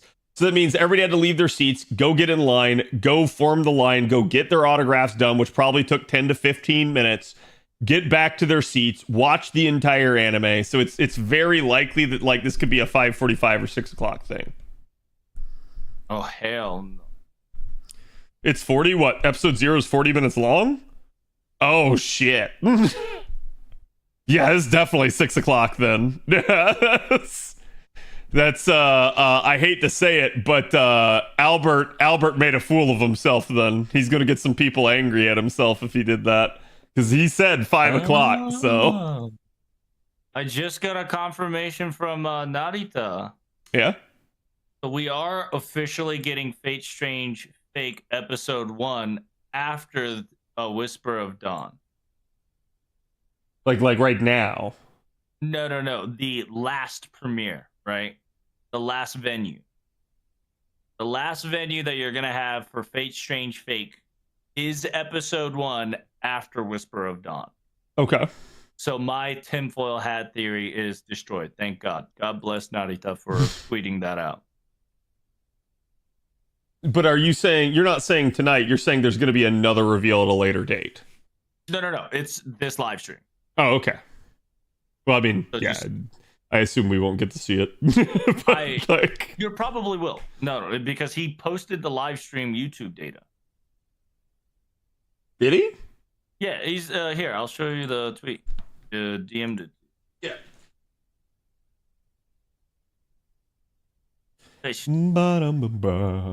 So we got a confirmation that it is episode 1.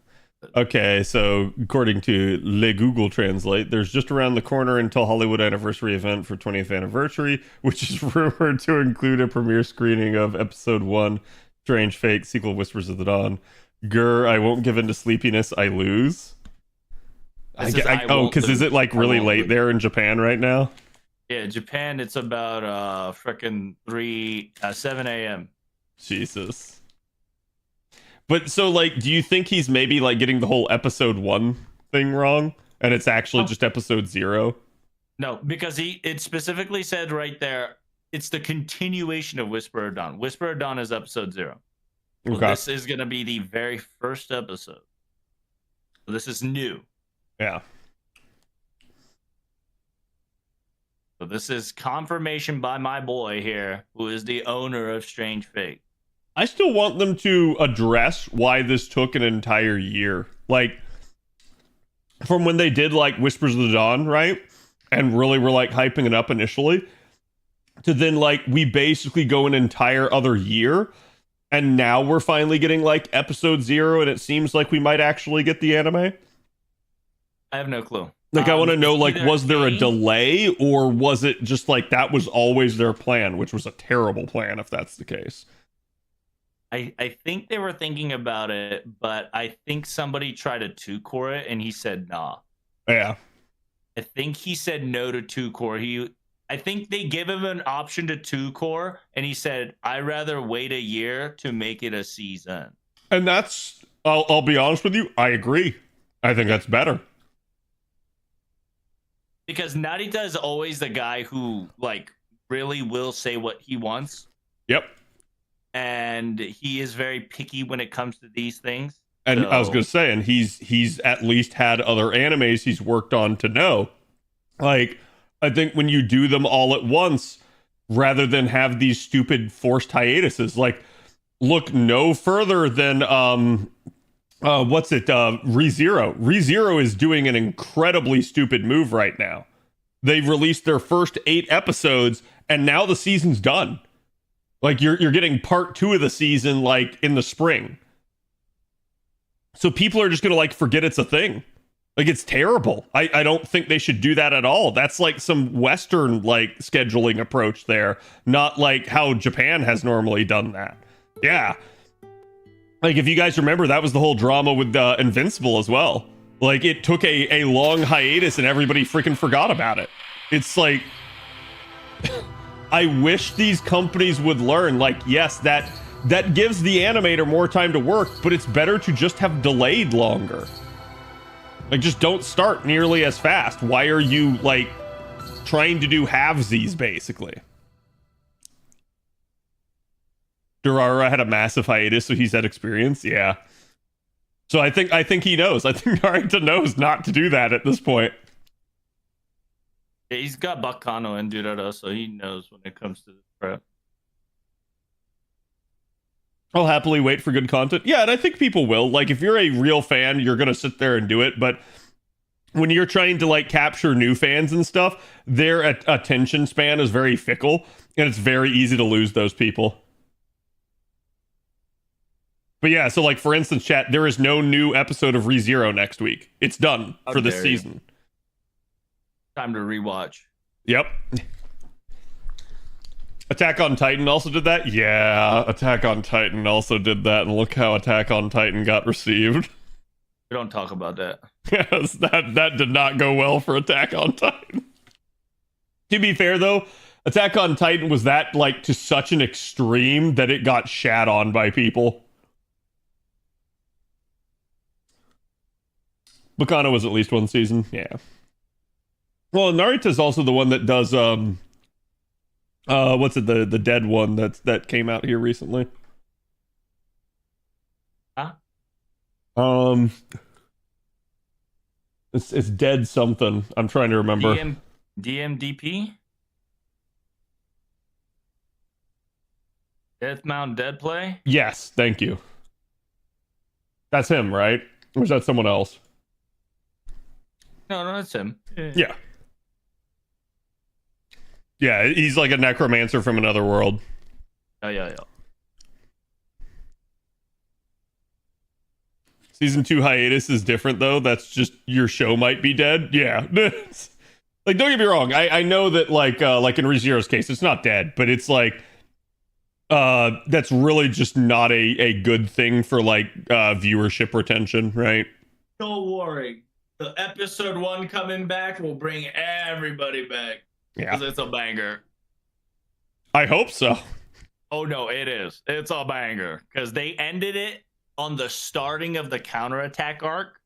Yeah, So that like, oh my god, dude. 1. That, like I said, the issue I have with ReZero this season, I don't want to get into spoilers, but it's just the last like 3 episodes to end this arc of the season were just all building action, so it was incredibly boring. Like, how dare you? You kept waiting for the payoff, and you like, it's like, okay, we're finally gonna get the payoff, and the season's done for now. And you're like, god damn it, dude. I'm tired of isekai, but Japanese love it. I think isekai is fine. I think people have a stick up their butt about isekai, and they are convinced that this is like some great evil in anime. Isekai is a storytelling mechanism. It's not even a genre of its own. People have tried to create it into a genre, but isekai is just fantasy. Always has been, always will be. Now, the type of fantasy that it can be changes. Like, you can get like sci-fi and stuff, right? Like, but it is still just a fantasy mechanism, and all it has done is it's a means by which the protagonist moves into that new world and has to have everything explained to them. Rather than having an idiot protagonist, you have a protagonist that has a logical reason for why they don't know everything. And the reason why that's done is so that way you can explain it to the idiot reader that actually does have no idea what's going on. So it's a mechanism by which to deliver the information without making it seem like it's ham-fisted. However, a lot of isekai has just been spammed out for the purposes of like cashing in on that seemingly hit concept. So you have a lot of lazy isekai, but again, a lot of like really good isekai is really popular. So like, for instance, Konosuba is great and everyone forgets it's an isekai, but it is an isekai and it's just comedy and everyone fucking loves it. Isekai is also old. Yeah, like the concept of getting like taken to another world or spirited away is a thing. Then you have Digimon. Gotta catch 'em all. I love the Digimon theme song. It's so good.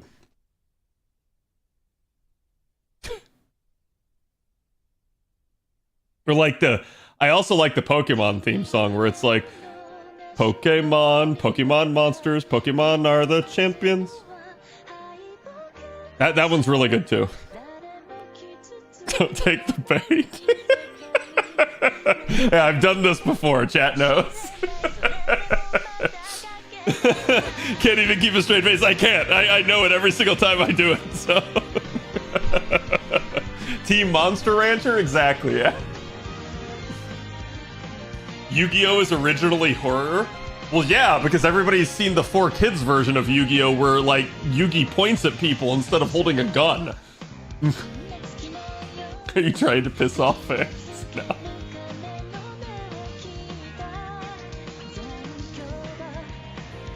Just some light humor for chat. A lot of Isekai was actually Chinese Romance of the Three Kingdoms remixed towards girls as a harem. Interesting.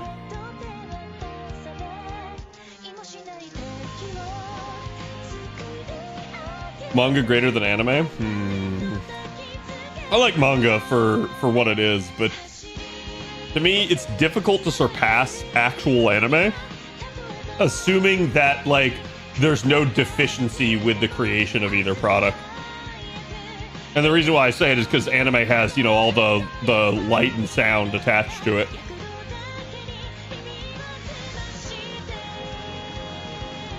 But there's something to be said about the convenience of manga. Oh, we're back. Now, Again, That was I'll sudden. be the host for this panel.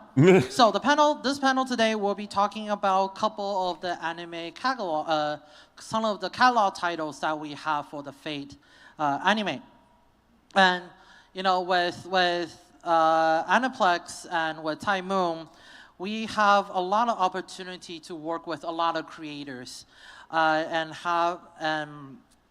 it's through working with all the different creators in this field, Fate get to grow to be a unique title that it is today, and be loved by everybody. So today we'd like to invite two of those talent here today on stage to discuss some of the production process of what it's like to make a Fate series anime come true. So let's welcome our guests today. So producer Kurosaki Shizuka and the ADR director and voice actor Tony Oliver. I assume he's actually the...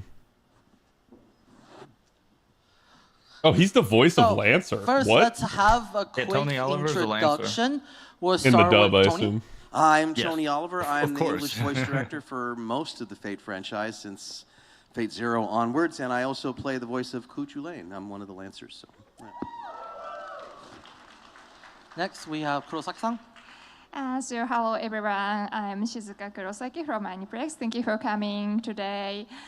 Actually, I'm a big fan of Type Moon, so first of all, congratulations on 20th anniversary showcase. Yeah. Thank you. And so today we'd like to have a lot of discussion regarding the anime project of Fate series. So first, we'd like to go way back to the beginning. I mean, so that's appropriate. Do you remember which was the first title that you worked on He's an A, I don't in know. the Fate franchise?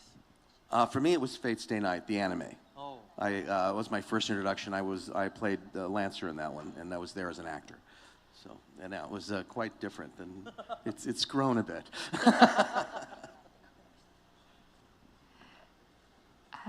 Can I use Japanese? Because I have a lot of episodes to want to share. Okay, so 私の場合はフェイトゼロの放送がもう終わるか終わらないかくらいの時でした。For me, it was the tail end of Fate Zero. Was my involvement. Was there for Fate anime? We know there's a lot of quirks with it, with the characters, with the story. Do you like when you first start working on the project? Do you have some like memorable moment of oh my god, what is this? Like what to kind of what are some of the moments when you started working on this project that has its, you know, its unique quirks? Well, a couple things. First of all, in the original Fate Stay Night, the story was so different. It's so differently told than anything I'd seen in anime up to that point. And I didn't like my character very much. So oh damn.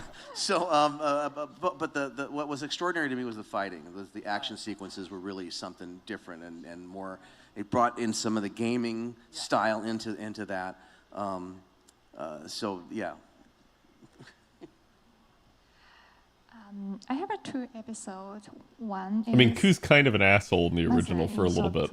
関わることになって印象的だったこと、フェイトゼロの終わり頃にチームにジョインして今日ご挨拶をした今の社長の岩上さんからアニメテッドブレイドワークスを作ることになったのでよろしくねと言われて初めてそれを知ったのでファンだったから本当ですか嬉しいですって言ってしまったのがまず一つです。So one of the things that was impressionable, or at least one of the memorable things for me, was when I first joined the team for Fate Zero. Iwakami-san, our current president, just came up to me and said, "Hey, we're gonna start working on this thing called UBW, and you're in charge of it. Good luck." Oh shit! And as a fan, though, I was I was a fan of Type Moon and the Fate series, so I was super excited before I was bewildered.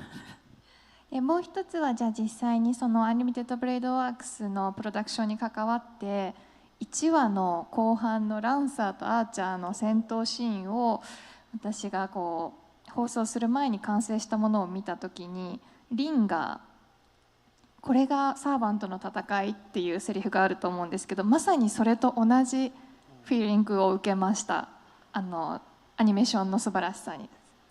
So when production for UBW started, and the first episode started, and there's a scene between the fight scene between Lancer and Archer, and before it was broadcast, I was able to watch it, and there's a scene or there's a line that Rin says, this is something that goes something like, this is what a servant battle is, and when I was watching this scene, the fight battle, I definitely felt that this is a servant battle, and I had the same feeling. It was a great battle. It was a great battle. I want to add to that, in that when I really saw the specialness is when I started directing on Fate Zero. Normally when I direct something, an anime, if it's not particularly dramatic, I'll look at 4 or 5 episodes and kind of get a sense of it and then read it as it goes. With Fate, when I sat down to watch it, I ended up watching the entire series in Japanese in like 2 sittings. And realized that this was maybe the only anime that I needed to make sure that I didn't mess up. Because it was just perfectly written the way it was. And so that's when I knew it was a special thing. I like how you just went, stop, it's Tony time. Like kind of similar experience, kind of like jumping off the script a little bit. I kind of said this story multiple times, similar to Kurosaki-san. When she was making Unlimited Blade Works, I was sitting down there watching Unlimited Blade Works. So I remember my first event to Fate was Unlimited Blade Works. I was sitting there at Anime Expo, just like, when I saw Kasumi-san for the first time, I was just like, Saber. So when fortunately next year I ended up joining the company. And I remembered there was a time when we need to kickstart a project. That's when I actually met Kurosaki-san for the first time. And then we're both just like, oh my God, you like Fate too? Yeah, me too, we like Fate. So it's a great opportunity to be able to work on the project that's beloved by so many others and creative talents. And I remember working with Tony too, when I, usually for dub, when people sit in and we're like, oh, Tony, just be careful with this character. Tony just like, I got it. I know exactly what you're talking about.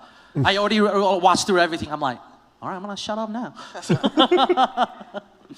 So with that, we'd actually like to get into a little bit with the actual production of it, the dubbing process of it, and some of the kind of behind the scene, the little difficulty of it.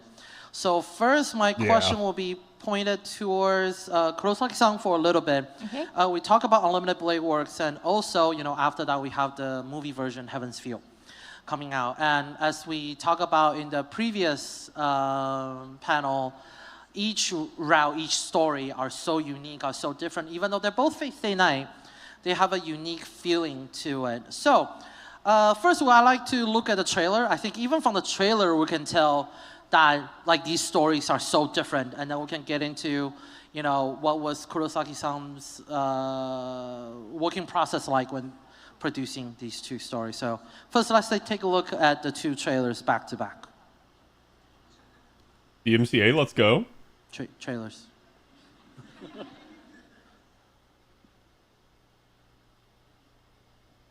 Albert's looking at us, chat. Oh, there we go. And sound.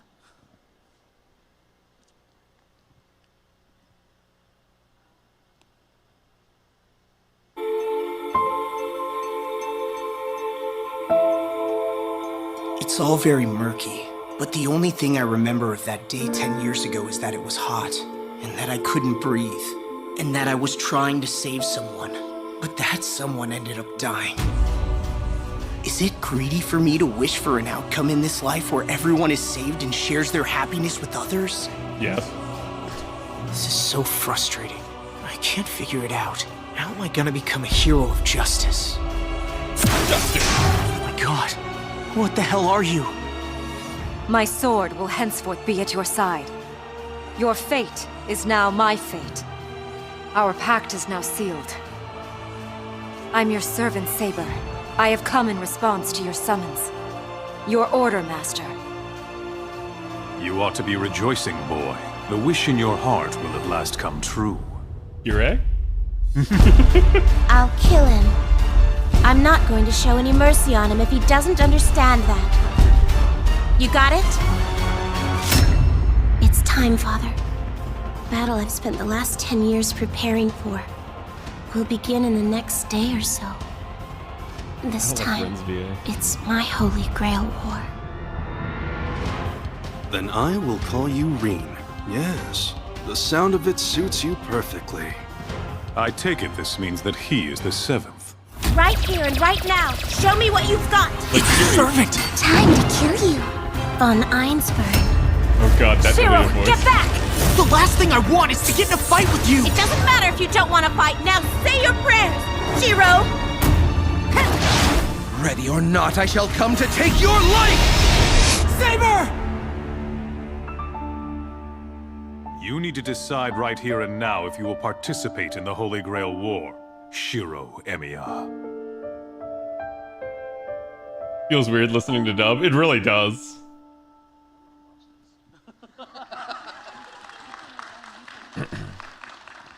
Oh, we heard a lot from there. And then next, let's take a look at the trailer for Heaven's Feel.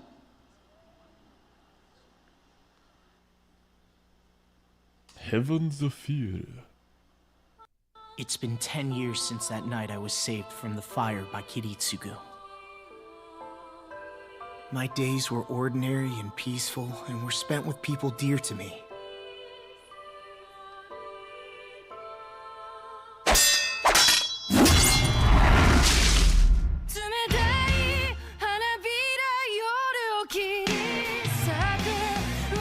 The Great Holy Grail is the omnipotent power among mages, a granter of wishes that can realize any desire. In order to obtain this power, the previous masters fought a fearsome battle in which they killed each other. If you don't summon yours real soon, you are going to die. How about you keep her safe at your place? Especially if she happens to be someone who means a great deal to you. If at some point in the future I became a bad person, would you be mad at me? What the hell is that? Yeah, if you did something bad, I'd be furious, Sakura. You'd get an earful. I'm glad. If it's you, it's okay. Yeah, Ilia's is the only voice where I feel like that actually would have been better. In order to become a true hero of justice. Like her voice would have been better in Abridged. Because it actually just sounds like creepy unhinged. Yeah, in that regard, it fits well. I want to watch that again. I want to say I want to watch. So I would like to actually tackle this from two different perspectives. One from the production side in Japan, and one from Tony's perspective here dubbing the shows. And of course, as Lancer.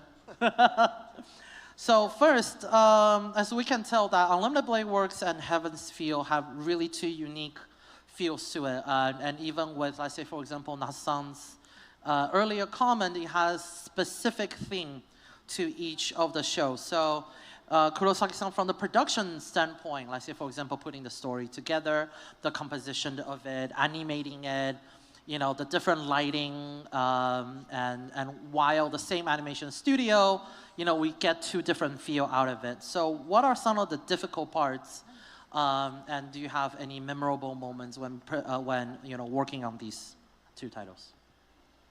アンリミテッドブレードワークスとヘブンスフィールの2作ですよね。最終的にはやっぱり私はこの2作は本当に UFO テーブルとスタジオの力、それから監督の力によってこういった2つの異なる魅力を持った作品になったとは思ってます。For ultimately, these two titles actually were done by the same studio, UFO Table, and then by the works of the director, and we were still able to do two different We had two different approaches to it. ただアニプレックスがこうプロデューサーとして作品を皆さんにお届けするときに、アニメテッドブレードワークスは素人アーチャーの物語であって、ヘブンスフィールはさくらの物語なのではないかなと思って、プロモーションだったりプロデュースするときにその点をこう常に自分の中に留めていろんなプロダクションを進めてました。So when Aniplex was delivering this as two different titles, UBW is basically a story between Shiro and Archer, while Heaven's Feel is a story of Sakura.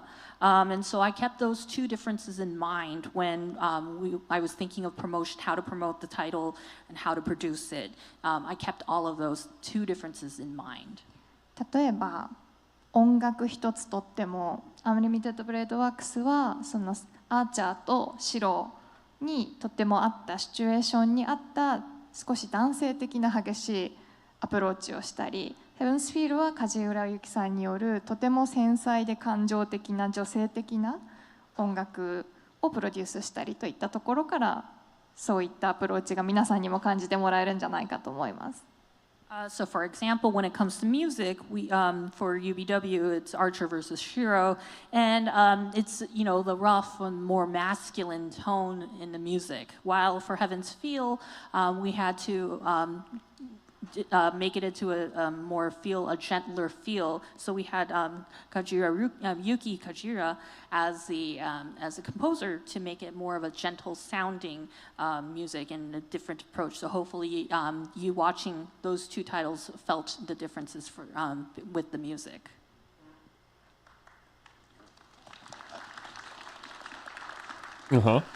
Dubbing is a difficult process when so dubbing an existing IP sometimes that's already being out, being shown for a while, and then we dub it sometimes as a package, sometimes as simul dub. And I know you've been working on this title for a long time. For a long time. So can you tell us what are some? So let's say for example, Unlimited Blade Works and Heaven's Feel, right? So we have Sakura.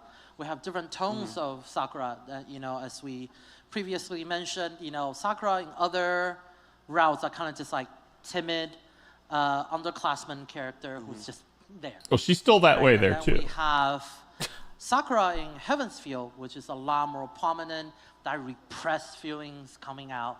So can you tell us a little bit of the dubbing process for these two titles? As we mentioned before, very far apart, right? Unlimited Blade years Works, apart too. Years apart. So when you're just playing as a Lancer versus coming back, directing it, what are some of the differences, experiences that you kind of put into the dubbing process? Well, first of all, the interesting thing the thing that I love about both of them and the deep detail that you've done with it is that you can see in Heaven's Feel a scene that you saw in Zero, but it's way over there in the corner while you have another scene happening, and so the universe is tied together. That makes it a lot easier, because even though they're different feels and they're different, it's still the same universe. So Sakura is timid at the beginning. She's still timid when she comes out, but now she's added the extra layer of coming out of her, which is something that people do as they get coming out of her what? It's a natural evolution. I predominantly give emotional direction. I talk about what the character should feel like, not sound like. And so as long as we're dealing with that core, it doesn't really change much depending on the circumstance, because they're going to react based on that basic character the way they react internally. What's external is dependent on what's happening outside, and that's what changes. So as long as that character stays the same in essence, it's going to work in no matter what situation you put him in. At least that's what I think. Right. So that's interesting when you say like not is what they should feel like and what not they sound like. Like, what's the difference in that direction, let's say, for example? Well, if I ask the character to be angry, he can yell and do all, he or she can yell and do all of that stuff, but I ask him to feel it, it's going to express differently. It comes out, I hate to say it this way, but it's like it's coming from the soul. It comes from a different place than when you think it, than when you feel it. And it's hard to say what the difference is, but you know it when you hear it, because you feel those characters that make you cry when you listen to them talk. It's because they're feeling it deeply inside, and that's the hardest thing for an actor to reach, and that's what we go for, and that's what keeps the characters consistent. So, thanks. and I know it's kind of like a unique. Dubbing is a very uniquely difficult process. The longer it is from the original airtime, there will always be some dissonance between, let's say, the producer sitting in and Tony directing. So let's say, for example, Kurosaki-san might have an idea or a direction of how UBW or Heaven's Feel want to sound like, and then, you know, from, let's say, Aniplex, you know, me or my previous boss will, let's say, sometimes sit in and be like, here's what they told us they should sound like. But for dubbing, sometimes we need to kind of grasp the line of we don't want to always sound what the Japanese sound like. But I think that goes a lot into what you're talking about. So how do you kind of gauge the I don't know how to say this. How do you gauge the difference of, let's make it sound very Japanese, or let's pull back and make it sound a little bit more American and the way it's delivered? I don't think in those terms. Oh. I think in terms of access. What is the audience feeling? And there's a lot of commonality between the cultures, so we focus a lot on that. And also reminding ourselves that we're not mimicking this. We're not doing a direct translation. We are adapting it to make it accessible, emotionally accessible to English-speaking audience. So again, we just focus on the basic feels as we go, and that helps navigate all of that, because that doesn't change. Culture to culture, it's just expressed differently. Thank you. Yeah. 実は私は英語版のフェイトシリーズのダビングが素晴らしいと思って、それを見て英語を勉強しました。Actually, I feel that, you know, watching the English dub version, I think it's wonderful. And that's how actually I studied English, too. Wow. Well, thank you. It's those guys up there. Impressive. And then, so I want to kind of segment away a little differently. So Heaven's Feel Unlimited Blade Works is kind of like we can watch the story. For example, when Tony's dubbing, like you previously mentioned, you will watch all the Japanese episodes first, and then we think about, you know, how you want the actors to feel when they're dubbing the character. Now, as we enter a new era for Fate, we have this thing called Fate Grand Order, which is life service. Hey Tony, have you played Fate Grand Order? Constantly changing, constantly evolving. So this is also be kind of like a question I want to ask and see if we can tell from a different perspective. So first, you know, Kurosaki-san with Fate Grand Order, I think the first one that's animated is Babylonia? First Order. Yeah, First Order. So a lot of those is that I think some of the story is there is a certain requirement that the audience should have already the background knowledge of FGO, and whether it's First Order, you know, Moonlight Lost Room. That's the problem with it. Camelot, going forward. You should not have to already have pre-knowledge. What are some of the unique challenge when animating and producing a live service game where everything changes? You might not know what's coming in the next update while you have to focus on this story. Was there what? Oh boy. What are some of those discussions like? Well, that's 難しい質問ですね。That's a difficult question. でも実はさっき挙げてもらったファーストオーダー、ムーンライトロストルーム、それからキャメロット、バビロニア、プロデュースする側としてはすべて異なったアプローチと目的を設定してます。So, as you mentioned for First Order, Moonlight Lost Room, Camelot, and Babylonia, from a production standpoint, there is always something that we always have a different approach to it. それは例えばファーストオーダーとムーンライトロストルームの場合は、リリースする時期に、よっていて、例えばファーストオーダーの時は第1部の完結直後とかだったと思います。なのでまだフェイトグランドオーダーを遊んだことがない人にも基本的なフェイトグランドオーダーの情報が分かるような入門としても機能するような作品を作ろうと思って作ったのがファーストオーダーです。So for First Order or Moonlight Lost Room, we actually timed it, or we approached it by considering its release timing. So for example, for First Order, the release date for First Order was when the game just kind of ended the part 1 in the game. So what we wanted to do was, even if the audience watching First Order had no idea or had no previous knowledge of the game, who had nothing, we wanted to have First Order be kind of like an introductory title, so that you would have some basic knowledge, or you learn basic knowledge of the game. Yup. Even without prior knowledge. Almost like you should do that all the time for every anime.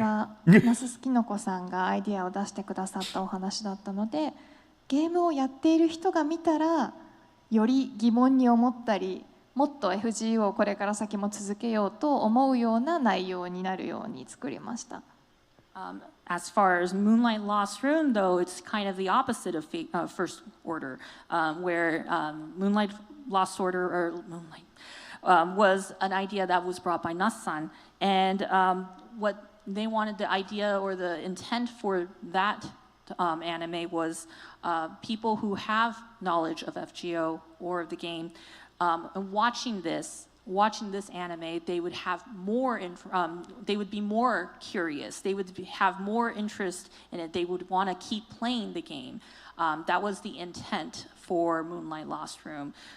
So we wanted to generate more interest and more curiosity as for people. You don't generate more interest that way. FGO.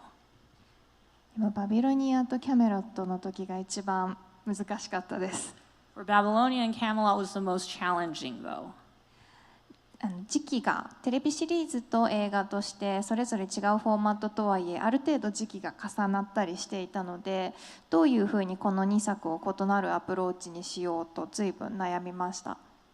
So for those two, for Babylonia and Camelot, timing was a little tricky because it was one was a movie and one was a television series, and so but they were released almost simultaneously as far as timing. So how the challenge was, how would we deliver it to make it yet be to differentiate it or to stand out from each other, or to differentiate from each other, even though it's the same timing.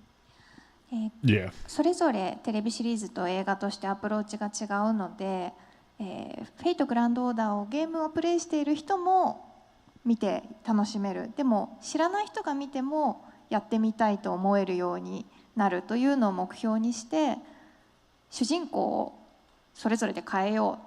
バビロニアはマスターである皆さんである藤丸律香が主人公、キャメロットはベディビエールというサーバントが主人公。そうすることによってそれぞれ、違ったストーリーの見え方ができるだろうと思ってそういったコンセプトを作りました。So because there was a different approach between the television series and movie, we still wanted to have people watch both the movie and the television series to be intrigued, or at least want to have to be more motivated to play the game, but to be more interested in it. So one of our goals, and that was our goal, that we wanted everybody to be more interested into playing the game after watching it. One of the ways that we did was to change the focus on the protagonist, or the main character that we focused on. For Babylonia, it was the main character. We followed the protagonist, Ritsuka Fujimaru, versus for Camelot, we followed Bedivere. And so that was the two differences, and we wanted to, maybe it would be interesting for everybody to see two different perspectives as far as the characters that we followed. And that was fine. Like, it's okay that they did that perspective shift. And now that question comes to Tony. So what was the question? No, I'm just kidding. So Fate Grand Order, there's no reference material. No.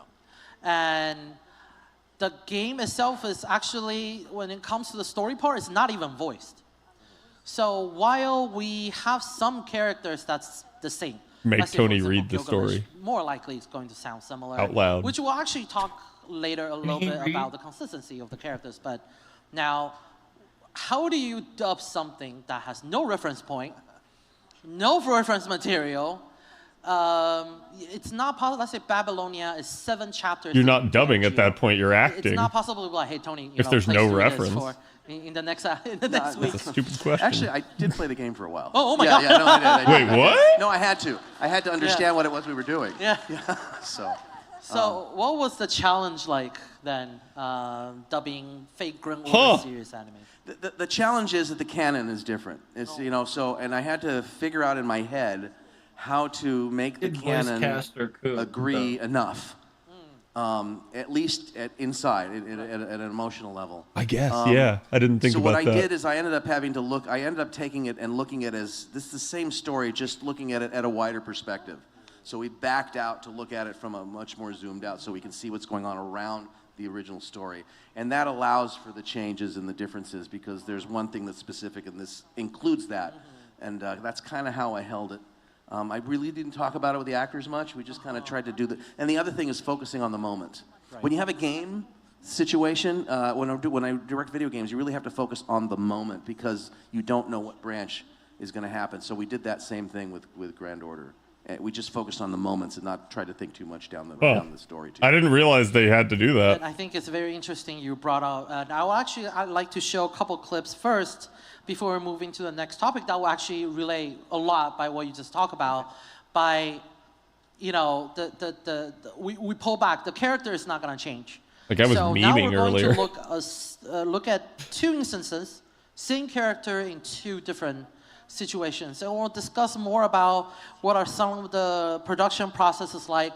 Consistency across Fate I can't franchises unsee his fingernails a now. difficult task, and I think from the production, from dubbing, I keep hyperfixating on it now. I will have kind of like a different approach to it. So I'd like to take a look at a couple clips. First, one will be actually about your character, Lester, Gilgamesh in different circumstances, and the other one is Gilgamesh. And then, let's roll the clips and let's take a look at some of the comparisons. So, is this your handiwork? No. Stooping to dirty tricks is the role of the master. My kind simply fight where and when we're told. Am I right, my invisible buddy? His voice sounds so much No way you can see him. That means you're a servant. Younger and there. if you know all that, little girl, can I assume that you are my enemy?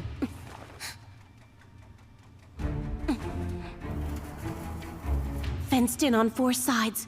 We're at a disadvantage here. Impressive. You like seem like you're ignorant, but it's obvious to me that you have the gist of things here. Girl. Damn it, I guess I really blew it. I shouldn't have spoken up. Curiosity got the... Who am I? Look at me and you'll know. Oh, Red. I should have known. Castor. It's me, a Power Ranger. Why do you take the side of these castaways? Huh? Because it's better than being on your side, of course!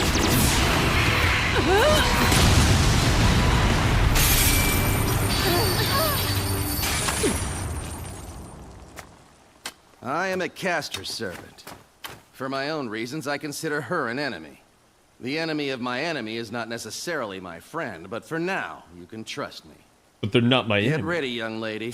Experience aside, your courage is second to none. Thanks. Hey, kid. You're her master, right? Then I can leave it to you to issue orders? Huh? But if you call yourself a man, then show a little backbone! It'd be a temporary contract, but out of regard for this brave girl, I'd be more than happy to become your servant. That works for me. It means I'll kill you earlier than planned. Why wait? I'll take your lives while you're still flesh and blood. It's so dark you can't even see this scene. Yeah, interesting cut indeed. I was gonna say their editing needs to have major work done. Rather Kuhurin in 2 instances as 2 different characters in 2 different shows, right back to back. We'll talk together after we see the next clip. So we have another comparison, now this time with Gilgamesh, again in 2 different shows. So let's take a look. Nevertheless, I desire the Holy Grail so badly I can almost taste it. And it has always been my style to just take what I want. After all, the great Iskander is the king of conquerors, is he not? Look, Chad, it's Right Ganondorf. and wrong are irrelevant. You break the law and I will punish you. There is no place for discussion. Nah. Which means that all we have left to us is to meet on the field of combat. Nah, that Gil ain't it. So then, Archer. That Gil ain't it, folks. Would you still like us to help you finish this off tonight? There'll be plenty of time to kill each other after. Indeed. Or do you dare sit there and cast aspersions on the superior drink I did you the honor of providing? No, of course not. I wouldn't dream of letting this drink He doesn't go to have the waste. holier than thou. King of Conquerors. A moment ago, you agreed that the Holy Grail's rightful ownership lies with another, and not yourself. And yet you would just take it by force? What makes the Grail so important to you?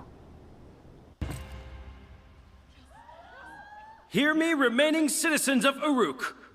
Over 6 months ago, when the demonic front was established, I told this to all of you.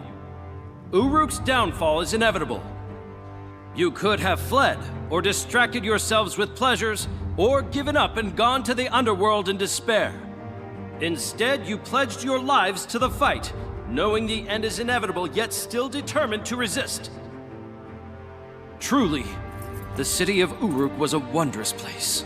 Its history, He doesn't its have life, the maestro bravado. its people. Yeah, that's what I'm And saying. I am lucky holier to be than one thou. of them. I'll say it again! Uruk will fall! That is a fact we can no longer change. But there is no need to lament. Why? Because if there is even one person that lives to see the dawn of victory, our ways of life will be engraved in the heart of that survivor. Even if we're to die or leave no offspring, there's a will within our people that won't be erased. That is the essence of humanity. An inheritance by intellect, not blood. A succession of lives. The fall of Uruk does not mean we too shall fall. We will be radiant on the dawn of victory, tethering a generation with that light. Steel yourselves, my elite warriors. Now is the time to deny the primordial god and begin the age of man. This will be the battle for true separation from the gods. As your king, I call for your lives. Pass on the glory that is Uruk to generations to come. To the last man! Yeah, Man, like, I'm getting pumped up just from that speech. I'm not. No favoritism there, definitely.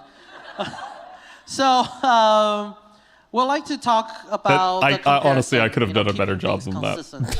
Across board, and I think we see a very sharp contrast between the two characters. Yet, people who don't understand they're JP still would the same prefer more JP person, than that. Yeah. in essence. So He didn't have enough like projection I with would his like voice. I mean, we hear the dub now, so I like to ask actually Tony about how to He keep didn't say characters it like his consistent life first. depended on it. And then Yeah. we'll talk with Kurosaki-san regarding how He to just sounded a little the angry. universe consistent by working through so many similar titles, but using different story, different studio, different storyteller. So first, Tony. So we have seen the different instances of Kuhuring, which one as Lancer, very taunts the opponents, ready to kill them, ruthless, cold at the beginning. And then we have the caster version, which is, helping the Taunts protagonist, opponents, ruthless. tell them to steal their resolve in the face of the enemy. He also chews them out quite a bit. So. Yeah, they did. And then with Gilgamesh, first we have, the proud, arrogant, king of heroes. And then we have the other wise king who just gave a great speech that just like, you sure you're the same Gilgamesh? I know you speak a lot about, keeping the characters the same, keeping lore the same, make sure their feeling come from the same place. So can you tell us a little bit about dubbing, the same characters in two different settings and kind of story? Well, it has to do with basic acting technique. There's a technique in acting where you focus on the given circumstance. It's any of you have taken an acting class, you've heard of that. And really that's what we did. We focus. It's the same basic character, but the given circumstance is different. So for Ku, he's at first he's a knight, just a basic warrior, and he's clever and trying to toy and basically play a cat and mouse game with the enemy. As a caster, he's got more power, so he's not just focused on one particular thing, and he's also dealing in a completely different situation where he actually admires the person because he admires Mash for having all the courage. I think that's very debatable. The character is essentially the same. If you notice, there's a playfulness in both of them, but one is more violently oriented, and the other one is more supportive, and that's just the difference in circumstance. Same thing with Gilgamesh. In the original, he is a detached god. He is kind of sitting above it all, watching everything and manipulating. Whereas in the second scene, he is participating. He's not above it all. He's part of the moment, and therefore includes everyone as part of that, which is where the inspiration comes from. That inspiration is always there, but one is all selfish, and the other one is all inclusive. But it's the same guy. Yeah, I think it's very interesting you say that the inspiration is all there, because I think for a lot of times when people look at characters differently, sometimes they see the superficial value or how it's apparent or how they deliver certain lines. But they forgot that, ultimately they're the same character. And I really like what you say about, cooling the same cooling in different circumstances. And Gilgamesh, the inspiration is always there, different circumstances. But if we don't do that, they call us out on it. Yep. And then I think the next difficult part, with everything together is then on the production side in Japan. Especially now, we just say the FGO anime adaptation, we already have many different titles of it, each done by a different studio with a different storyline. We'll feature, let's say, for example, MASH is in all of them. The protagonist is in all of them. But they're in different situations. The story is different. It will feature characters that we know of. Let's say, for example, again, spoiler, if you have not got to this point. Let's say at the end of Babylonia, right, we have the Wise King Gilgamesh, and we also have the Archer Gilgamesh that we all know is the same Archer Gilgamesh, yet the circumstances are very different. So how do you keep that consistency of make sure that Gilgamesh is the same Gilgamesh that we know? The Saber or anybody that we have seen in other iterations of Fate series, how do you make sure that their characteristic is the same, the story is the same, lore is the same, even though it's being animated, stories told differently? I feel like he's hijacking this. また難しい質問ですね。What another difficult question. 2つあります。There are two things. まず1つ。Like he just wants to talk about Gil a bunch. は実はバビロニアやキャメロット、ファーストオーダーのようなフェイトグランドオーダーのシリーズだけではなくて、アポクリファとかエクストラとかたくさんのアニメアダプテーションがある中で、実はこっそりこの時はこのキャラクターをこう表現したこういう設定という説明を例えば那須きのこさんや他のクリエイターの方に受けたっていう秘密のバイブルがあるんです。So the first thing is it's kind of a technical thing. So not only for Babylonia or Camelot, but not just for FGO, but there's Apocrypha and there's Extra. There's actually, and let me share this with you. We have a secret. There's a little secret that I want to tell you. There's a character setting or the direction or the character outline and the worldview that we ask the creators, like Secret? Hinoko Nasu. And there's a secret Bible that lies around. シークレットバイブルというのはちょっと冗談ですけれど、 That's a joke, but I was gonna say it's not a secret if you tell us about it.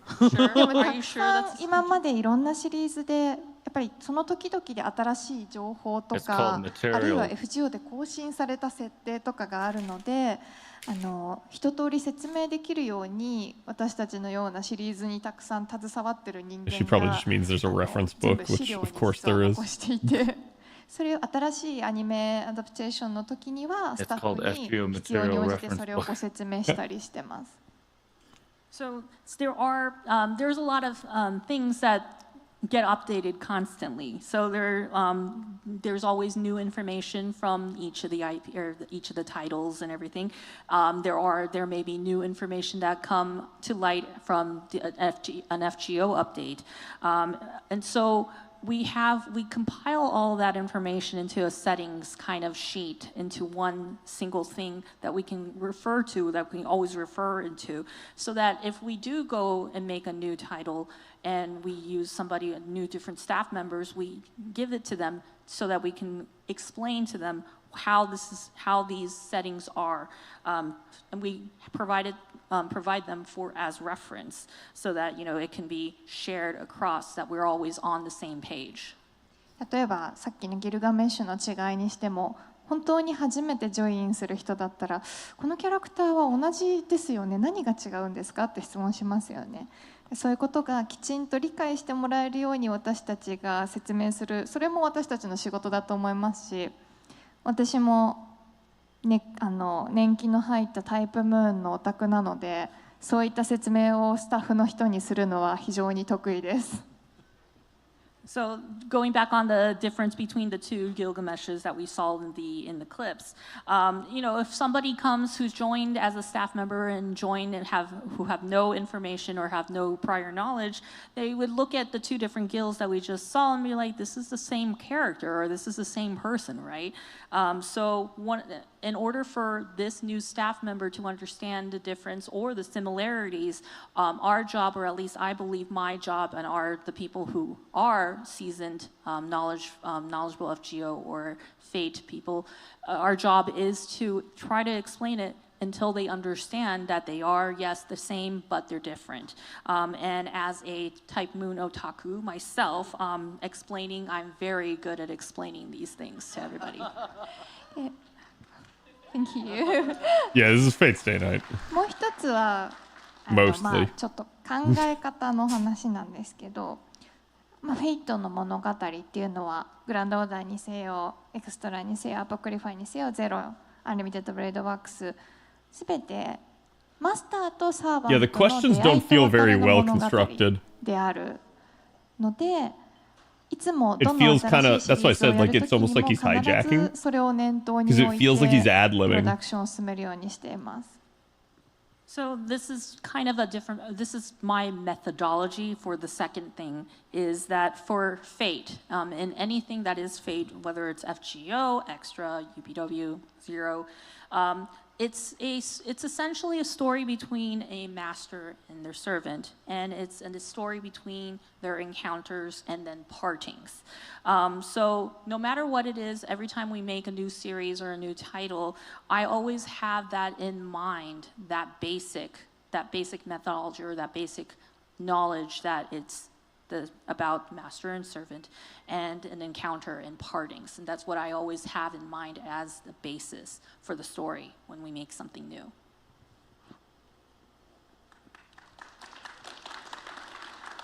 Okay. All right, team, we gotta up our Bible game. Monica. So I think it's very interesting for stuff like that, because so my team work on the localization of all the different titles, starting from FGO, and then we now help with the anime side, with the universe growing so big. My team's function, I guess, in the company is to help, approve is not the right word, review. The localization. Advise. Yes, really thank you. No, thank you. Because we listen to you. Yes. Thank you. I mean, advice sounds like we're forcing.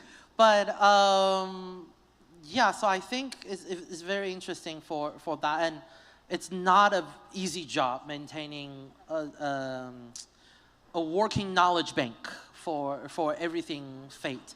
Today we're celebrating 20th anniversary this year. It's been 20 years worth of lore, from the original Fate Stay Night to everything in between. So it's very interesting, and it's a great insight. Hearing all of that. Tony, do you keep like a lore, like a knowledge? No, I probably should, but I don't. The thing is, it's one of the only. I've had a fairly long career, and I've done a lot of series, but it's the only one that I return to over and over again that I've watched several times in total. I don't do that with any other show. So yeah, I do. He hasn't done that with Power Rangers. I'm a fan more than anything else. So basically, what we're all saying is, to work on this title, you gotta be a fan first. I'm not taking resume today, so.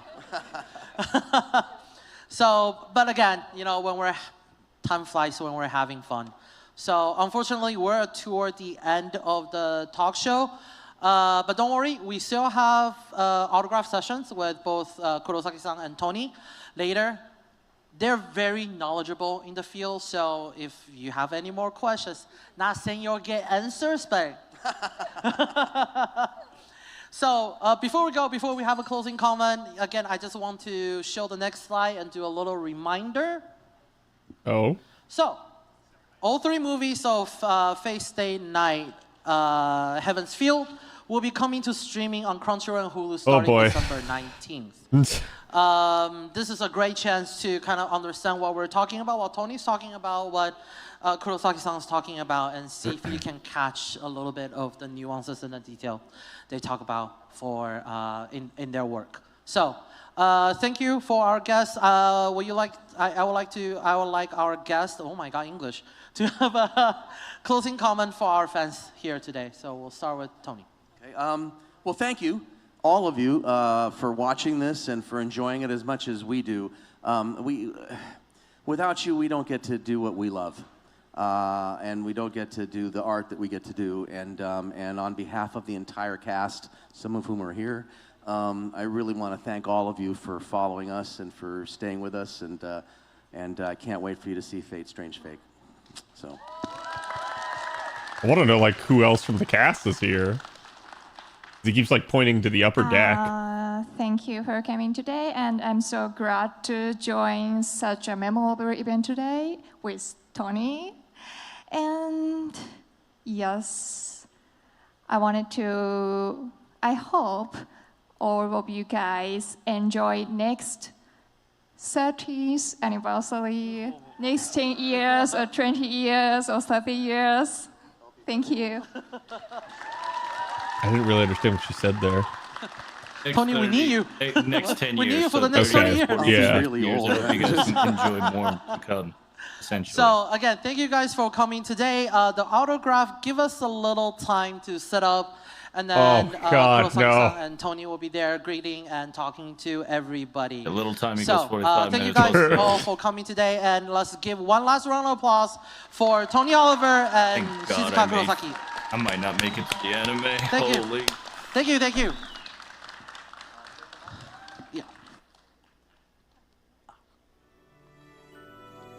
So again, thank you all. Autograph should be up shortly. And then the next panel, which is Fate Strange Fake's premiere, should return in about, I say, maybe 4:30. If there's an update, we'll let everybody know. During the downtime, we'll be playing episode 0, Whisper of Dawn, for Strange Fake. So please enjoy, stretch your legs, grab They're something playing to drink, episode grab 0 something to eat. again. And 4:30 is 7:30 our time. So literally another 50 minutes. What the fuck? Dude! Come on, man. Oh. I don't know why it takes them so long. It's not like they have to do a whole lot of setup. I understand they're showing again the show again, but they didn't need to do that a second time. So I'm like, what? They're milking this? Yeah, they're definitely milking this. This is why they didn't list any of the times in the program schedule. Yeah, that's why none of us knew it was going to be this long. This is fucking wild. I gotta admit, even with me there, I was zoning out some because his questions were so meandering, and it's not that the things that they were saying weren't interesting. It's that the things that they were talking about overall were not as interesting to me because he was, again, asking such kind of like crappy questions. Okay, we're probably going to get another code here. Nope, never mind. It's one of the existing codes. So there's still only the 3 codes. Fate limited codes.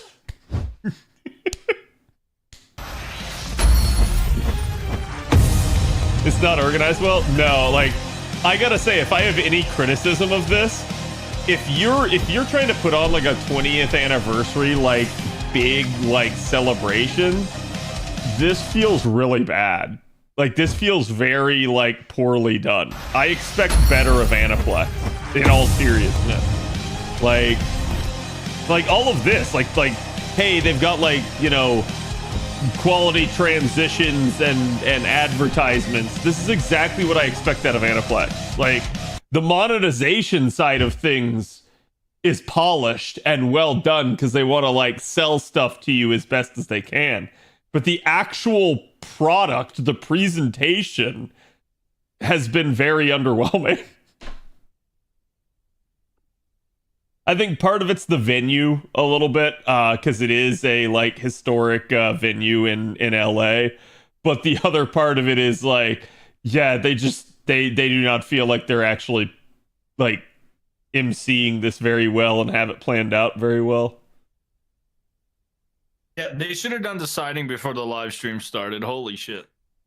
Or after, right? Like, you could have had, like, a post celebration all in one signing event. Celebration's like 9 p.m. Yeah.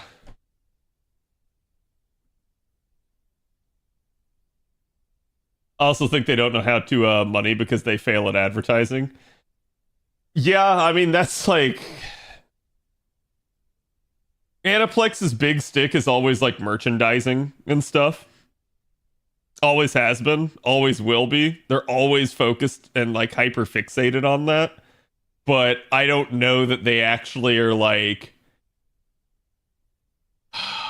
I don't know that they actually, like, understand the advertising and marketing side of things too well.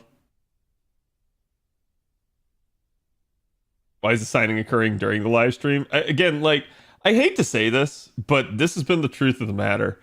Any live event that the Aniplex of America staff has done that I can remember in recent memory has had problems. Like, for instance, you guys remember the live stream that they tried to do coinciding with the Japanese anniversary? And all it ended up being was a, like, hey, we're going to sit here and react, but not show you any of it. And then we're going to talk about our fun trip to Japan and all the merch we bought. And they made you stay up till 4 in the fucking morning for that. Rather than, like, pre-recording it and debuting it later. Or, I don't know, actually covering the anniversary stream. They got shit for that, rightfully? Yeah, that's what I'm saying. Like, I hate to say it, but they deserve that. Like, and so that's kind of been my experience with them is, like, I hate to say it, but for better or worse, the best NA events have been the ones that were produced by Japan. End of story. Every single time Japan's involved, the event gets done well. Every single time America's in charge of it, it's terrible. It's poor production value. Like, again, content creators could do a better production than this. And with, again, like, none of the funding. So it's just like, wow, dude. Like, and I'm not trying to sit here and be like, oh, you know, like I'm Mr. Big Shot. I'm so much better than them. I'm trying to express that I'm disappointed in them and that we should expect better of them than this. Like, I like that we're getting to hear from the voice actresses. I like that, again, they're making announcements here and stuff, but all of the in-between and all of the stalling is just, it's terrible.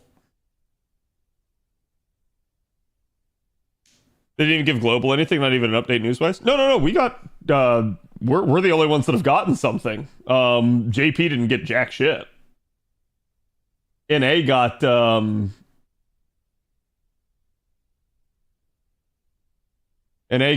quality of life and a new GSSR. So like at least we got something out of this. I feel bad if you're like a Japanese person and you're staying up for this shit. You're probably like, what the hell is this? I think he means story-wise. Maybe, yeah, but will we watch Strange Fake in the Discord? I don't know. Like I'll react to it. You guys can watch it if you want on your own, but like if they actually show it on screen, what I'm gonna do is I'm gonna like put a dummy screen up and like I'll have it on my side and I'll be watching it, but I'm gonna have to mute the volume so that you guys can't hear it in the stream. Because if I show, it's one thing to like play some music. It's another thing if I show the actual like copyrighted, unreleased anime. I will get copy struck for that. So I'm not doing that. That's a line I will refuse to cross because that will permanently hurt the channel. So like I'll give you guys my reaction to it live if you want, but you'll have to like watch alongside or something. They're stalling more than I against Wodime. It's almost 2 a.m. where I live, so I'm gonna leave. Have a nice chat. Yeah, it's all good. Like if you guys gotta go, and again, like they're not coming back for at least like another 40 minutes. So at that point, like guys, like go, take a quick break here, go grab a drink. I'm actually, Trubs, I don't know if you want to talk with Chad a little bit here, but I'm gonna go and let my dogs out real quick, go to the bathroom again, grab a drink, like kind of like basically take a quick break here and get set up, and we can talk more shop and farm more FGO. But yeah, this is unfortunately a thing for right now. So let me be right back, and I'll get back as fast as I can. And Trubs can still hear me, so I can still talk with him, but you guys won't be able to hear me if I leave the computer. Hello, chat. Welcome. It seems that I'm in charge for now.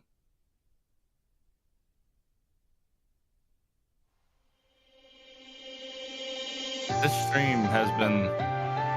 Wait, is your stream muted? Oh, you're getting DMCA with that. You're getting the memorial play. Got him. In the silence of the world where will not fail or misty man. Okay, good. I was about to say, because it's true. As I ended my stream, the first thing my stream said, "Ah, you bitch." And whatchamacallit, how many views they got? They are milking the crap out of this venue. It is ridiculous.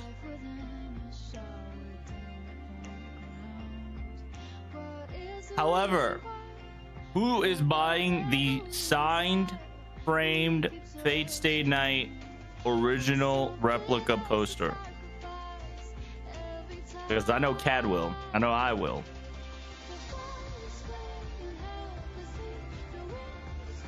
Yeah, it's gonna be like $500 at least. You know Aniplex Chan. You know how they work. See that money bags flying?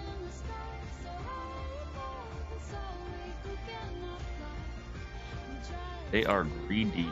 Money, money, money. I love money.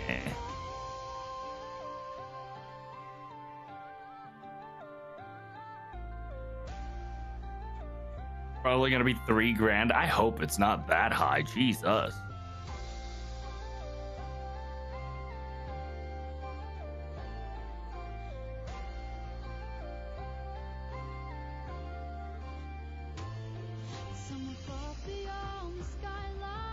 Scrapper's gonna get most of them? Yeah, unfortunately, that is the truth, huh? That's gonna be a sad tale.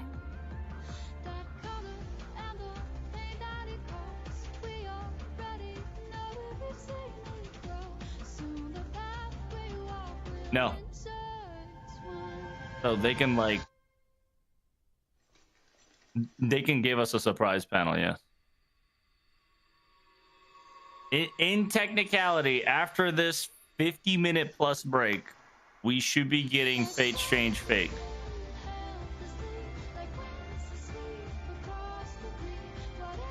We should be.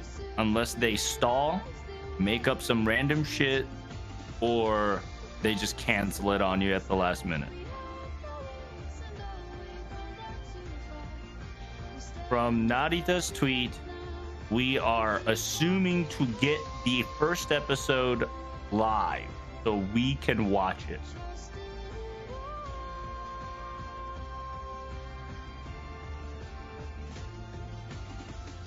Simultaneously,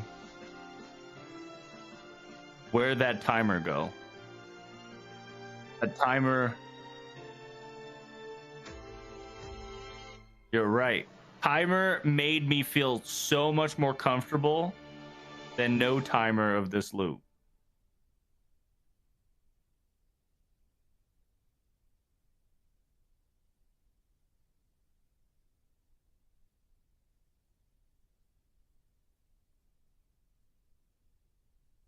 By the way, Flowers have two different versions. There's a Japanese version and an NA version. I recommend listening to both.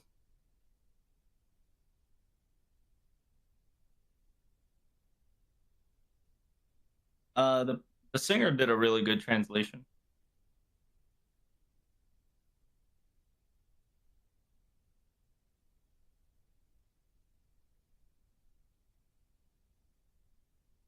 And as a reminder, JP live stream on the 8th of December.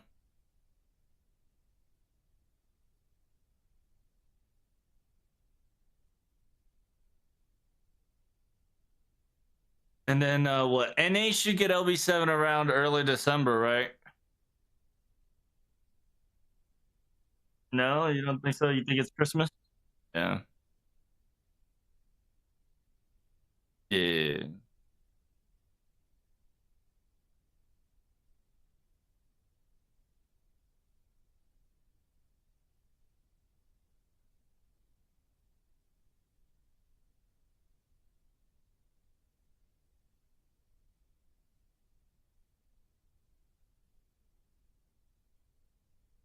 Anybody that's single target Avenger and everybody. So as a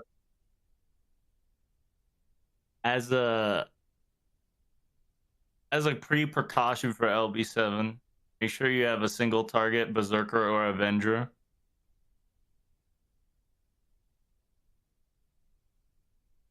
And you should have a lot of servants max leveled, even the low tier ones. You're gonna thank me later.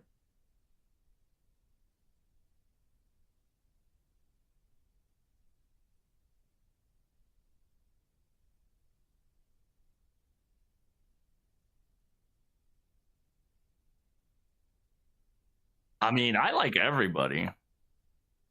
They can only roll one?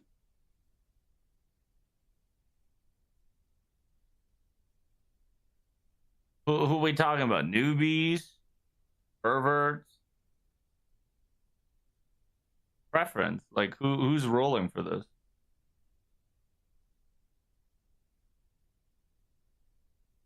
Oh, that's the last banner, of course. Sadly. Because the skill check just makes it a skill turn into a broken skill. Yeah. That skill of invincibility to that is broken already.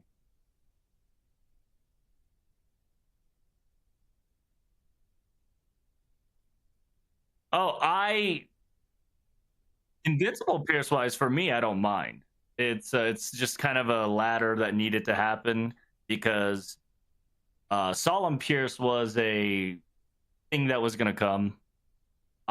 It is lore accurate to an extent because it is explained in Ordeal Call 3 that the reason why it's a Solemn Pierce is that unless you can dodge it, if you get hit, you're screwed. That's kind of the level of Solemn Pierce is.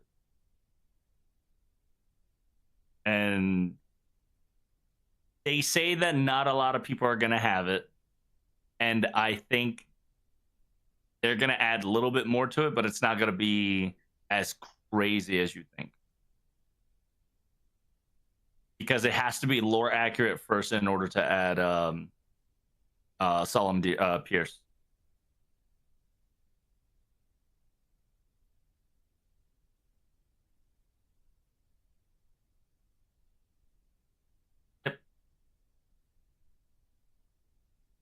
Will MP1 Jelter work? Yes, but you better have like Koyanskaya and Oberon at least.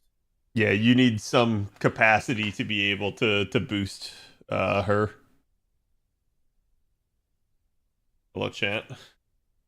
There we go. All right, so my break's done. So Trubs, if you need a break, you can go as well. Oh, I already did while NA were talking. I figured you went silent for a while there. I walked away from that shit and made food. Yeah, this is such a stall. But yeah, again, for anybody that is coming in late, we got a GSSR announced for NA at least. We don't know if JP's getting it. And its requirement is that you have completed the prologue for Lost Belt.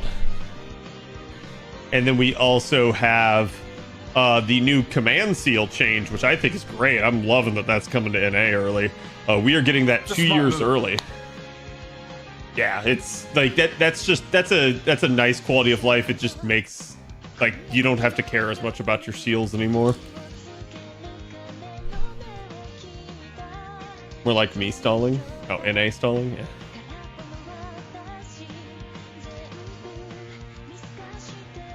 But yeah, hopefully they give us something, like at least in terms of like strange fake news. I want a freaking release date for this sucker. The fact that they still have not given us one is like wild to me. Like we technically don't know if it's gonna like be in the upcoming like spring season or winter season at all. Like it's gonna be in next year's summer. What are you talking about? Like it's gonna be the 10th anniversary celebration. Oh, bro, like, and I mean, like, that'd be good for the game in terms of like timing, but like, oh, bro, like, you've been teasing this and blue balling us for a year and a half then at that point. When's the QOL coming to NA? I think literally the Thanksgiving banner. Literally like tomorrow night. So like right now it's the 23rd at like 7 p.m. for me, which would be 4 p.m. PST, so 1600 PST. So this is like 2000 PST, so like literally like 11 o'clock at night tomorrow basically. So reset late at night tomorrow will be when we get the quality of life change.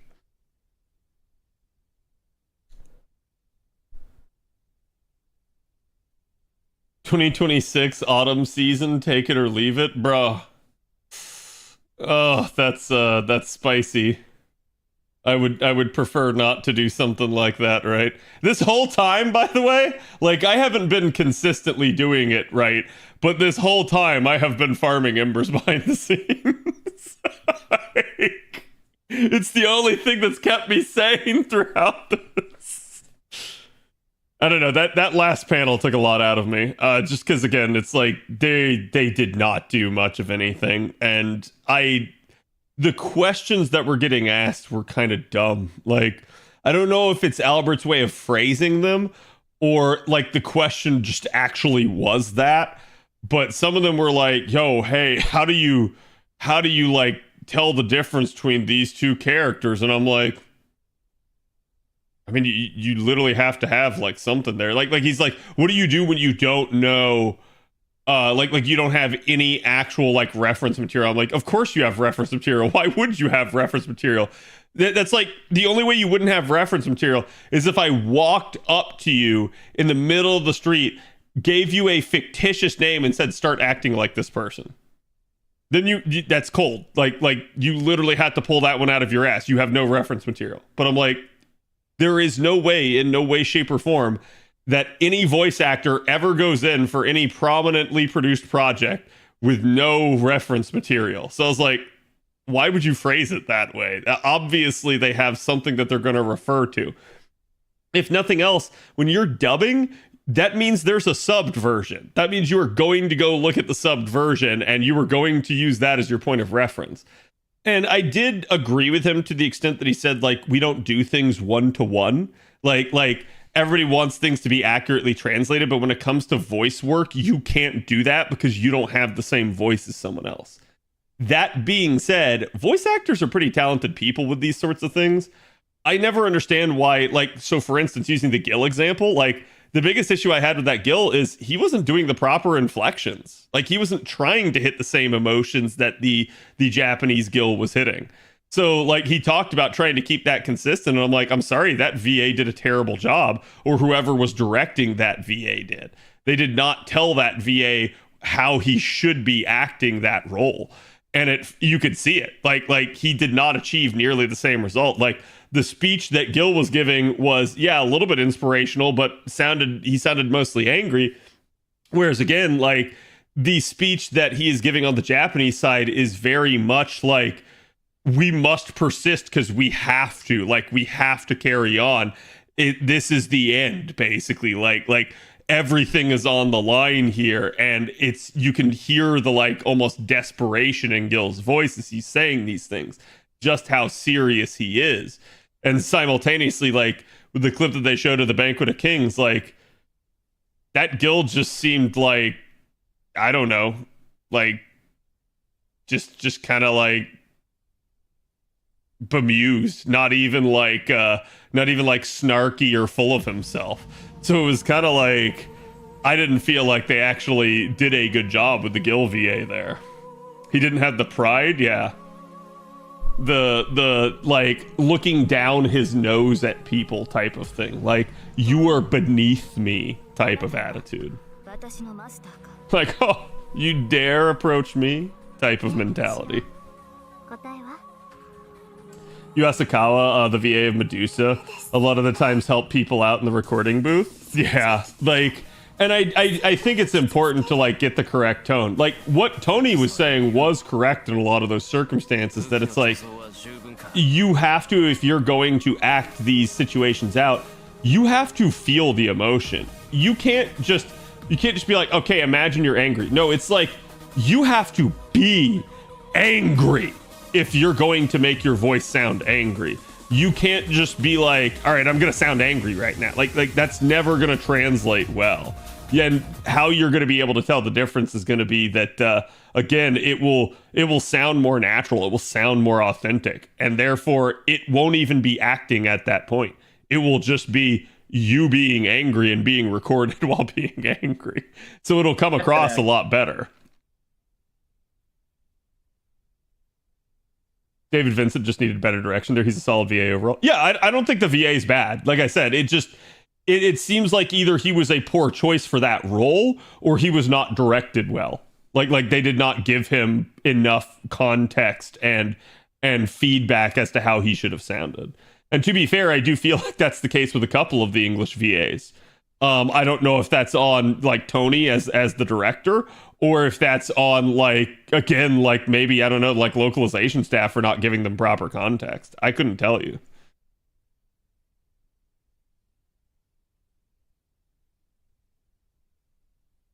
Multiple VAs use Nobu as a helper for their characters. What do you mean by like Nobu, like Nobu the guy Nobu, not like Nobu the character Nobu? Yeah, because he's a wordsmith. Yeah. People just have different things they think is good. Oh yeah, like there's obviously going to be bias in, like, the fact that you have watched and consumed, like, Fate in Japanese form all these years means you're biased towards the way those voices sound. Always, right? And that's why, like, to an extent, I didn't really care for when they were doing it. I particularly, there were two voices there that I didn't care for. One was the Gil one, because it didn't feel like he was hitting the same notes. Two was actually Rin's VA. And it's, in Rin's VA's case, it just irked me because she sounded too far off from the original. Like not that it's going to sound exactly the same, but somehow her voice, like the feeling that I got was that she was very young. Like not in the sense of like a kid, but like in the sense of like, oh, not that she shouldn't even be in like grade school, in the sense that she was like a small child. That's what I kept getting from the like pitch of her voice. Like, you didn't like Ilya's? I was gonna say she actually sounded like as young as Ilya's VA did in some circumstances. Ilya's VA, I felt like shouldn't have been there, but it was also like she's pulling it off. Like it doesn't sound right to me, but she's getting the same fucking feeling out of it. This like crazy ass yandere feeling.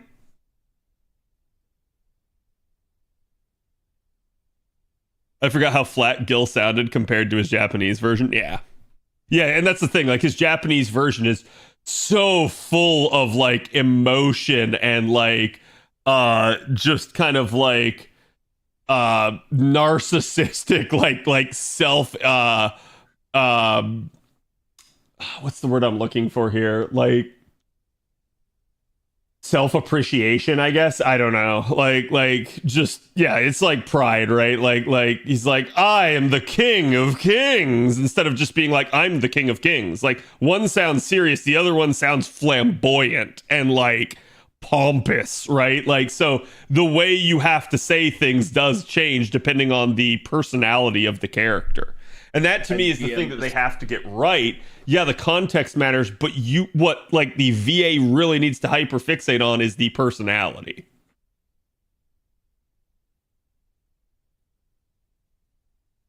Like he didn't know how to act Cass Gill in the anime, but Nobu Gadao helped him helped a lot.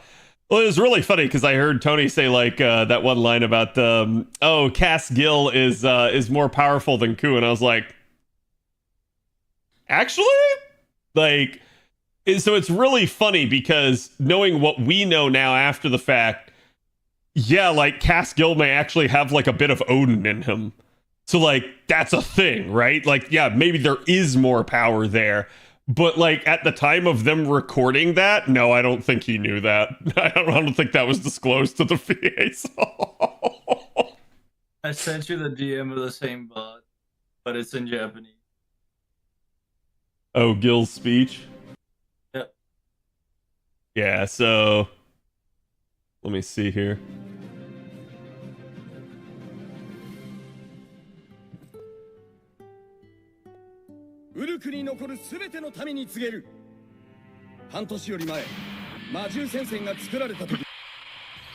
Oh, hold on. Oh, okay. It's just the Hollow Ataraxia advertisement. I heard this in the background and I was like, wait, are they doing something?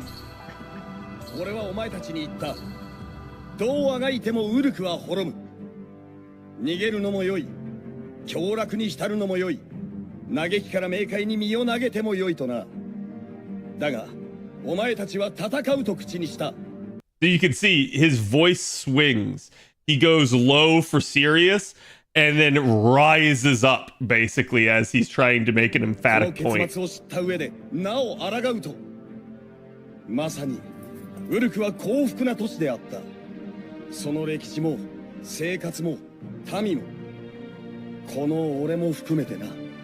And then that low point right there where he goes, myself included, that like he hits this lull and you can tell it's self-reflection is what he's feeling. That's such a like small thing, but it's so great that the VA did that.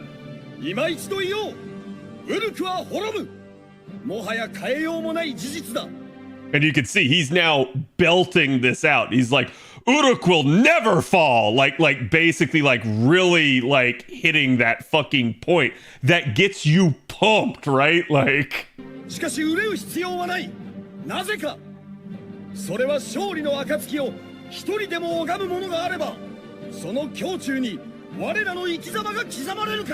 Like he actually feels like it. He's doing the motions. I love this. Like this scene is good because he's actually like giving a speech. It's not, hey, I'm up here talking in front of you. He is trying to rally these people. He is trying to inspire them. And you can see it. Like he's got that like fist out as he's making that point. たとえ死せるとも、子を残せずとも、人は人の中に意志を残す。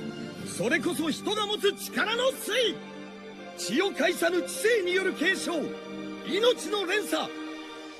ウルクの滅びは我らの滅びではない。我らは勝利の暁に輝き、その光で時代をつなぐ。 So you can hear it, like he hasn't even hit this end point yet, but his vocal fluctuation is all over the place, and that's actually good. It's showing how much emotion, how much raw emotion is in this speech. Compared to with the English VA, it was just relatively kind of flat until the end, where he started to scream. Gil's VA here has been screaming since pretty much like the first third of the speech. He has started just really belting things out. 心せよ、我が精鋭たちよ。今こそ原初の神を否定し、我らは人の時代を始める。これは神との真なる決別の戦い。その命、我に捧げよう。後の世に我らウルクの栄光を伝えるために。Like, I'm not gonna kid you, if without like the context and without knowing any amount of Japanese, if you were to take that speech and you were to put that into Shogun 2 as a pre-battle speech that the general gives to his men, I would completely fucking believe it, and I would completely be pumped just by the way it sounds, without reading any of the fucking sound, like language there. I would be like, fuck yeah, we're gonna go kill someone. Like, and again, to be fair in all circumstances here, like, I'm not saying the English VA is bad, but this is also a legendary Japanese VA. Gil's VA is Dio. And that's really all you have to say about that. His range has always been incredible, especially with the amount of emotion that he can really pump into his words. So you can just see, he freaking feels it every step of the way, and he rocks that speech. That's one of the things I really, really like about that. Thank you for sending me that. That was great. Oh, sorry, yeah, Dio is Ozzy. You're right, I did get that backward. Wait, which one is Gil then? I'm trying to remember. Huh? Gilgamesh's VA. Oh, Hitoko-san is Tomokazu Seki.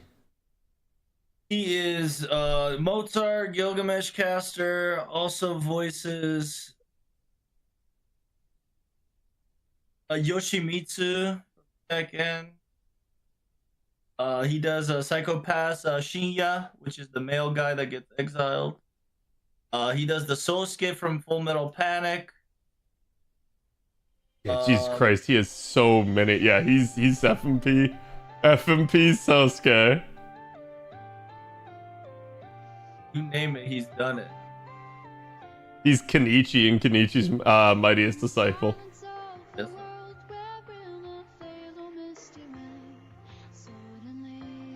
He's Lucky in Fairy Tail.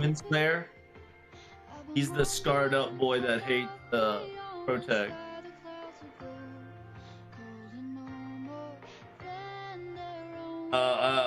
Shit, he's the priest from the latest JoJo. He's Stinger in One Punch Man. Yep. He's Panda in Jujutsu Kaisen. He's Ashia Doman in Garo. That's funny. Which is pretty lit. Yeah. And he's Rob from Cypher Pulse Zero from One Piece.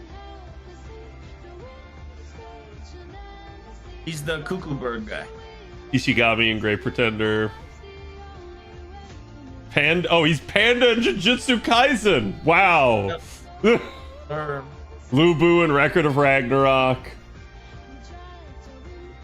God, he's got so many credits. He's Keisuke, Initial D.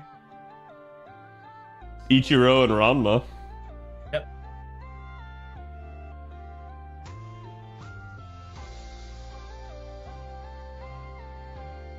Yeah, he's all over the place. He's the fat guy in Steins Gate, Taru. Yep. Yep. Or Toru, yeah.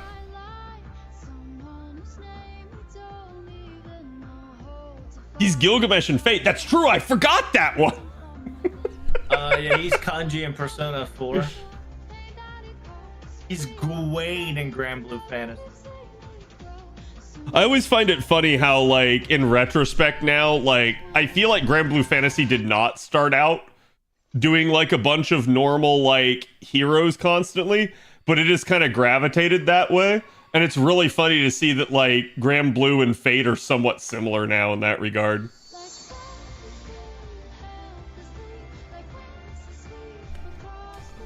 He took over for Aldebaran's old VA in ReZero? Really? That I didn't realize. What a portfolio. Oh yeah, dude's... Like, that's the thing, right? I feel like the Japanese VAs in general...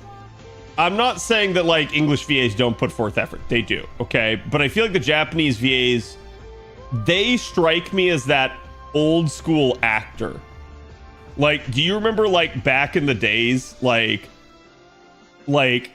basically 70s on backwards, actors and actresses in Hollywood used to really be all about, like, getting into the role and doing it, like, justice and like, trying to be the best version of that they could be. And again, that comes from the old, like, theater and stage play mentality of being an actor. Whereas, like, nowadays, I don't feel like that's the case. I feel like a lot of actors are trying to, like, just slip into a role and kind of be themselves. And English VAs, I feel like, are a little bit closer to that mentality. Not necessarily. I do think there's still English VAs that actually try. But I think at the same time, they just go like, okay, my voice is my voice, and I'm just going to, like, do the best I can with my voice. Whereas I feel like in some of the cases, the Japanese VAs just go like, I'm going to change my voice. Like, I'm going to do everything I possibly can. I'm going to practice this until I'm, like, blue in the face to get the right sound. And that, I feel like it really does show, and you can tell. Like, some of the Japanese VA deliverances, you're just like, damn. And the more you sit down and actually analyze it, the more you realize they have really managed to hit those, like, inflection points and, like, sort of cathartic feeling at times. I've seen it called theatrical versus naturalistic acting. Yeah, like, I'm not certain with the actual, like, terminology because I'm not an expert on this. It's just something as, like, a consumer of a lot of media over the years, like, man, I can tell the difference in some cases. Like, you can tell too, because, like, there'll be some VAs and they will sound basically the exact same in every role. And then you'll hear some of the Japanese VAs and you'll be like, I had no idea that was that person. Like, holy shit, they have great range. They're able to just change their voice in such a way to sound like almost a completely different person. And then once you know, you're like, okay, I actually kind of can hear it. But if nobody had said it to you or you hadn't gone to look it up, you would not have known. Luffy's VA who voices Turbo Granny and Dadan. Wait. Speaking of Dan, Gilgamesh voices that fucking One Punch Crab that came out in the episode. Does he really? Yep, the Pee-wee is voiced by Gil. Sings the Shy Boy. A lot of voice actors are stage and classically trained, but these days many VAs, seiyus are voice acting focused. Yeah. Yeah, like Misao Yuki. Well, I was going to say, for instance, I feel like the difference between a classically trained actor is they understand way more of the process and the seriousness of the thing, and they're usually going to try and put more into it. Versus, I feel like nowadays you see a lot of people trying to get into voice acting because they like it and they think it's cool. But they haven't had any formal training. Like, I can't tell you how many people just on the internet I see every day trying to become a VA. And I'm not saying that some of them aren't really good. There are some. There are people that have great range and great ability to, like, change their voice. but I feel like it basically results in a less professional approach to things, and the more professional approach usually results in higher quality. Usually. Not always, but Robert Pattinson's actually a good VA too. Do you know why that is? Because I don't know this for sure, but I'd be willing to bet Robert Pattinson is an English trained actor, which means he probably grew up in theater. And like I said, I have no knowledge of whether or not that's true. He is. There you go. So like I said, I can kind of get a guess for that. Did I miss any password updates? No, as far as I know, they've not shown another one. There's just been the 3. And that I suspect there's just going to be 3. It's like Johnny Young Bosch. Oh yeah, Johnny Young Bosch is famous at this point because of his ability to do that, right? And I think, like, again, if you can't change your voice a whole lot and you just sound the same in every role, that doesn't mean you're a bad VA. It just means that, like, you don't have nearly the range that another VA does. So people might be used to and find your voice comforting. You may have a very iconic voice. Like, to a degree, I'll give you guys a Japanese VA where this is absolutely the case. Kirei's VA. It's iconic. And every time you hear it, you're like, that's Kirei. But it doesn't make him a bad VA, right? Like, he has a sound, a unique sound, and that is actually what makes him awesome. But, like, you don't expect Kirei to go in and sound suddenly like a little girl. In fact, we can kind of see that with whatchamacallit, what's the anime trubs? Sanraku-san. Oh, Shangri-La? Yeah, Shangri-La Frontier. Kirei's VA plays a lolly, and he does not change his voice at all. He is straight up still him, because it's a lolly character in an MMO, and the, like, kind of messaging that they're giving you there is that, like, this is actually just an old man playing the character. And it's fucking great. I love it. It's awesome. That was a joke, to be fair. Oh, yeah, it's 100% what they're going for. Archer's Japanese VA is another one. Sawabe's voice is almost distinct. Yeah, there's definitely people where it's like they actually don't change their voice very much. And it's fine. If you have a unique sound and that's what gets you hired, you're going to keep doing that, right? But I do feel like there's a lot of, like, English VAs where they are just popular. They just get hired for the same roles over and over again, regardless of how they sound. And I hate that, because, like, a little bit, that may be a little bit of nepotism on their end, but, like, it just is the way it is. I'm sold. Time to watch Shangri-La. Shangri-La's great. I actually really like it. It's SAO without Kirito. It's hey, we're in a video game, but we're not stuck here, and the characters are not annoying.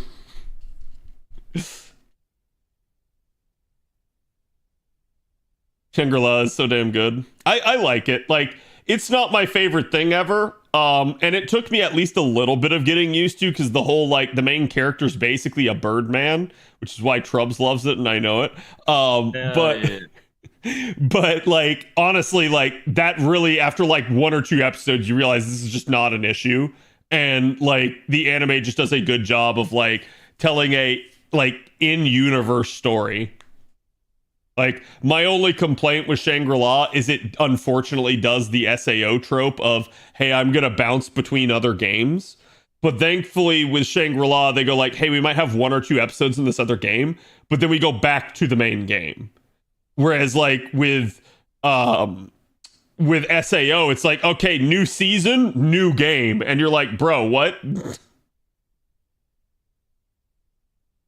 He's supposed to play shitty games? Yeah, it's like the character's thing where he occasionally goes and plays, like, trash games because he really likes trash games that are, like, buggy and messed up.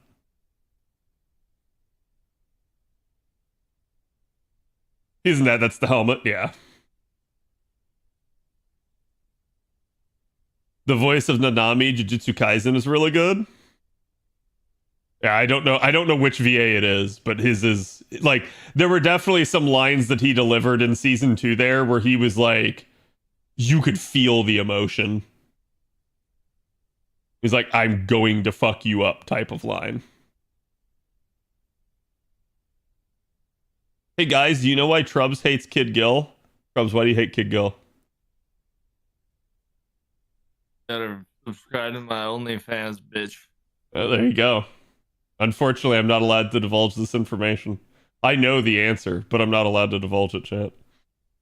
You have to subscribe to Trubs' OnlyFans. That's right.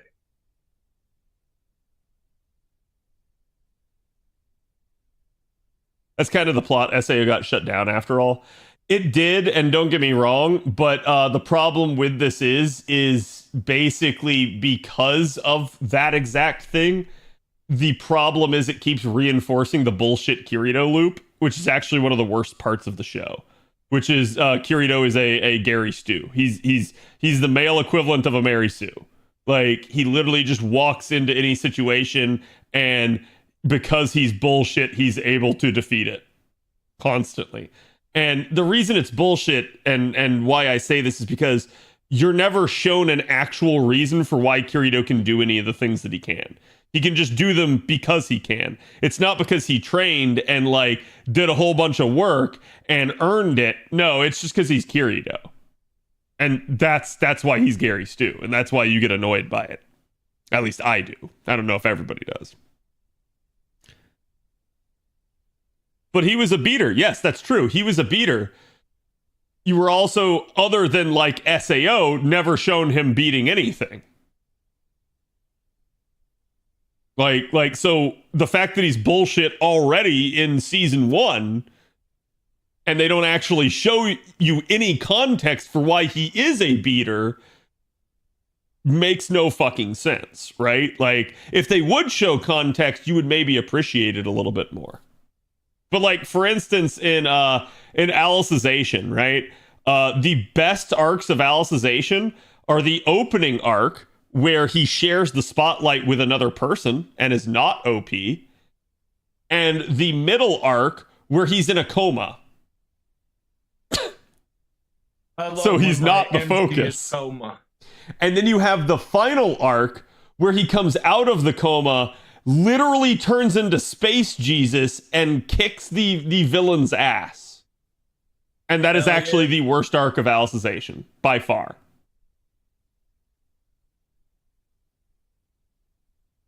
Reminder, a lot of women like Kirito, actually. Oh, they probably do, right?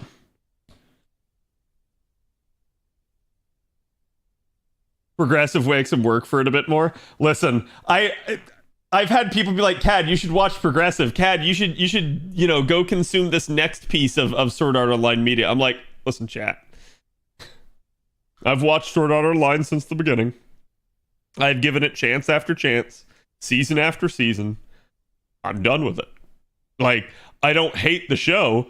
I've just recognized that writer cannot get that concept down and will never understand it, no matter how many chances you give him. Like, it's a fool me once, fool me twice, fool me 4 times, fool me 8 times, whatever. There's a point where I have to say, like, I'm just a fool if I keep believing this is going to change.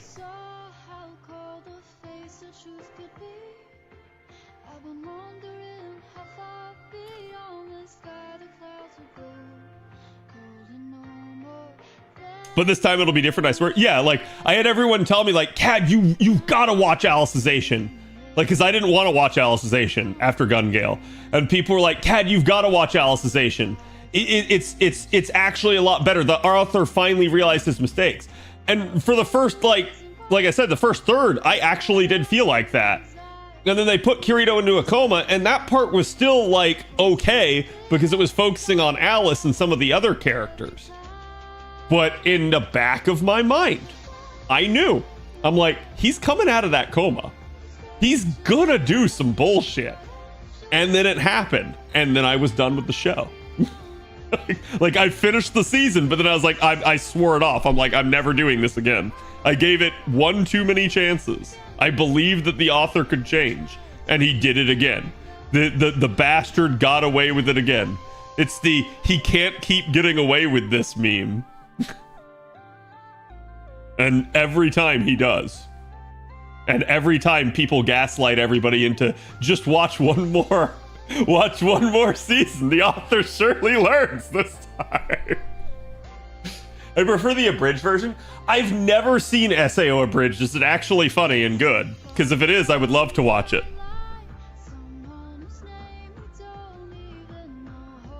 Cad the Fool conquering Japan win. I'm not, I don't have a monkey and a, God, what was,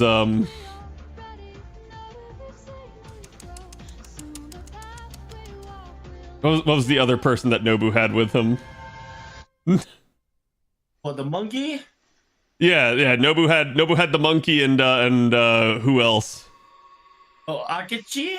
Yeah, Mitsuhide. Yeah. Watch it, it's top tier abridged. Interesting. But see, here's the other thing. Can I actually trust chat? Because chat's gaslit me before into watching more SAO. So this becomes an issue. I told you, Progressive shows you the season 1 you're looking for. No, don't you dare. Oh, because Progressive is just season 1. And sadly, they made it into an event. So is it actually just they remade season 1 then?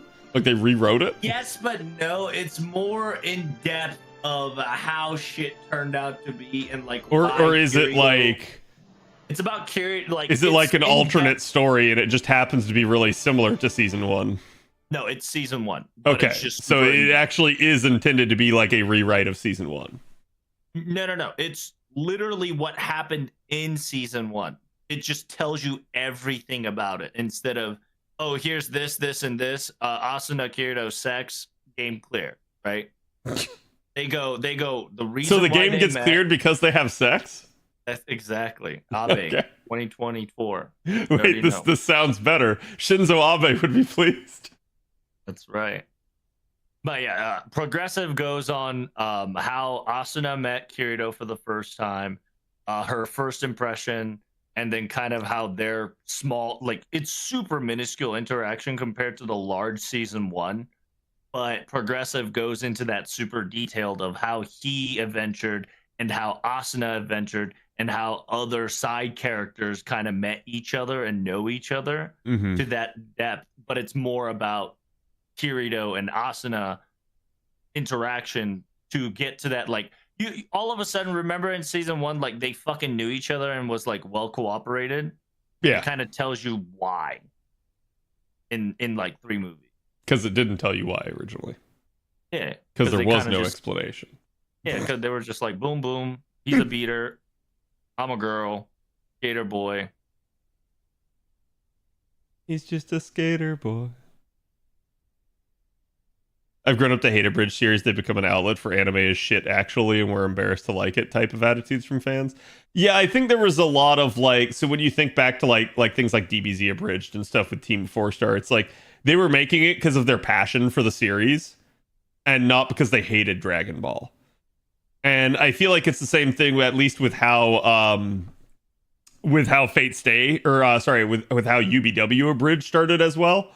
But like, so the first couple episodes of UBW abridged are really good. The more recent ones, if you ask me, are not, because they're beginning to transition into that like copycat like relevance mentality rather than sticking with the original bits that they set out with. Like they don't develop new bits, they just start like having tongue-in-cheek this is shit type of stuff. And I do think that's a problem. The stall is real. Yeah, they were technically supposed to be back by now, but you know. I want to see this anime, god damn it. Original SAO was a short story that time skipped over Kirito getting stronger.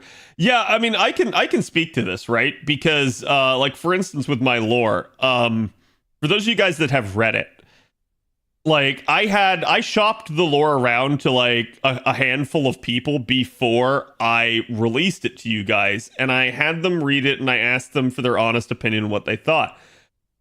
And some of the feedback that I got is that like you time skip in the early portions of it. And they were like, why? We need more info there. We need more stuff. And I'm like, unfortunately, pacing really matters, especially in the origin chapters of a story. You have to continue like the flow well enough to keep people interested and hooked. And if you go into this long, like exposition-y, like description of events, or you like end up having to like spend a whole lot of time not dealing with the main the main problem or issue, and you end up having to do all this like side stuff, that's distracting, and the reader finds that like your story is boring and they give up on it. It's a lot easier to do like where like, again, for something like Progressive, hey, now we know you already like SAO, so now we're going to go back and we are going to spend that time. We are going to take a much slower pace because you're already hooked and we know it. And so you're going to read it anyways. As opposed to like the initial like onboarding needed to be a lot more succinct to get you into it. So it's like, I get it. I understand why things are written that way, at least. Pacing really add? Yeah, exactly. Yeah, you have to pace your ads at the exact moment to cut off any relevant point you were going to make.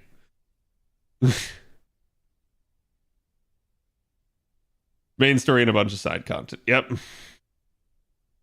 And that was the editors. The web novel was already written and was used more as a basis for the anime than the light novel, which is weird. I do agree that's a little bit weird, but I think that's kind of like when you're making an anime, and this is doubly true when you're making a movie, you are having to squish everything down into a time period, and you need the sequence of events to flow well, right? Like you can't just be like, all right, we just showed you this, now let's go like stand in a field for like 2 hours. It's like, no, I don't want to like sit there farming for 2 hours. I want to like go back to the action, right? Like, so that'll be kind of why stuff like that'll happen. They'll cut things out that are maybe like not as essential to understanding the overarching plot. Like it's essential to the character development, or it's essential to like the actual like understanding of why the events are happening, but it's not essential to basically be able to perceive the events that are happening. So you'll see people and they'll jump that like kind of arc of the story in order to get you to the next part where it's more impactful, it's more meaningful, right?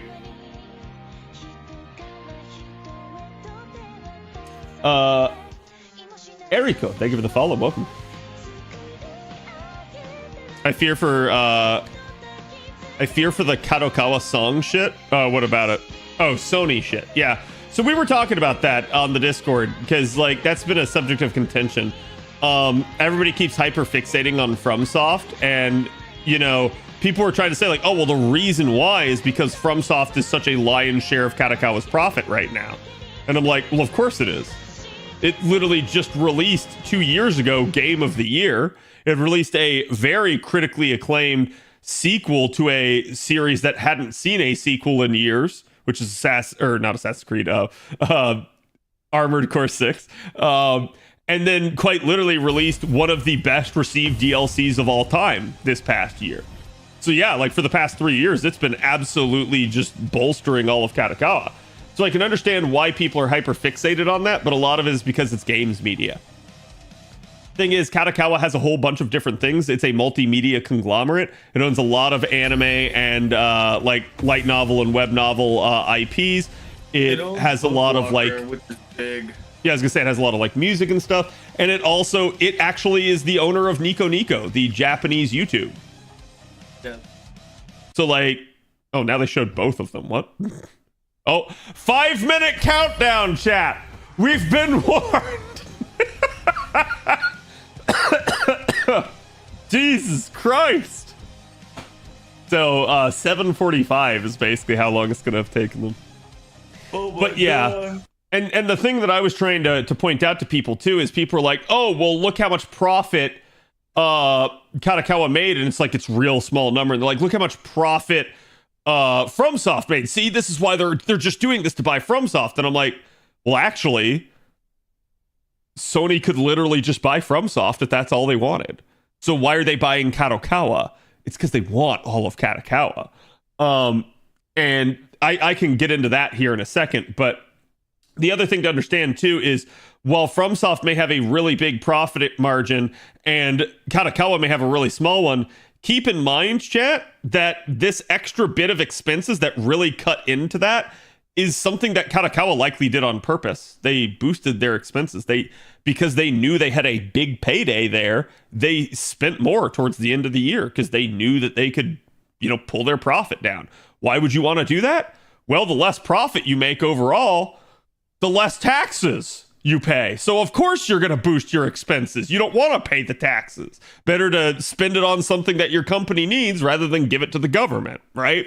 So, and that's exactly why they'll do stuff like that. And this can come in many forms. For instance, they could just go like, oh, you know what? Everyone did a great job with that video game. Everybody gets bonuses.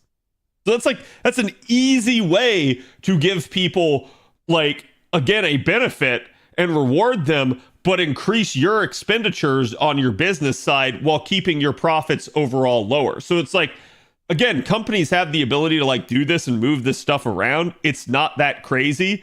And it was funny because the person that was like making the article that got posted even admitted he was a lawyer. And I'm not going to say that lawyers are idiots, but I am going to say that lawyers are not necessarily financially trained. So it's one of those things where it's like, yeah, he was able to do a cursory level analysis, but probably no more so than kind of anybody that has a relatively adjacent business degree can do.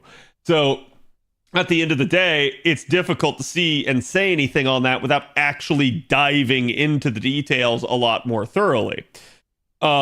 But yeah, again, I think they're going to buy all of Kadokawa. Otherwise, they would have put the notice in to just buy FromSoft, and that is a thing. But the reason this is a good time to do so is, again, Kadokawa is projecting small profits at the moment, and FromSoft just projected gigantic profits. But FromSoft does not have another announced title at the moment, which means next year, FromSoft's going to go to really small as well. So it makes a whole lot of sense that if they don't have, an expansion to Armored Core 6 or some new IP coming out here in the next year, that FromSoft's operating revenues are going to dramatically shrink. So it's a good time actually to buy them because they're probably way more likely to agree to it rather than like, oh, why would we agree to this? We have Elden Ring's DLC coming out this next year. Like if they have a big project in the works, they're not going to agree to getting sold off at all. They're going to go, no, we're going to reap this benefit ourselves and increase our valuation. But yeah, like if people are afraid of that, I'm going to say you don't need to be, as long as FromSoft retains its relative autonomy, which at the moment it basically has. And also, by the way, Kadokawa does not own all of FromSoft. Tencent owns some of it, and Sony already does own some of it. So it's not that big of a change in the grand scheme of things if it does go through. This is coming at the same time as Sony is boosting Palworld. Yeah. Palworld. People do that stuff all the time to get around trusts. Yeah. Is there antitrust laws in Japan? I'm sure there are. I have no idea what they are, though. Like, I'm not qualified to speak on that. I'm more worried about Sony owning more anime-related stuff. Yeah, that's a concern.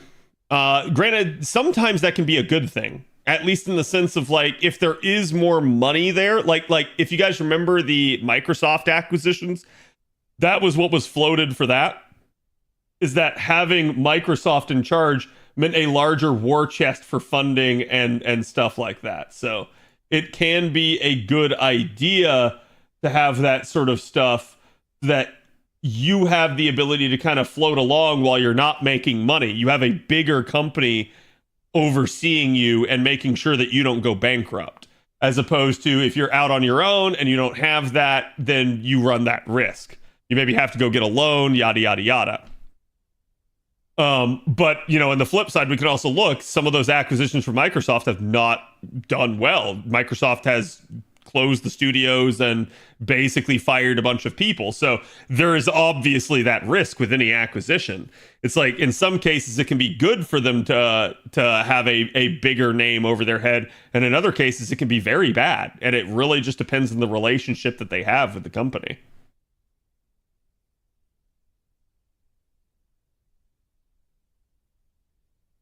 I'll be also scared for FromSoft games if this Sony purchase goes through.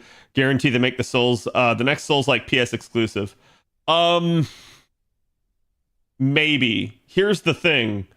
So for starters, the Demon Souls remake already was.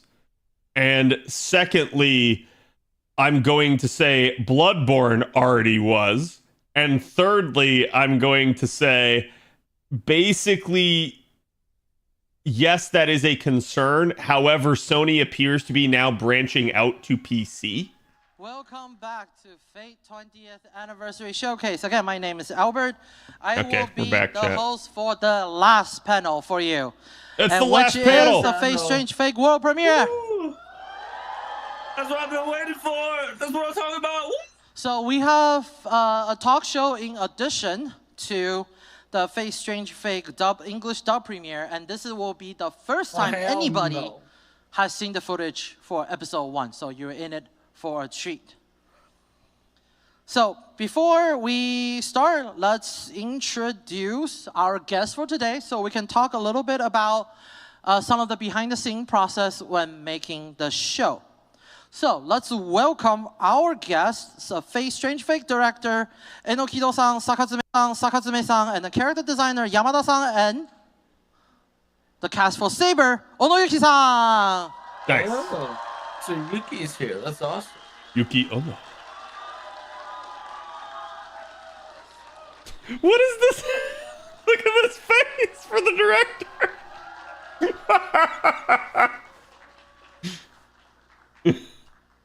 Oh, that's my boy. And Grand Translator Monica. Grand Translator. She's been translating the entire day for us, so a round of applause. Yeah, she is your Yoshi. What? Is that a I'm okay. Bunyan cosplayer down there? So, everyone, let's take a seat. Sure. Like down in the middle, there's a green beret. So we have a lot we want to talk about. Of course, we have seen the directors here for the premiere at AX. But before that, let's do another round of introduction so the people here know what do you work on. So let's start with Enokido-san. はい、自己紹介お願いします。自己紹介お願いします。そのまま大丈夫です。はい、そのまま大丈夫です。Hi everyone.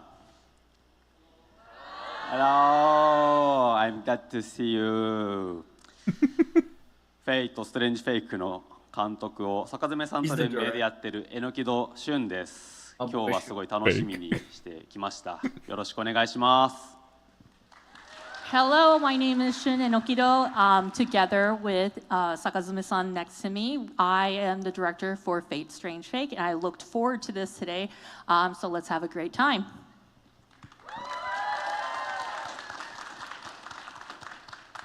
Dude, he looks like the konnichiwa. Hello. He looks like the lead singer of Creepy Nuts. フェイトストレンジフェイクの監督を榎木戸さんと共同で務めております坂詰隆人と申します。よろしくお願いします。Hello, my name is Takahito Sakazume, and together with Enokido-san, I am the director for Fate Strange Fake.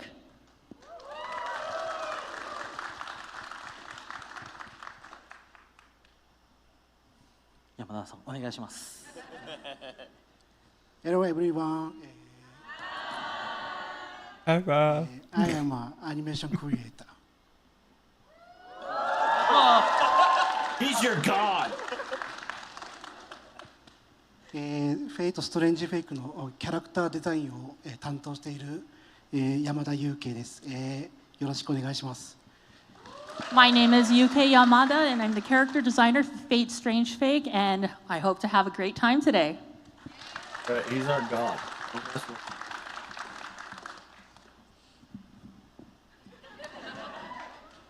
と何時が俺のマスターか。Hello everyone! Hello! Thank you so much! My name is Yuki Ono. I'm Japanese voice actor. Well, he's a character. ありがとうございます。ありがとうございます。というわけで、フェイトストレンジフェイクでセイバー役担当します。小野祐希と言います。どうぞよろしくお願いします。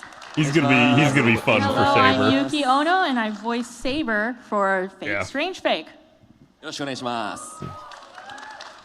He's Josuke from JoJo? Oh shit. That makes sense actually. Thank you everyone for joining us for the world premiere of Fate Strange Fake here at Los Angeles, Hollywood, Los Angeles. He looks like a JoJo character right we now. have a little bit of time before we go into the world premiere, so we'd like to talk a little bit about the production process for Fate Strange Fake. But also, I've heard that Yamada-san, you will be doing a drawing on stage? 山田さん、なんかドローイングをしていただけると聞いております。Like you, me? yes you. It's you. UK. UK. What's this? What's this? What? Nice iPad. Oh. My iPad.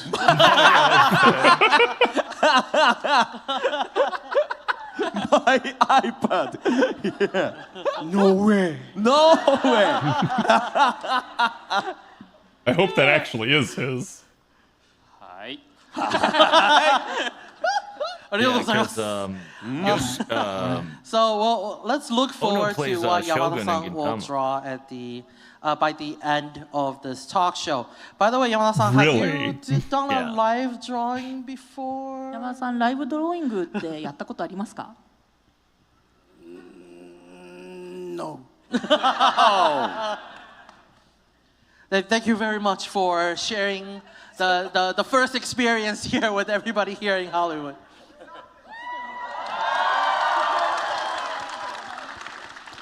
So we'll check in from time to time to see how are you doing. 頑張れをいただいてますよ。ゆうぺいさ Maybe ん。 you say 頑張れ。 Yeah, 頑張れ。Yes. 楽しみですね。 Look forward to it. Thank you. So first, actually, Ono-san, is this your first time in Hollywood? 小野さん、ハリウッドは初めてなんでしょうか？初めてだと思っていたんですけど。 I think they're in the part of どうやら LA that's 二度目のよう considered で Hollywood. I thought it was my first time, but I guess this is my second time. 高校生の時に、生意気にも家族旅行 Yeah, で it's North Hollywood. この近辺に来ていたらしいんですけど、当時はロサンゼルスだったりハリウッドっていう認識がないままここに来てたことをさっき同じ景色を見て思い出しました。So I guess my first time was when I went when I was in high school. I went with my family. I came with my family, and apparently I came and I saw. I wasn't sure what Los Angeles or Hollywood. I had no realization what that was. But then when I passed by this time and I realized, and it was like it looks familiar. I realized yes, I did visit here once. It's his second time because he just did not realize he was in Hollywood the first time he was in high school until now. So now that That's this wild. time back in Hollywood, we are actually sorta kinda in the setting for the Holy Grail War in Strange Fake. It takes place in America, in Snowfield. So In Nevada. the two directors, I think last time when AX, you guys have visited a lot of places in Los Angeles, and then you have told us that a lot of the scenes were inspired from the actual locations here in Los Angeles. So Ono-san, now that you're here in Los Angeles and have seen some of the footage from Strange Fake, have you seen some connection between here, what we have here in real life in Los Angeles versus the setting of Snowfield? 小野さんは実際に今ロサンゼルスに来られて、作品との共通点とかなんか舞台なんか似てる景色とかがなんか感じられましたか今回来て？はい、随所に感じる部分があったんですけど、特にこの後1話を見ていただくっていう状況だと思うので、先に一つだけお伝えしておくと、作中に出てくるある場所が、さっきみんなでねお散歩がてらハンバーガーを食べに行ったところが、あれこれみたいな気配を感じたので、ちょっと楽しみにしていただければなと思っております。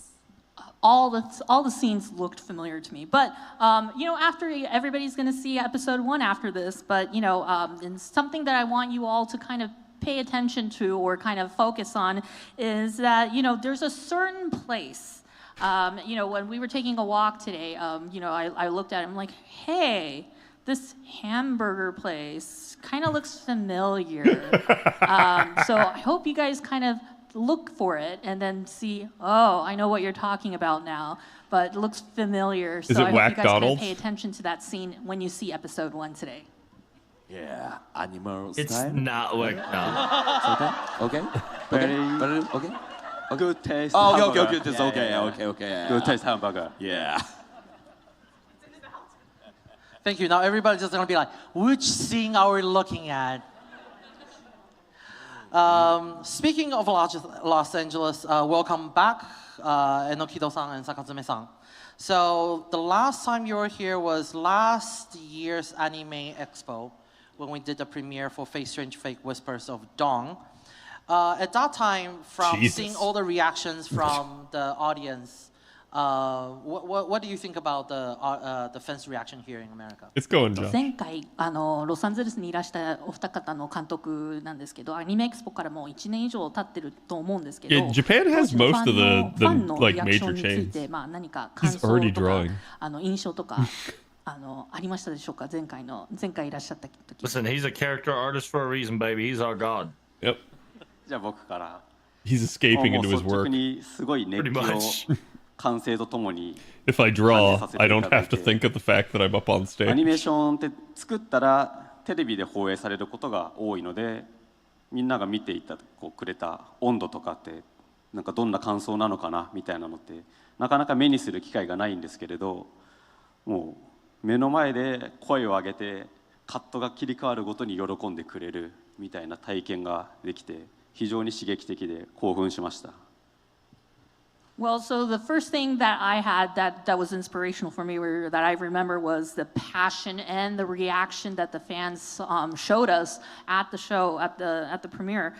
Usually, typically, when we finish an animation and we show it on TV, it's kind of hard to gauge what everybody's reaction is because, you know, we don't really see it live. But during Anime Expo, we saw everybody's reaction live. As soon as every cut for every scene, we saw the cheers and the passion and all that, and everybody's excited reaction. It was just, you know, and to see everybody show so much joy was just so stimulating, and that's what I really remember about from last time.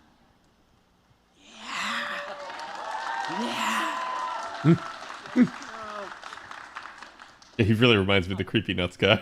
そうですね。大体榎木さんと同じような感想はありつつも、やはり自分たちが去年 Why didn't they get その会 Hiroyuki 場で見 Sawano た up の here for が this? 日本語版じゃなかったんですよ He's too ね。 busy creating. その Yes. なんでしょう、海外のその英語版を聞いて、ちょっとその熱気だったりとか、こう直に伝わってきて、 Why is she なんか third place? I don't know. Why do you pay ちょっと日 attention 本 to 語間違えらんねえなみ popularity たい rankings な on Game Press? 感じになったなという感想を抱きましたね。はい。 So I pretty much have the same reaction and the memories I had with Enoki-san. But what I can also say is that when we showed the premiere last year, it was not in the Japanese version, but it was actually the dub version. And so hearing the English version and seeing everybody's react to the English version, and still hearing the great passion and all the excitement from all the reactions of the fans who watched it, I was just thinking, you know, man, Japan we can't lose to the cheers. We need to bring it up a notch in Japan too. We can't lose to the United States for the fan reaction. ゼロ話をさっき見てもらったと思うんですけれど、ランガルが撃たれるシーンで、USA コールが巻き起こって、すごいこれはアメリカでしか見れない聞けない光景だっていう。Feels like he wants to ワン start a シーンワ USA ンシーン chant. リアクションがあってすごかったですよね。なんかエルメロイ出てきたら歓声が上がったりとか。エルメロイってすごかったですね。面白かったです本当に。Well, I'm sure you saw earlier, right before this panel, you saw episode 0. But when during Anime Expo, when Langle was shot there's that scene, the fan reaction was USA, USA, yeah. And that was something I'm like, oh, that's something that you can only see in the United States, and it was amazing actually, but.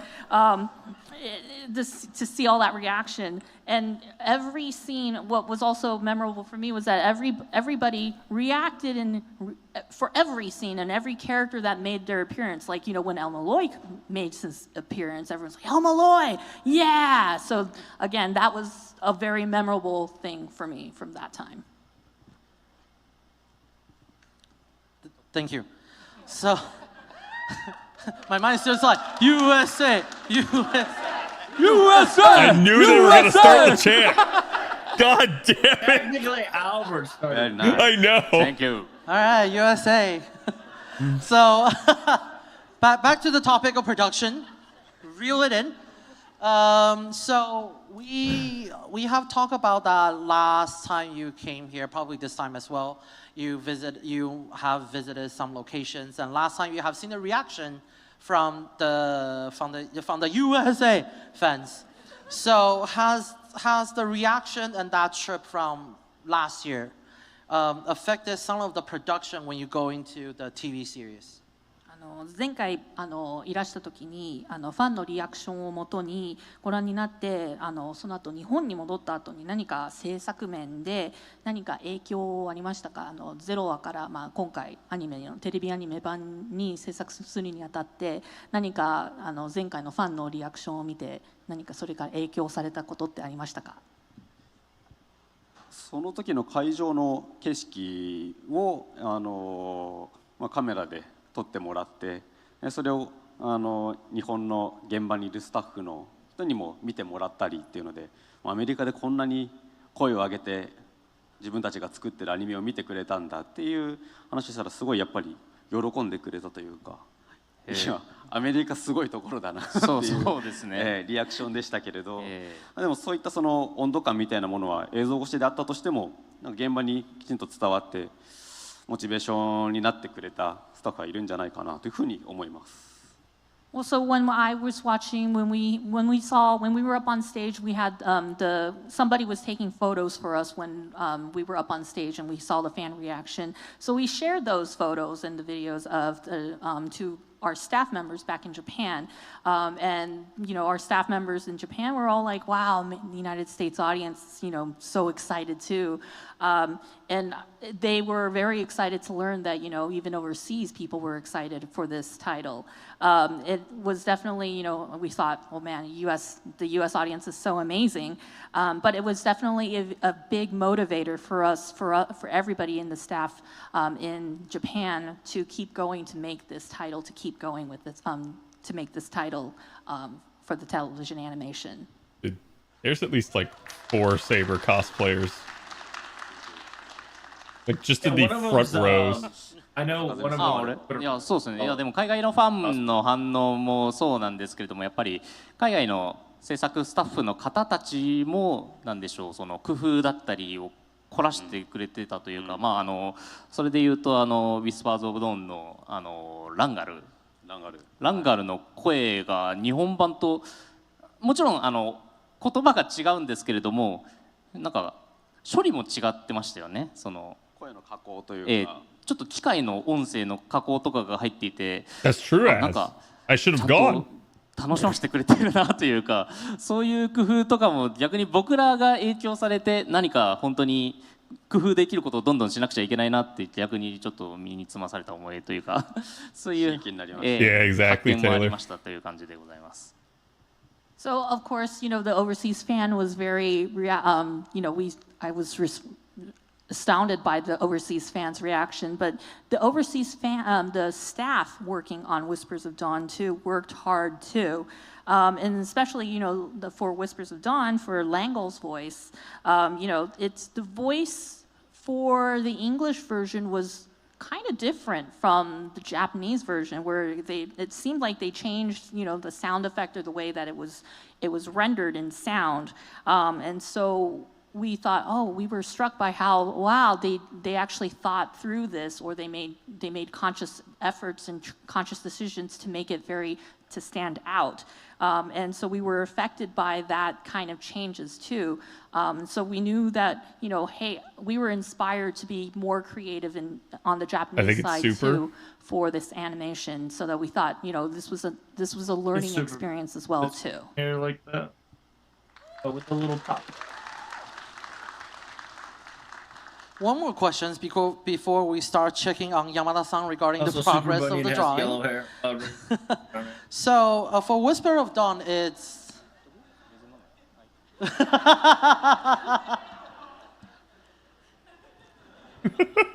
he's cooking. That's like they're treating him like he's a child. Jesus, like, what the heck? My man. Not yet. Almost. Almost though. So for again, this is one of the last questions for Enokido-san and Sakazume-san. So for Whispers of Dawn, a single episode special showing versus trying to fit the story into a TV series adaptation, what are some of the difference in production when producing the two? この質問は監督お二方に対しての質問なんですけど、Whispers of Dawn を制作した時と、テレビアニメのために各話ごとに物語を落とし込むっていう過程に何か制作側で何か違いとか違う過程とかってありましたか？たまには坂爪さんからじゃあ。俺からですか？ Start with 坂爪さん sometime. You take this. I don't want to answer this. なかなかテレビシリーズを作るにあたって結構探り探り作っていくっていうことが主だとは思うんですけれども、その Whispers of Dawn を作ったことによって土台が作られたっていうのが本当にこのシリーズでかいなというのがすごく感じてますね。それこそ劇伴だったりとかも割と揃った状態でなんでしょう、探り探りは変わらずやっていくことにはなると思うんですけれども、ゼロ話って言い方があれなんですけど、ゼロ話がこうだったから、その1話とかには向けてこういうアプローチもできるんじゃないかだったりとか、可能性が広くなったっていうのはものすごくいいことだなっていうのを感じます。It's also kind of impressive because whatever it is that he's drawing. When we make television series, we usually go by, we play it by ear, or we do trial and errors, episode by episode. Yet, because thanks to it's kind of weird to say it, but thanks to Whispers of Dawn, when episode 0, we noticed that there was we were able to create a foundation, and that was very big because we've already made some foundational story-wise and settings-wise, and so that was a pretty big factor in making it motivating us to make episode 1. And so we feel that the episode, because we made episode 0, our approach for episode 1 was, it was a little different than what we usually do, and it was very, it helped us going forward for episode 1. It's impressive because whatever he's doing without reference. Like he's just sitting there and drawing it from memory, whatever it is. かつエピソード0、0話として作ったことで、0話は0話としてこうなんとなくまとまったように1時間弱。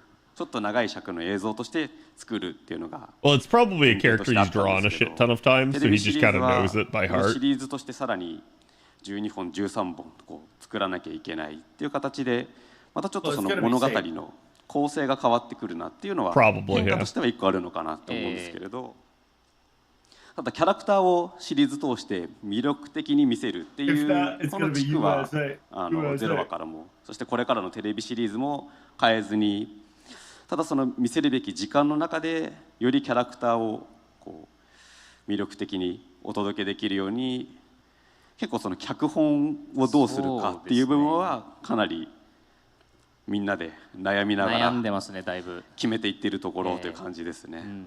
決めたっていう感じですね。はい。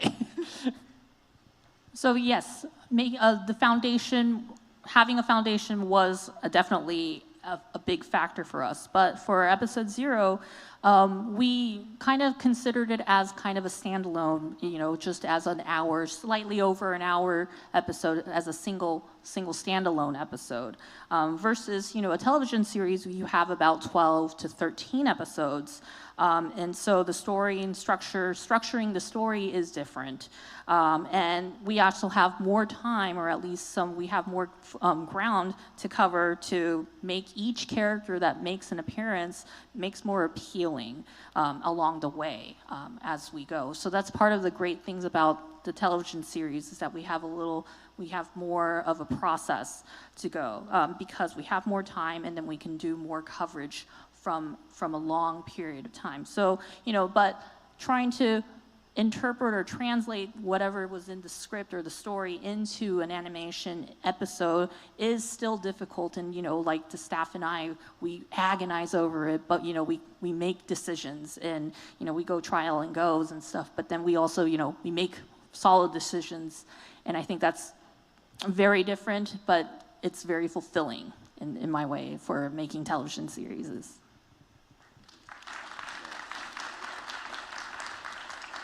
Okay. Thank you. Now we go back to Yamada-san. So can you tell us a rough percentage of completion on the live drawing? 今現在進捗何%ぐらいでしょうか? No but. No but. No butt. She's got no butt. Not bad. Not bad. Not bad. It's moving. We're trucking along. Okay, it's happening. Probably like, leave me the hell alone, people. So I He's a man of few words. Ganbare.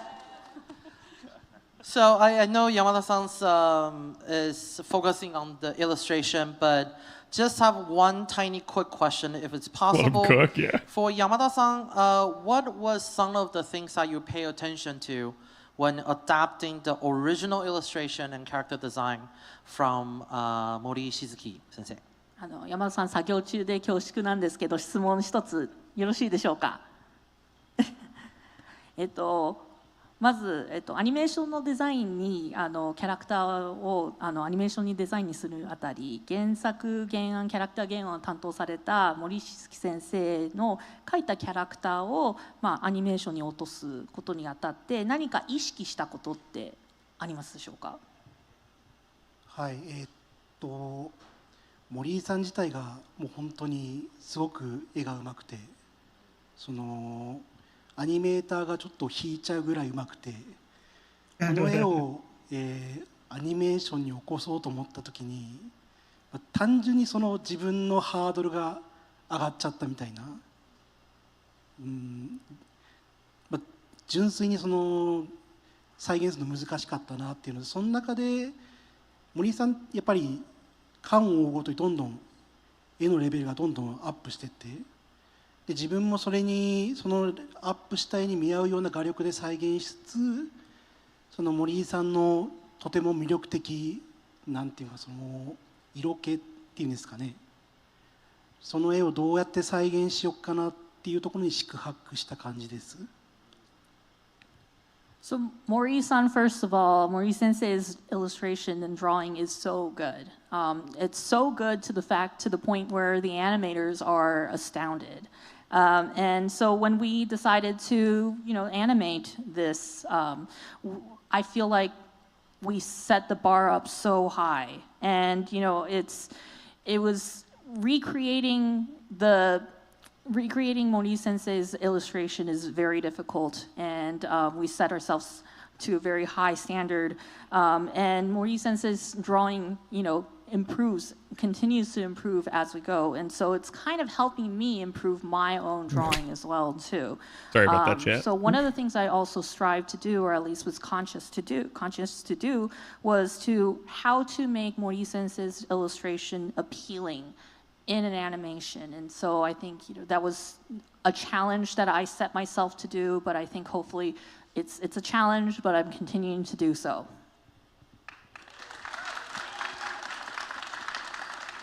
Thank you, ありがとうございます。So we're looking forward to the complete illustration. So speaking of character, of course, with who show up at the end of Whispers of Dawn, we have our new Saber. Oh, new Saber, yes. Saber. New Saber, yeah. Like, oh, it's my So, turn. Ono-san, I have a couple questions regarding your character, Saber. Yeah. So, for Whisper of Dawn, he showed up at the very, very end. So, he's still covered in mystery, and it's not a lot is known about this. Oh, someone character. redeemed Dance. So, can you tell us? I know we haven't seen the first episode yet, so you might not be able to tell us too much. But can you tell us what this character is like? What the new Saber is like?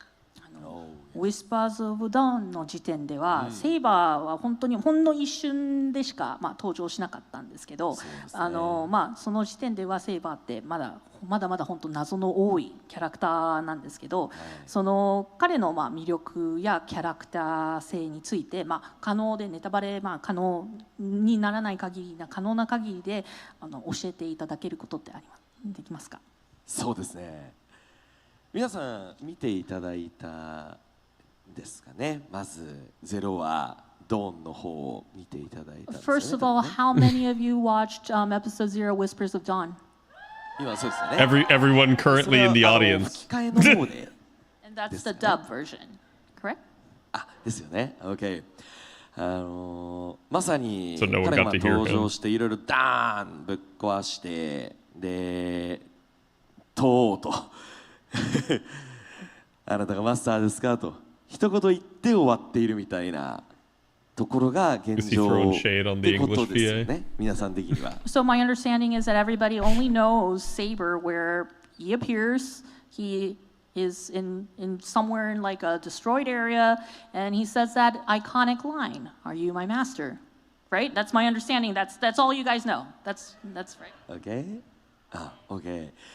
その部分だけ見ると本当破天荒なキャラクターに見えるかもしれないんですけれども、このバス以降彼のすごく人間的な部分が見えてくると思うんですね。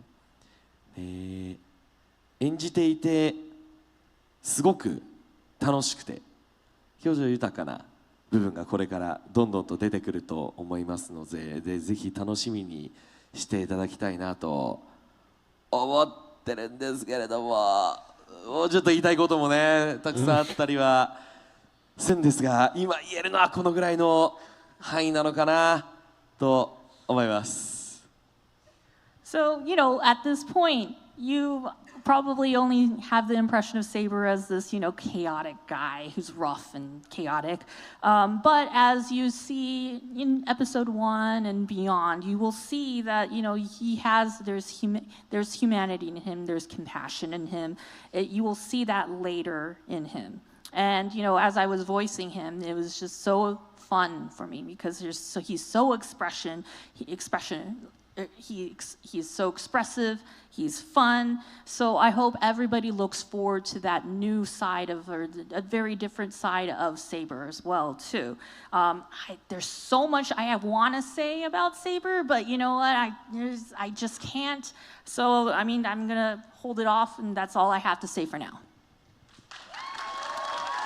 Thank you. I'm glad he didn't.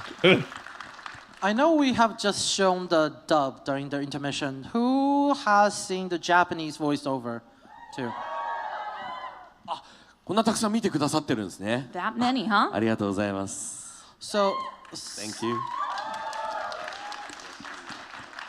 They're all pirates. So regarding Ono-san's performance as Saber, so we also want to kind of talk a little bit more about that.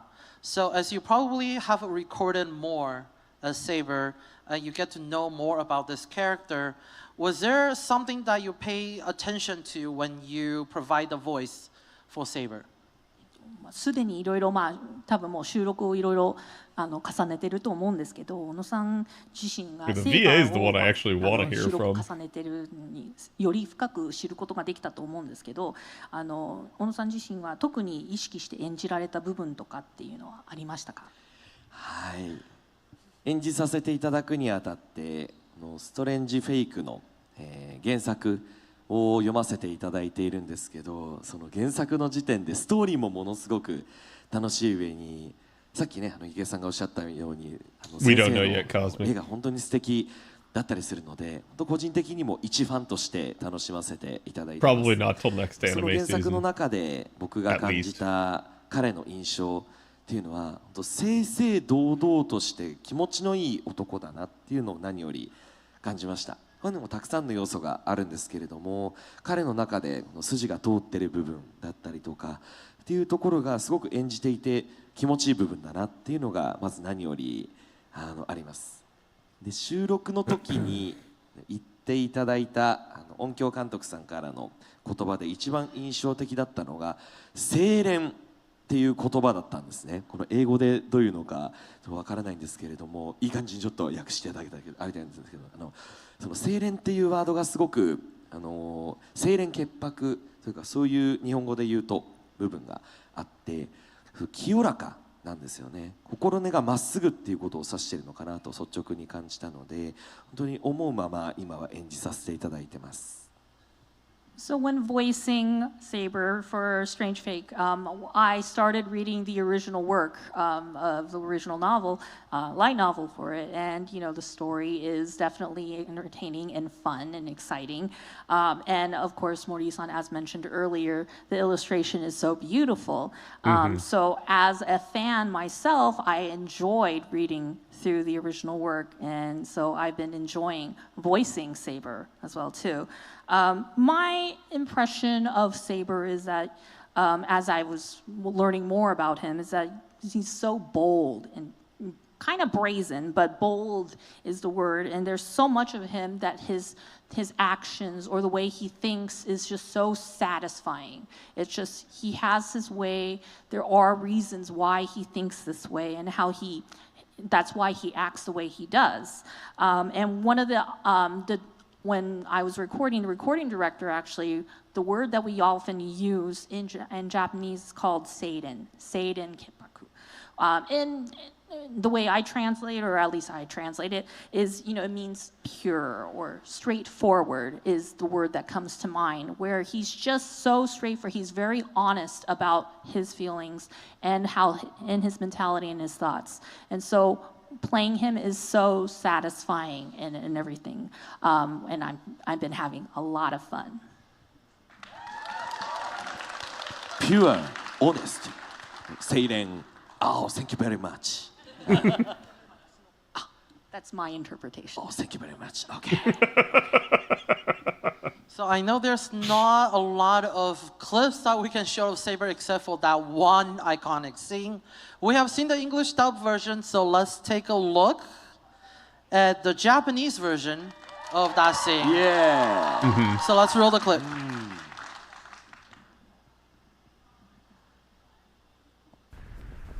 汝が俺のマスターか。Touch is short.短どうもカットされてるし。The I ask of you is even cut off. 通ってない。なるほど。ありがとうございます。でもいい声ですね。Such a good voice, man. Very, very Cut it nice probably for voice. spoilers. Nice boy. これが自画自賛というわけではなく、本当にセイバーの声としてすごく合ってるなっていう当たり前のことを客観的に聞いても思うんですよね。だからよくぞこの声の人を彼にセイバーにね選んでくれたなと僕は日々思っております。I mean, this is a little self-serving, but man, the voice matches so well with Saber. And so I'm very impressed with whoever cast the voice and to match with this character. It's just, it's a match, you know. I'm impressed. Very much. Yeah, that's one of those where it makes a whole lot of sense to kind of cut it. Speaking of a matched voice, I'm okay with even that though one. we accidentally cut out Toll, but it's while it's a short line, it's a very iconic line. Like we have seen throughout today, you know, that is a line that constantly showed out in the Fate franchise.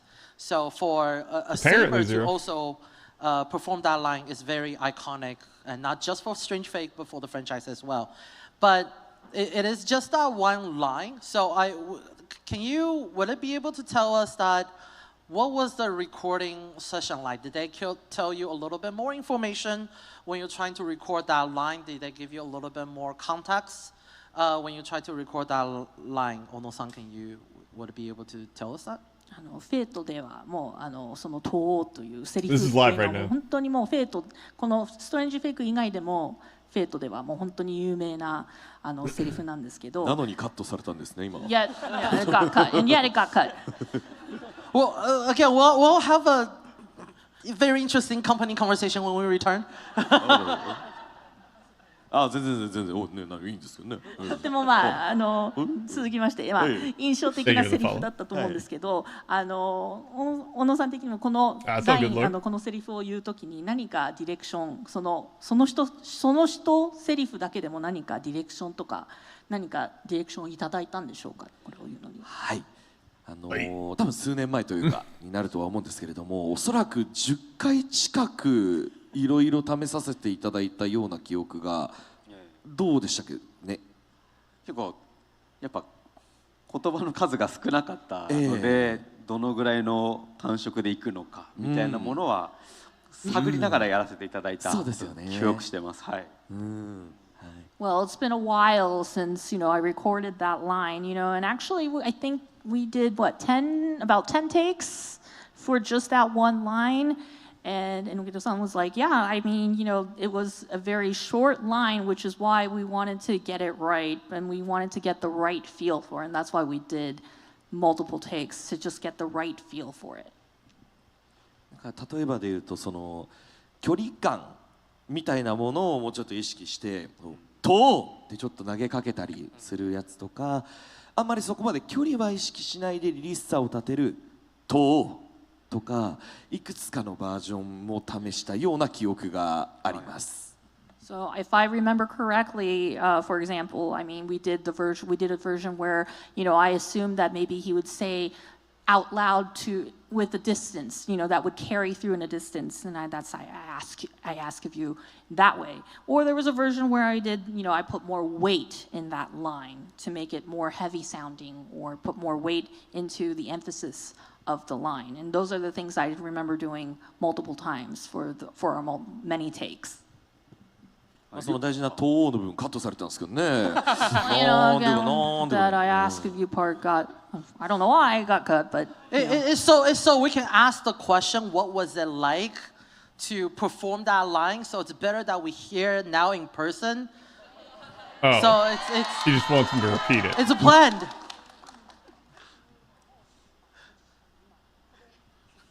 どういうこと？ What do you mean? オラが説明。でも何ですかね。リアルに考えると尺は全然自由だと思うし。Springs up. なんかさっき謝ってらっしゃったのはむしろ理由をご存知なのはもしかして。記憶はない。記憶が頭がじゃあこれはもうフレヌが吉というやつじゃないですかね。頭が We better not touch on that kind of thing, but you know, if we just, you know, we could have said the whole thing, you know, it's a short line, so 頭が my head. すみません、大変申し訳ございませんでした。すみません。Once we go back to work, ちゃんと話するんで、すみません。すみません、申し訳ございません。We'll have a good talking. 全然。So あれどこだっけ？ I don't know where we are. ここ。So we still have more questions we want to ask about Ono-san. and his performance as Saber. So the first time you actually voiced this character was back in 2020 for a TV commercial for Fate Strange Fake. So at the time, back in 2020 versus recording for Saber now for the TV series and Whispers of Dawn, was there any difference between then and now? 初めてそのセイバーの声を当てたのは小野さん多分2020年のテレビ CM のためだったと思うんですけど、今振り返ってそして今演じられるにあたって何か今とその当時と何か変化がありましたか？そうですね、全く記憶にございませんね。I just don't remember. そうなんですよね。でも綾香と合わせのありましたよね。タイトル言ったりみたいな。そうですね。それもやっぱり一言ずつ、いただくのみになってしまいましたけれど。そうですよね。その時はやっぱり今ほどその映像のイラストを含めた動きとか含めた部分の資料とかはなく、多分その場その場でスタッフさん方と一緒に作っていったと思うんですけれども、それでもやっぱりセイバーたる彼から感じるその清廉さ、凛々しさみたいなところは声に乗せないなと。ということを大事にしつつ、綾香役の花澤香菜さんと一緒にテンポ感ですよねっていうのも合わせながら撮らせていただいたような記憶があります。So, I mean, at that time, you know, there was just one line between me and Ayaka, just one line. It was a very short interaction, and at that much, there wasn't that much reference materials or anything or direction that I received. It's just we just did it. We played it by ear. I played it by ear with the staff members when we were recording that. But what I wanted to do, what I wanted to keep importance was that I wanted to at least show how I felt about Saber. And have that reflect into that voice acting. And so now when I've recorded now for the television series, the Ayaka, the voice actor playing Ayaka, Kana Hanazawa, is, you know, we do a lot of back and forths and stuff, so we have more interactions with it, and so that's more exciting and, you know, fun and all that stuff. But that's what I remember back in the day, was that there was kind of like very little things that we did going forward, but, you know, that's not much I remember and everything for the record. Thank you. 小野さんの声、小野さんの声がもうセイバーだなってご本人もおっしゃってましたけど、He's the Gintama Shogun. イメージがドンピシャだったので、if you've watched Gintama, セリフをいただくとき、その CM の時とかは、ほとんどディレクションとしては細かくありました。なんか特になかった気がしますよね。あ、セイバーだって。セイバーこういう声なんだって。させてもらって、それは綾香役の花澤さんも一緒で、やっぱ声がついて、あ、このキャラクターってこういう風に喋るんだっていう説得をむしろいただいたような形だったんですけれど、Well, they started at about 7:45. セリフをたくさん喋っていただく中で、リチャードというキャラクターは And this is at least a four-person panel. You did not hear anything.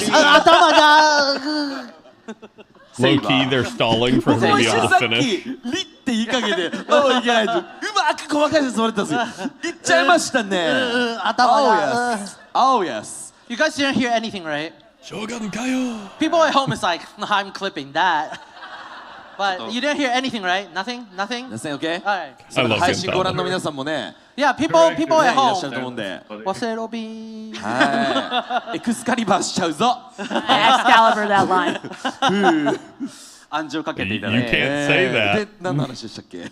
セイバー。セイバー。セイバー、あの時あの場所にいるセイバーならもうあの発言というかあの声でしかないだろうというそういう説得力があるっていう素晴らしい演技だったなっていう。思いました。はい。ありがとうございます。1:30 a.m. for you. Jesus. 何も言ってないようですよね。Yeah, I don't blame you. I just wanted to comment that, you know, first of all, Ono-san's voice is Saber.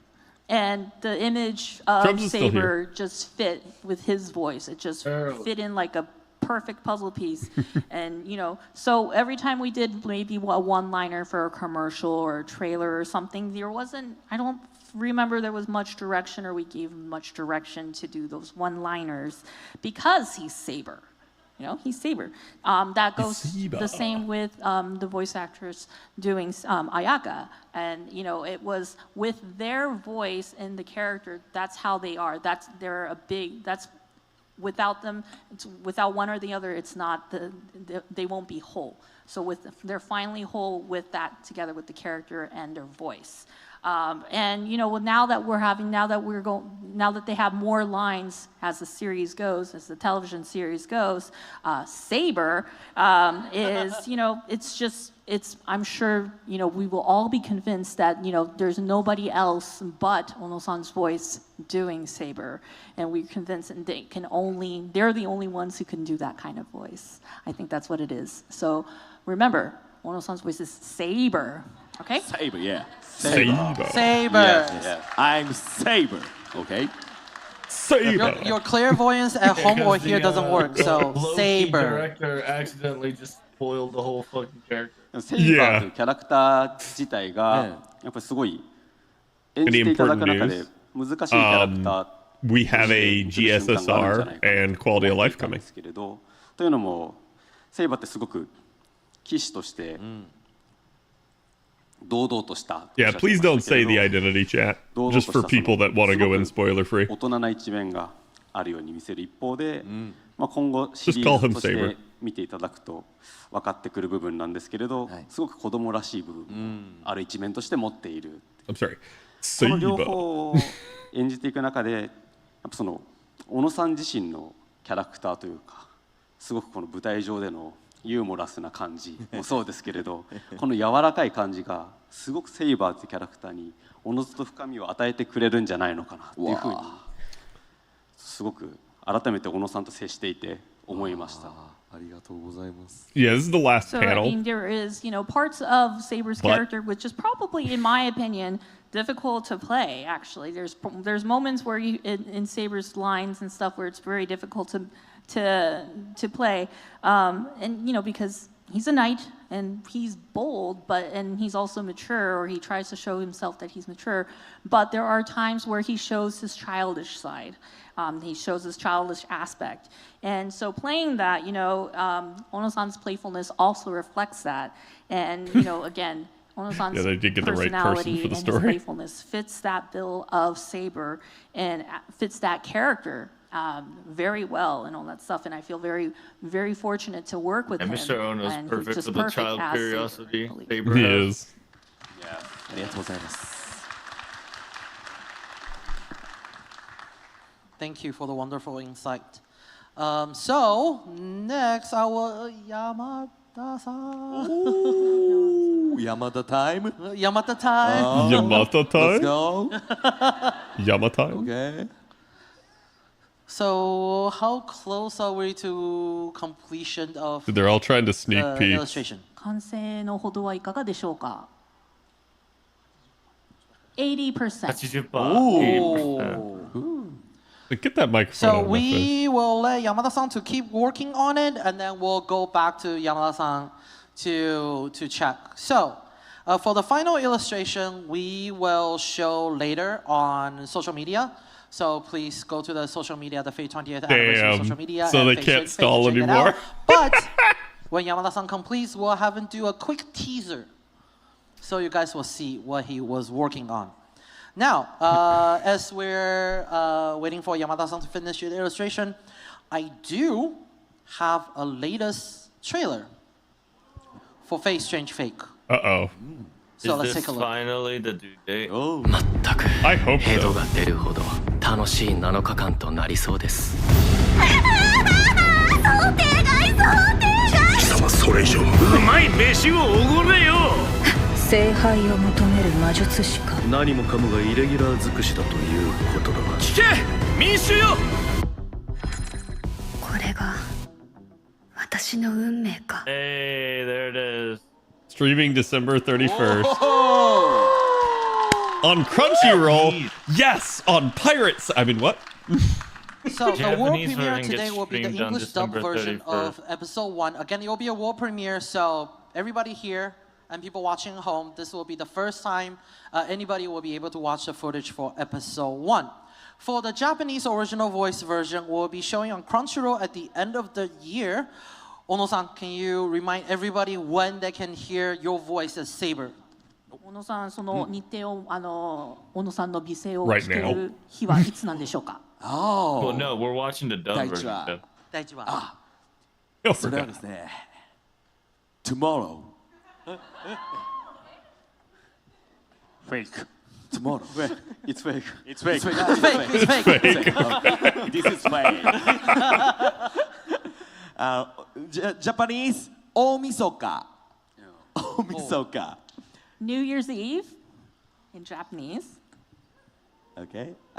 December 31. Yeah. Okay. Okay. December 31. Thank you, and I hope everybody look forward to it. And then today we also have, also related with Ono-san, we have a new character visual, volume 3, that we want to show with everybody today. So let's take a look. Oh. Woo! Allah! I was worried they were gonna reveal something there. まずで So かい big. でかいですね。 So big. うん。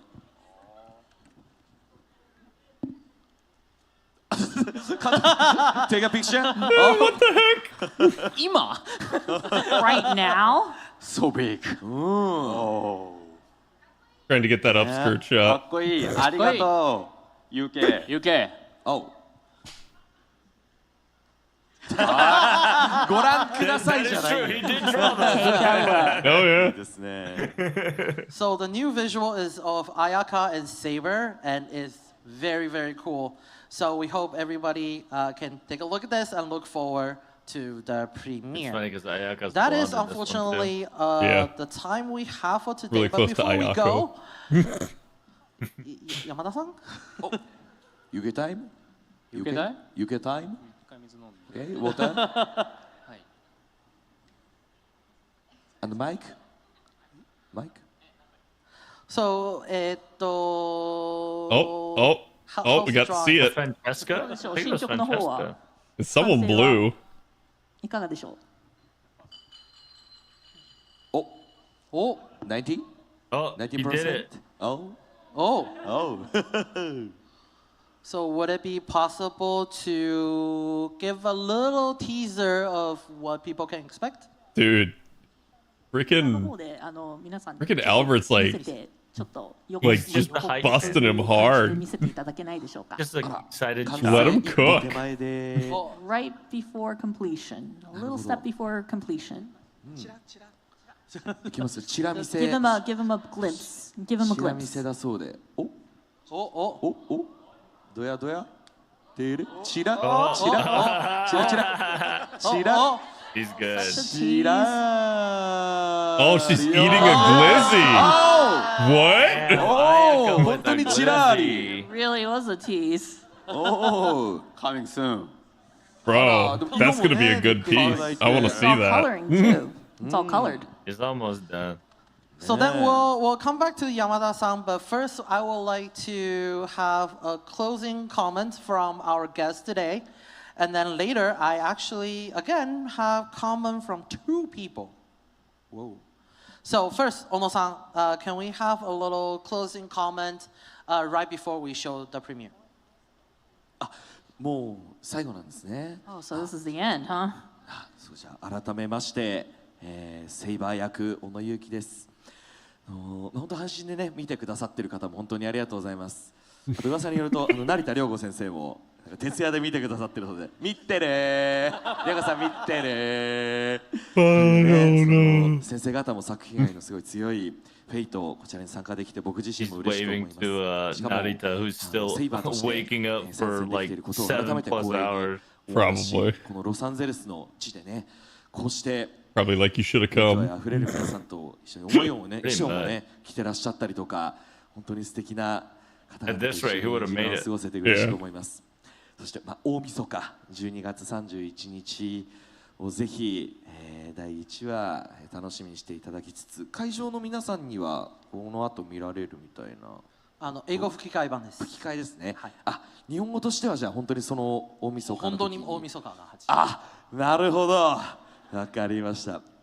ちょっと長くなりましたけれども、楽屋の方でも英語版のセイバーの方とねご挨拶させていただいて、固く握手を交わさせていただいたりとか、その方自身もありがたいことに声優としての僕のファンでもいてくださったみたいなので、お互いリスペクトを持ちながらこの日英のセイバーを演じていけたらなと思っております。なので最後になりましたが、本当にこれからも末永くフェイト、そして僕も演じさせていただくセイバー愛していただけると嬉しいなと思っております。会場の皆さん、そして配信でご覧くださった皆さん、本当にありがとうございました。小野ゆきでした。See you next time. It was a lot. So once again, I'm Yuki Ono, voice of Saber. Thank you all for watching, for everybody here on the site, as well as the people watching on the stream. And thank you for watching again. And I've been happy because this is a title that everybody that's involved, everybody who's involved is very passionate and they love this title. And I'm very happy to be a part of this as Saber. And especially I get to share this moment in this special occasion in Los Angeles of all places. And I see a lot of people cosplaying as well too, showing their love for Fate. And and I get to spend time with all of you here. It was a very happy moment for me. And so episode 1, the Japanese version, New Year's Eve. I hope you all look forward to that. And actually, before this panel started backstage, I met the voice actor for Saber, the English version, the English dub version. And we said hello, we shook hands very tightly, and then we exchanged pleasantries and everything. And fortunate for me, he told me that he is a big fan of my voice acting, and there's a lot of respect that was shown to me, and I respect as well to him too. So both the Japanese and the English Sabers, we have now a great relationship. We have a Japan-US relationship between the two Sabers. I think that's great. They're Nakama. So continue. I ask everybody, please continue to support and love Fate as well as Saber that I play. And thank you once again for everybody here as well as the people watching the stream. Thank you again. Thank you very much. Thank you. Thank you.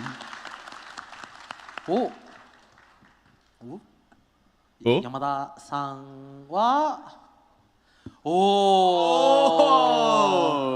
So let's have Yamada-san show the artful teaser, and then let's have a closing comment Dude, from let him Yamada-san speak. as well. Shut up, Albert.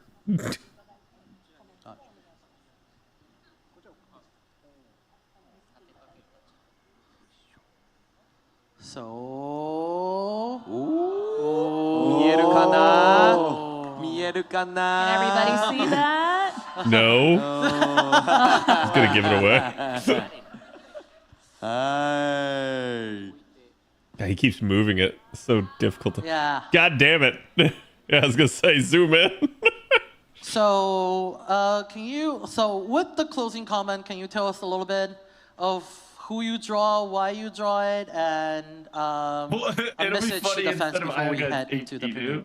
ご挨拶も交えてどのキャラクターをまず描いていただいたのか、そしてなぜこのキャラクターを選んだのか、そしてもちろんファンの皆様にもご挨拶の方をお願いいたします。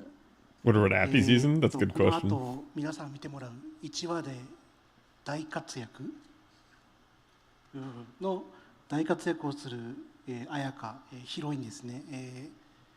なんで変えたかっていうと、やっぱちょっとなんかネタバレではないんですけど、かわいそうなキャラなんで序盤ちょっとそうです。ファンの皆様にちょっと愛してもらいたいなと、このキャラクターを。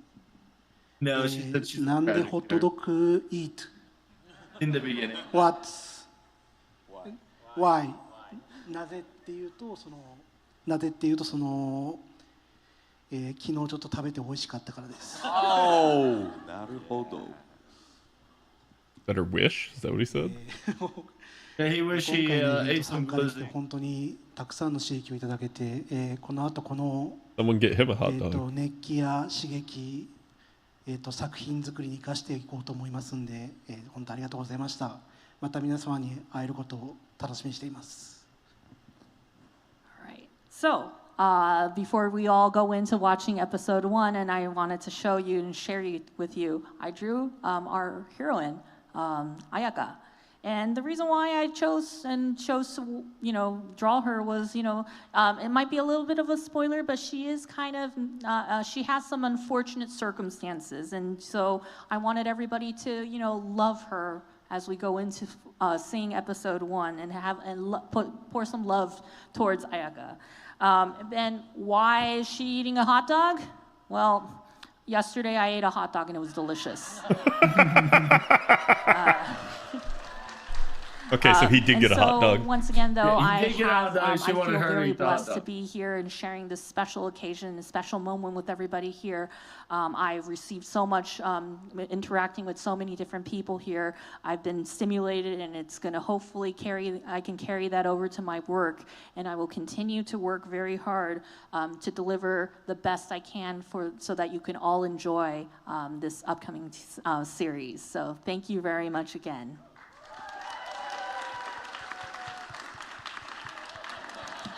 I'm surprised he colored it for that amount of time. お疲れ。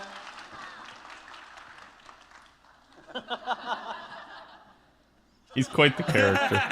He's gonna leave. He's done. My work is done. I'm out of here. So last, let's have our directors to have a little closing comments. So let's start with Enokido-san. She do got that dog in her. ご挨拶を。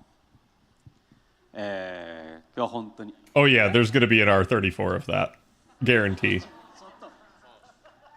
改めて、本日ありがとうございました。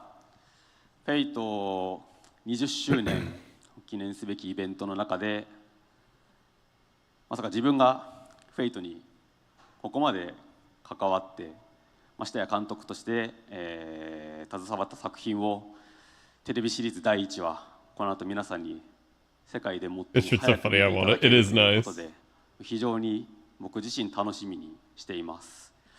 ぜひ熱い歓声をアニメーションに浴びせていただいて、現場のファンに強い熱気と興奮を届けてもらえたらと思います。引き続きテレビシリーズの「フェイト・ストレンジ・フェイク」並びに原作の方も最後まで応援をよろしくお願いします。今日は本当にありがとうございました。Thank you again for everybody for watching this, as well as everybody watching this stream. Fate. We participated in this Fate 20th anniversary showcase to celebrate such a momentous occasion, and I would have never imagined I would be a part of it, especially as a director for Fate Strange Fate or for an animation series. He looks really young, but I can't tell if he actually I'm is. very excited to share with everybody episode 1 for the world premiere, as nobody's ever seen it ever before, and I'm excited to share that with you today here for the very first time. I hope that I can hear and I can see the excitement and the passion that everybody is going to show when we all watch this new episode. And hopefully I can bring that excitement and carry that over and take it back home to Japan to share with my staff so that we can be motivated even more to continue on. Again, so I hope everybody continues to support Fate and both the animation as well as the original work, and continue to support it and to love it. Once again, thank you. Thank you for watching us today. Thank you very much. Yeah, we have a Discord. It's just type in !Discord and it'll get you the link. そうですね、本当にフェイト20周年というこ We の have like 記念すべきイ 3,000 ベントの people 場 on に it ご now. 招待いただき、これからこの後皆さんに1話を見ていただくことを本当に楽しみにしております。まあ大体大事なことは榎木さんが言っちゃってはいるんですけれども、本当に日本にいるスタッフだったり、それこそ海外にいるアニメーターだったりとかも参加してくれているこの本当にグローバルに作っている作品ではあるんですけれども、本当に心血注いでみんなスタッフ一同全力で作っておりますので、どうぞご期待くださいという感じでございます。はい。That's him. Thank you again for whoever's coming. the camera. You know, and we are here on a momentous occasion like this Fate 20th anniversary. I'm very excited to share with you episode 1 and all the important stuff or all the inspiring words were already said by Inokune-san. So, but what I can also say though is that I hope that the passion and the excitement can be reached towards all our animators in Japan, as well as our overseas animators. This title is truly a global effort that is done by so many people involved. Everybody, myself and my staff included, we've poured our heart and soul into making this. So I hope everybody looks forward to seeing episode 1 and for the subsequent episodes to come. Once again, thank you. Thank you Somebody very much. got the. Please stay tuned. Somebody got the Chica dance. It's pretty good RNG I would there. like to so we receive actually a special comment from the original author of Fate Strange Fake, Ryogo Narita sensei. And we also have received another comment from the original character designer, Shizuki Mori sensei. So I would like to read both. So first, the comment from Ryogo Narita sensei. So I'm going to read it. Hello, this is Ryogo Narita, writer for Fate Strange Fake. It is a great honor to have such a wonderful event held in Los Angeles, home to Griffith Observatory, Beverly Hills, Hollywood, a city that continues to produce numerous films. I would like to thank everyone who is watching this premiere, the 2 directors, Yamada-san, the animation director, Ono-san, who plays Saber, and everyone else who has been involved in this anime. I'm truly grateful. It's been over a year since the release of Whispers of Dawn, which was the prologue. The animation staff is currently working on completing this TV series while I'm in the final stretch to complete the final volume. The joy and enthusiasm the audience shows for the anime is fuel for all of us to keep going. This story may be about a false Holy Grail war, but the experience everyone will have at today's premiere will be undoubtedly real. I hope everyone will be able to relive the lives of the tourists and the citizens of Snowfield, as well as feeling the city's atmosphere through the anime. I hope everyone will enjoy the prologue that set the stage through the many characters and then be entertained by the rocking and rolling antics by Saber from this first episode. I hope you all have a great day. If you know what's going to happen, first episode is going to be... Yeah. Lastly, I have a comment from Shizuki Mori sensei. So, I've read some of Strange hello, Fake, but not all. This is Shizuki Mori, and I am the original character designer for Fate Strange Fake. Thank you all for attending today's world premiere of Fate Strange Fake. I'm extremely happy to share this title with everyone in Los Angeles, miles away from Japan. I wonder if it's sunny or raining there, and I'm also picturing what the showcase site is like right now. It's not raining. It's Los Angeles. The production staff and the voice actors have all put so much passion and love into the project, making a truly wonderful title. The gentleman on stage today, starting with the character design and the chief animation director, Yuki Yamada, has supervised countless character designs. And from the long list of characters, Saber, voiced by Yuki Ono, has breathed life into the characters through his intricate performance. And finally, under the capable hands of directors Shun Enokido and Takahito Sakatsume, all the characters have been vividly portrayed, making a truly mesmerizing and immersive title. As you watch the first episode, my hope is that you will all be drawn into the world of Fate Strange Fake, and that you will have many memorable scenes stay with you. Please enjoy it until the very end.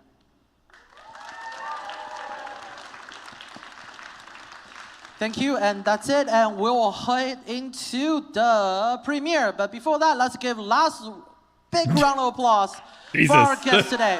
For the directors, Enokido-san, Sakatsume-san, for the animation director, Yamada-san, and for our Saber, Ono Yuki-san. Saber. So this is it, and we translator? hope you enjoy the Oshi? premiere. After the premiere, of course, there will be an autograph session, again, right there in the back. So enjoy the premiere, and we hope to see you soon. Thank you. Okay, now chat. I'm gonna give you a live reaction to this if I can. But like, I don't know that I can show any of this, right? Like, So you're gonna get shot. Right. yeah. Again, chat would like to watch along. Here is the link. Put it right there. Burning, can you grab that and throw it in the YouTube stream as well for people that want to watch on that end? If they even show it. Yo, they're just gonna. I don't think they're gonna show it. Oh, That's my like God. that's fucking wild if that's the case. I'm gonna be Let's so see. pissed. There's a mouse cursor. Well, that mouse cursor. Oh yeah, no, that's actually not mine. Here you go. Now let's make Yeah, it confusing. It's not yours. It's not mine. What do you mean? It's mine. Look, see. They don't want to show it on stream. I mean, to be fair, they didn't show any of the prior stuff either. So I'm just waiting to see, like, does the stream end, or are they going to actually, like, show stuff? Because if they're not going to show stuff, it's fine. Like, we're going to get all this. Again, they gave us the announcement date. It's December 31st. It will start streaming basically on Crunchyroll. I assume it'll be simul-dubbed for anyone that wants to watch it in English, because Crunchyroll usually does that. Especially given the fact that they already said they know who the English VAs are and everything, and they met backstage, so that kind of indicates that all that's already in place. But yeah, like, it's good that we're finally getting this. I hope it goes week to week. I hope it's not just, hey, that's when episode 1 will be streamable. I hope they actually, like, that is the start of the anime. Because they didn't technically say that, but I assume that's the case. Should have made it part of the 9th anniversary instead of making people wait 6 hours for Strange Fake. They did. This is just the NA version. Plus Keep in mind, this is a live event, and we are not there. So, like, everyone that's there gets the autographs. Everyone that's there gets the other stuff. Oh, they never gave us the link for those codes. Damn. What the hell, Albert? You guys. They deserve all the shit for not letting people know. I mean, look, I'm going to say this. At the end of the day, this was my initial complaint when we were about at, like, the halfway point, if you guys remember. I was sitting there saying, I was like, this just feels really, like, unprofessionally done. Like, they're kind of flying by the seat of their pants, and it doesn't feel like they actually did that much prep for this. So that is unfortunately the way that, like, the Aniplex of America staff feels sometimes. Whereas when the Japanese staff puts it on, everything's done, like, to the nines, and every T is crossed and every I is dotted. So it is what it is. Like, it just feels like, again, they maybe, like, forgot something like that. So if there are no codes, no link, and they don't stream the anime, it'll be wild. Yeah, I mean, like, and that's what I'm saying. I think people will get upset about this. I'm mostly upset just over the sheer amount of time this took. But at the end of the day, I'm still happy. I don't think this is a complete wash. Again, so for those of you guys that weren't, like, seeing it, we basically had the announcements of, obviously, the streaming date for Strange Fake, but then also we got, like, a new set of banners here. We got, like, 10 extra quartz, and we also got the command code quality of life that JP just got, which is really nice. This means instead of getting 1 command seal a day, we get 3 every single day, so you get them all restored. So you can just use them as much as they want, basically. It's really nice. And same thing, we got a GSSR now that's going to be coming to NA, basically, starting Monday, early Monday morning. So, again, all you have to have done for this is basically to have completed the Lost Belt prologue. As long as you've done that, boom, there you go. You get another GSSR for only 12 paid quartz. So, this is really really a nice thing.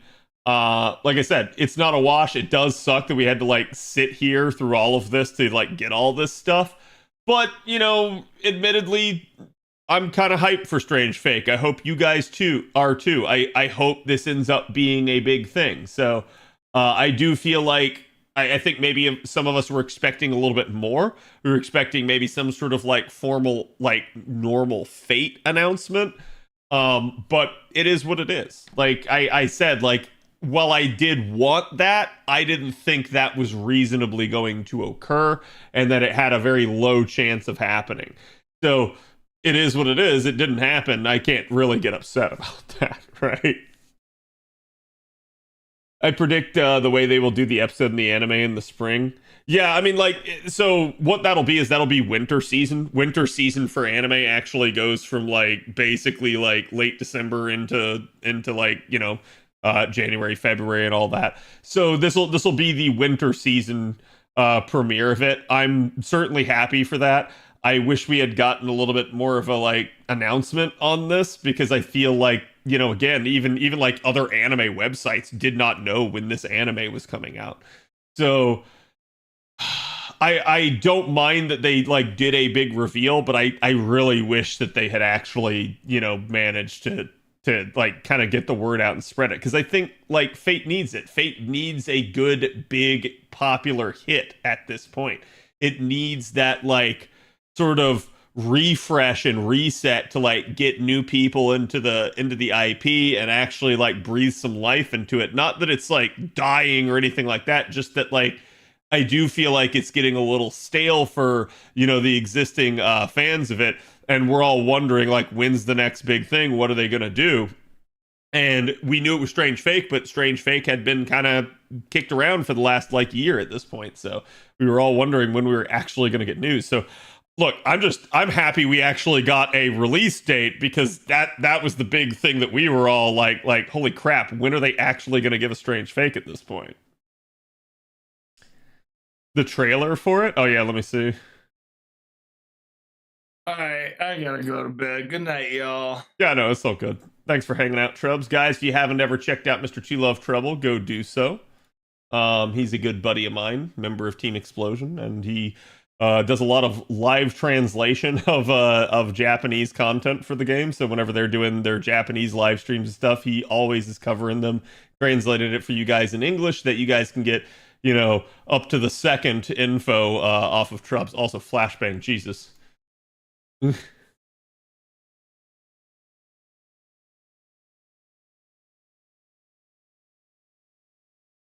God.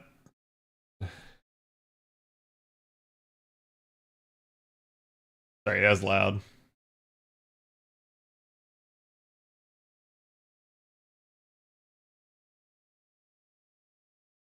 Yeah, see, episode 1, the Heroic Spirit Incident, once on Crunchyroll, streaming December 31st.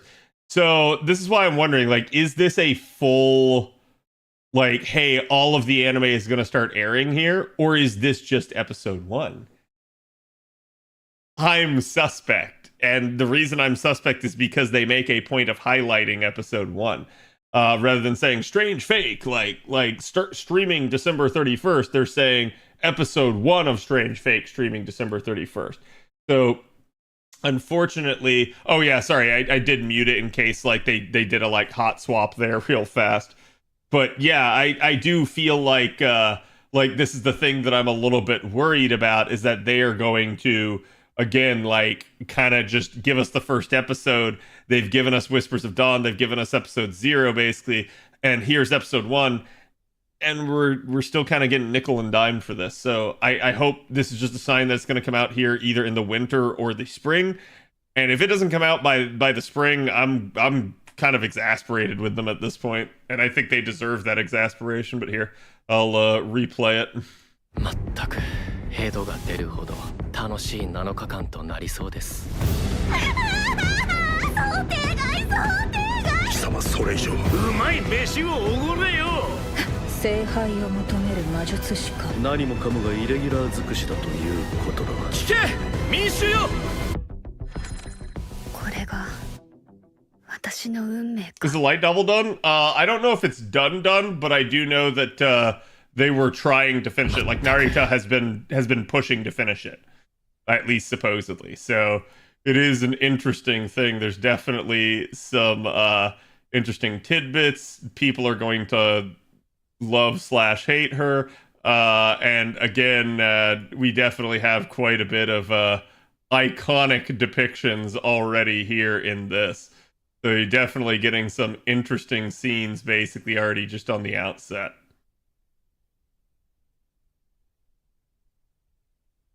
The new episode is on Crunchyroll's YouTube. Wait, the new episode or the new trailer?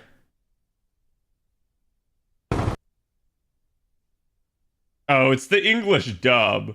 Do you guys want me to react to it? like we can react to it, but it's up to you. Yes. Okay. Okay. Here, I'll throw this up. Again, live reaction now at this point to Strange Fake. I'm gonna have to remute, so again, chat can't hear what it is that I am watching, and we're gonna have to kind of play this one by ear a little bit. But all right, I'm gonna go ahead and I'm gonna put it at 000 here, and basically I'm gonna count down. So in 3, 2, 1, go. Okay, so we're gonna be live reacting here.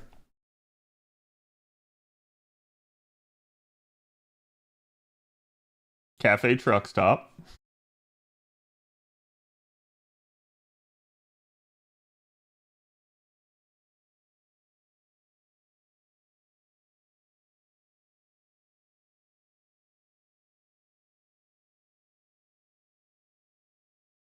Yeah. Massive explosion.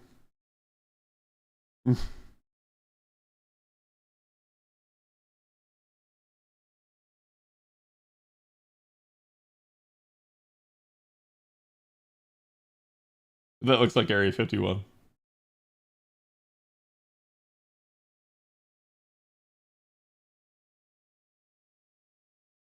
Seriously.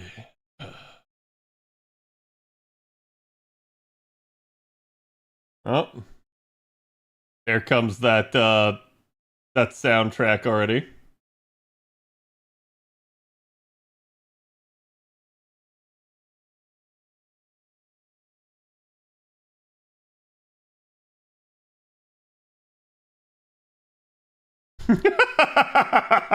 That transition.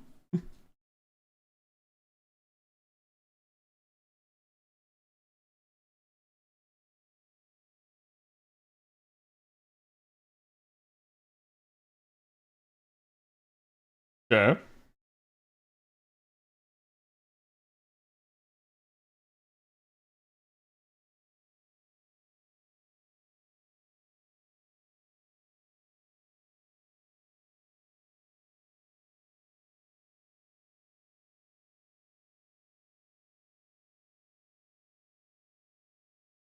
Jesus, this guy's intense.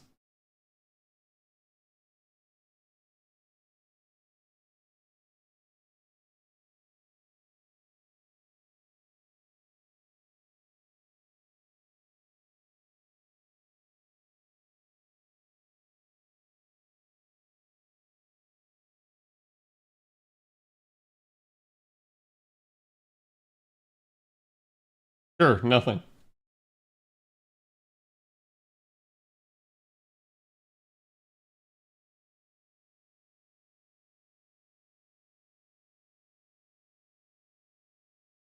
Well, that's some foreshadowing.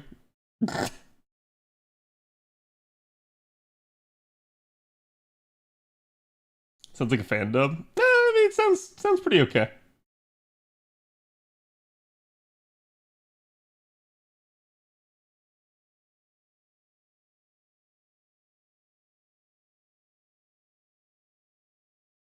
You're just if all you do is listen to Japanese, you're so used to that.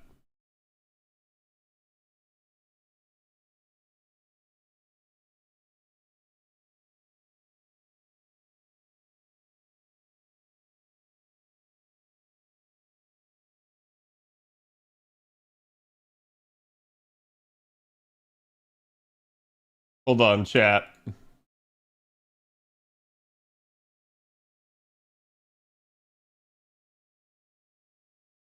Oh, wow. Let's not. Let's not? Okay, I'm unpausing again.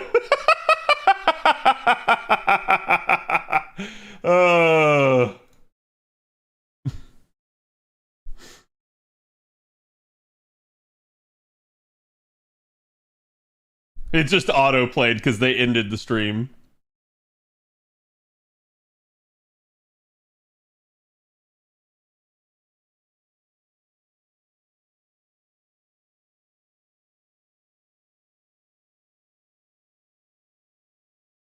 Mm-hmm.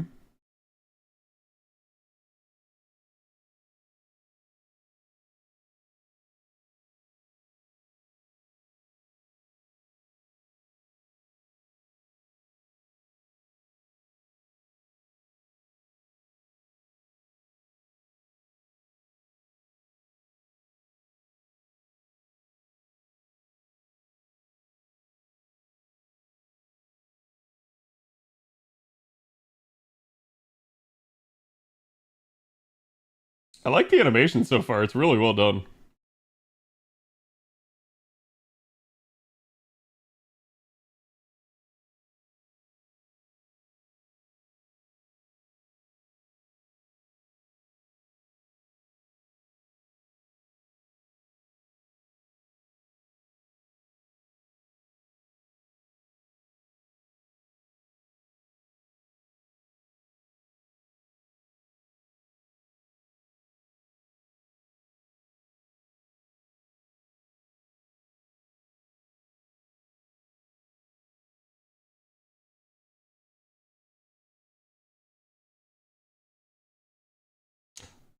Oh boy.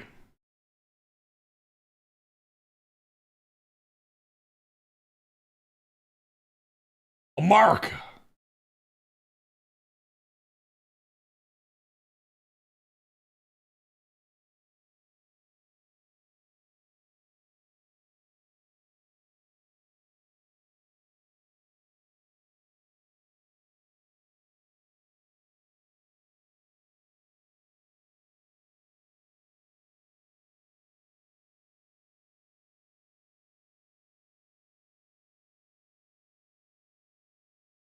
I feel like Waver's voice actor's on point.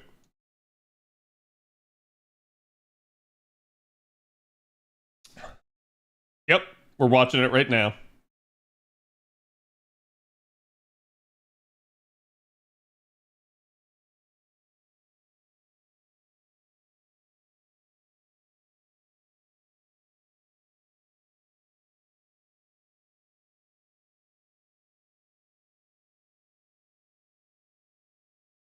Hello, Gressa.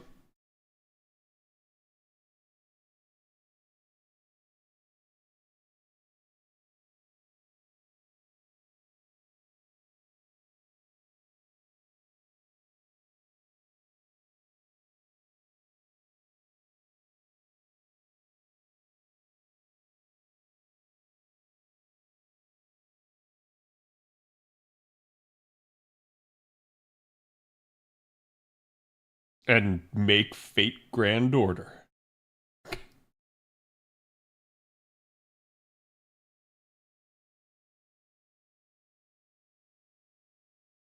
So chat, Snowfield is like part LA.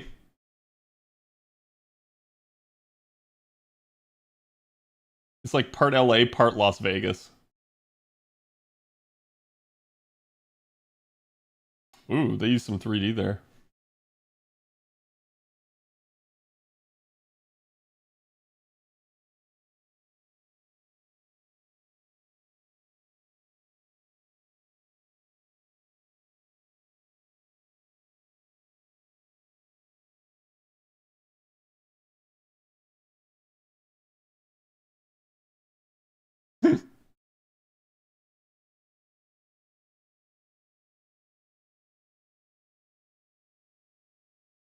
Yeah, sure.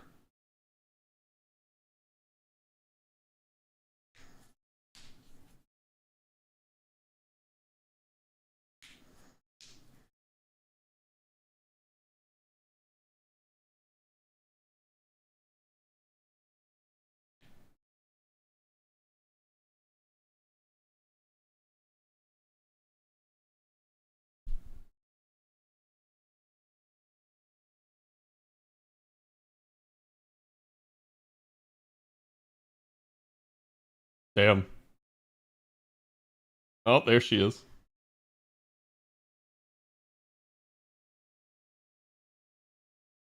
I was gonna say, Waver pulling the Hey Arnold, or not the Hey Arnold, but the Arnold meme with the clenched fist.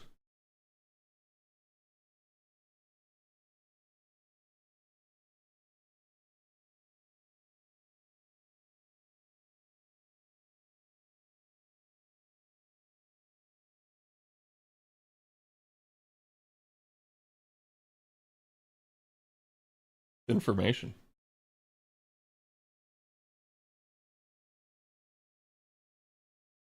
Damn. Whack.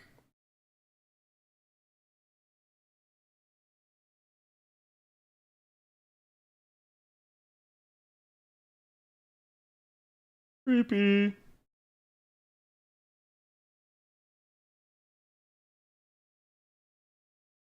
Ricky, you watched this? Somebody linked it in chat earlier. It's on Crunchyroll's YouTube channel.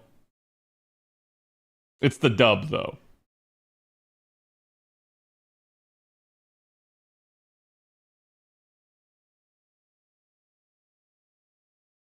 Borger. Inside Out? Oh my god. Oh my god, what the fuck?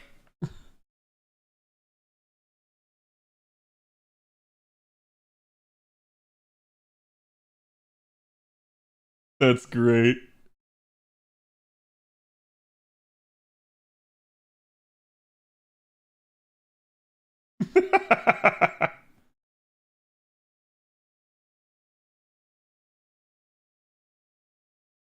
That face.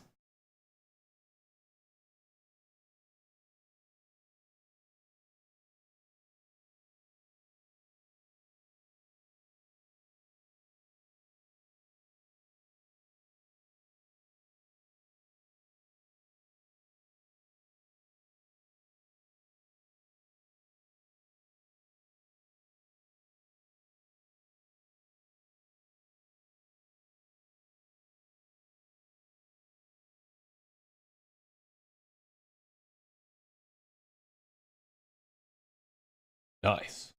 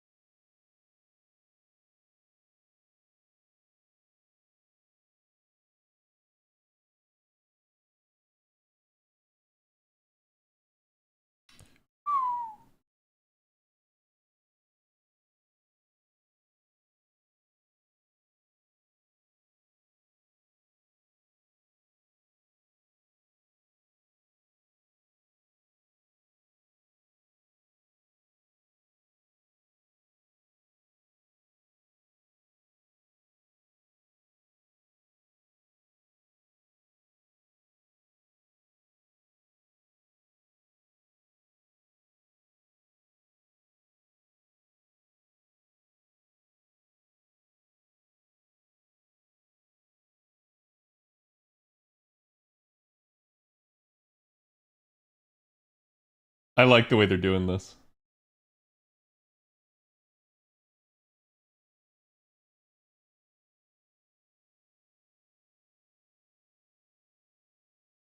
So they did a really good job of like getting people into the rules of like the Grail War there.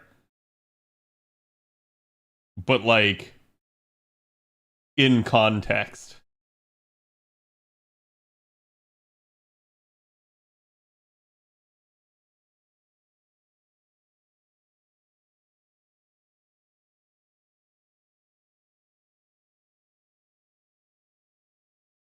Nice field.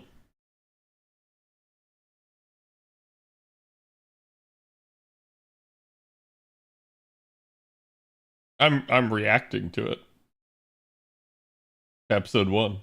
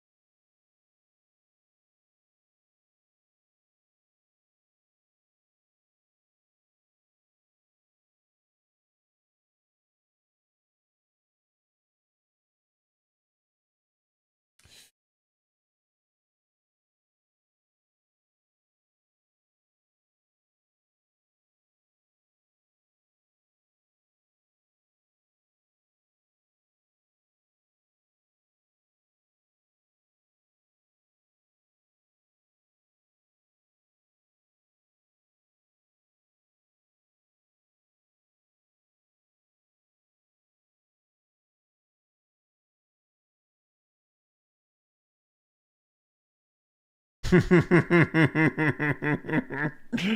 is gonna get good.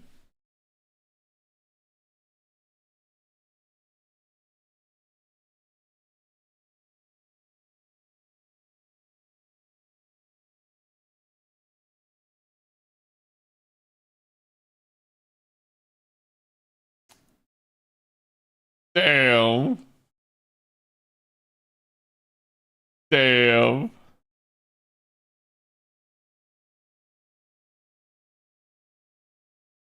That was cool though, because we got to see at least part of the summoning chant again. And we don't normally get to see that.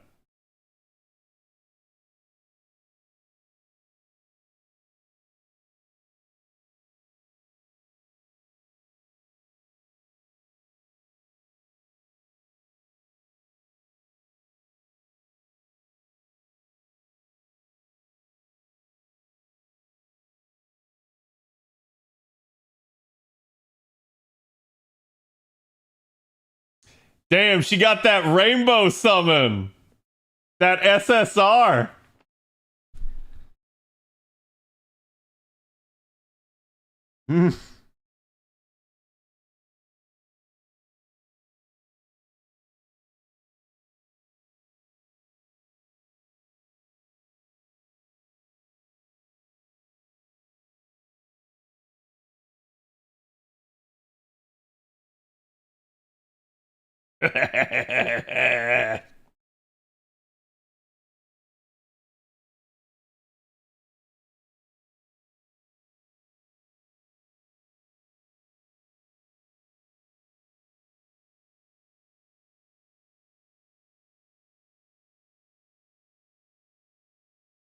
Ooh.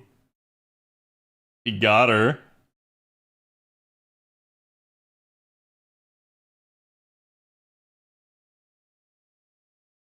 I actually like the VA for him.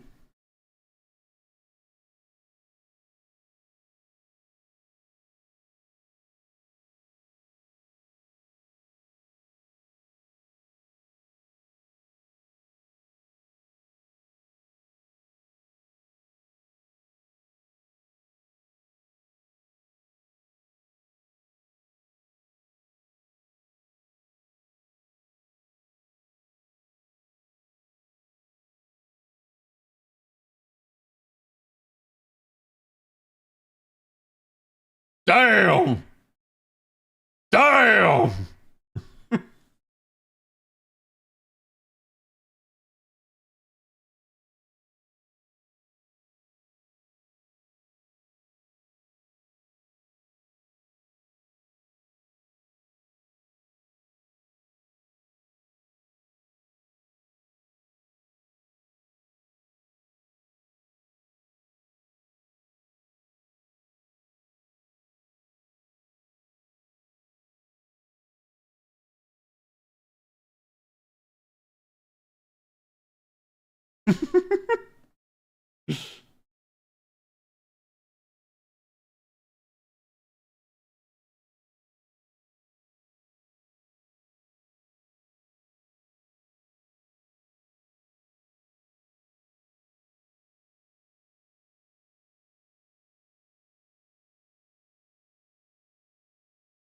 Fucking flat.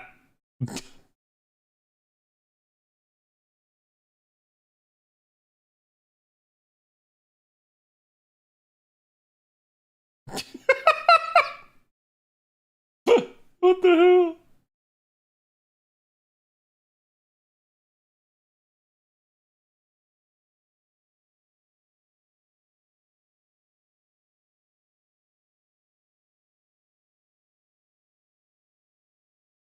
You ain't spinning this. You ain't spinning this.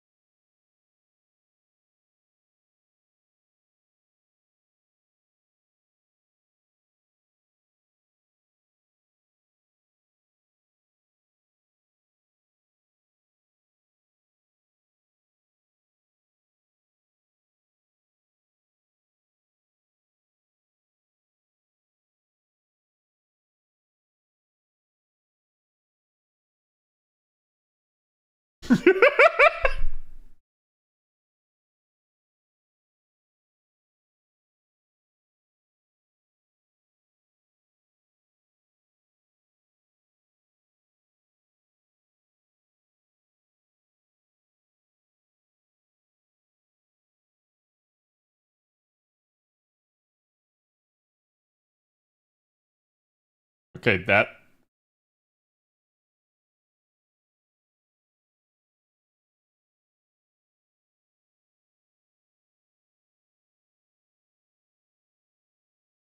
Those lines.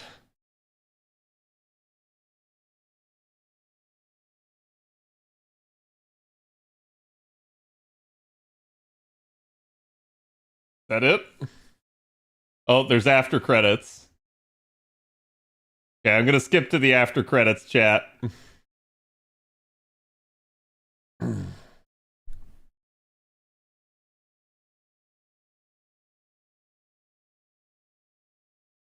Oh, Vegas.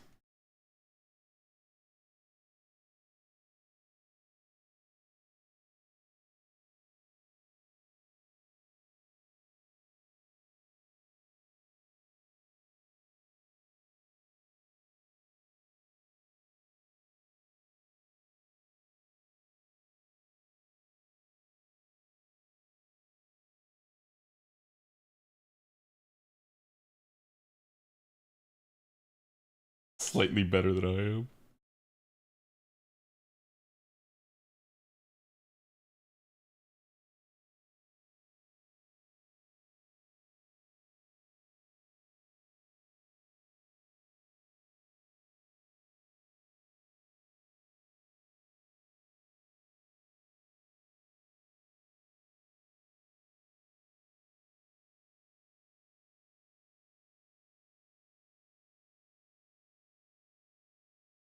Yep.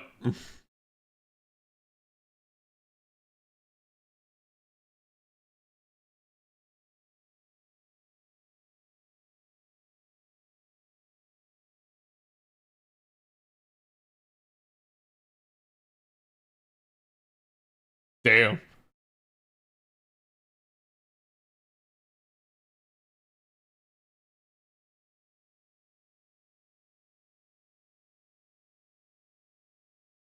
Oh god, so many nuns. Oh no. Oh no.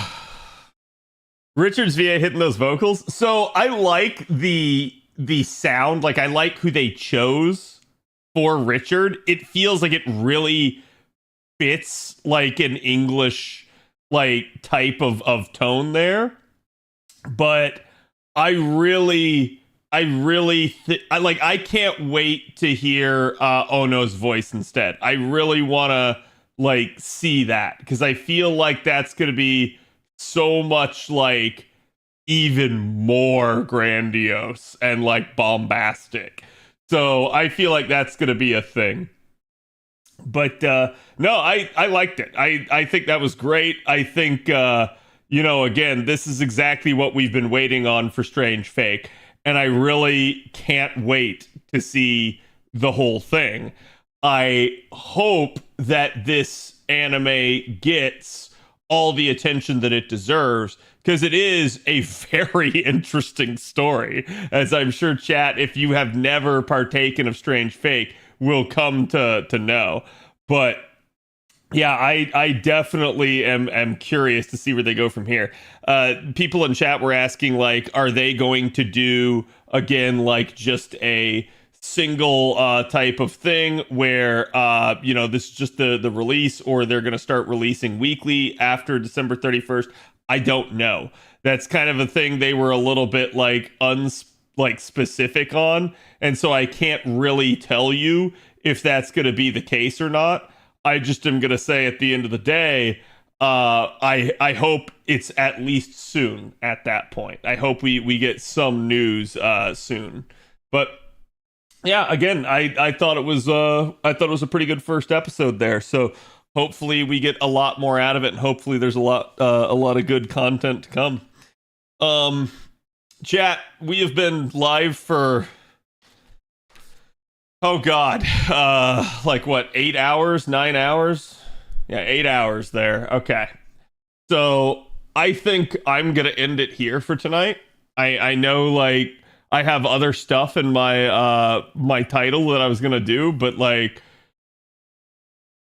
this just did not end. This just kept going and going and going and going. So this was pretty much a marathon stream. I didn't realize it was going to turn into this, but it did. In the meantime, let me find us somebody to love. And again, I hope you guys enjoyed it. I hope you guys are excited for the new stuff coming to NA. I hope you're excited for Strange Fake. And I can't wait to see more, so I hope you guys can't either.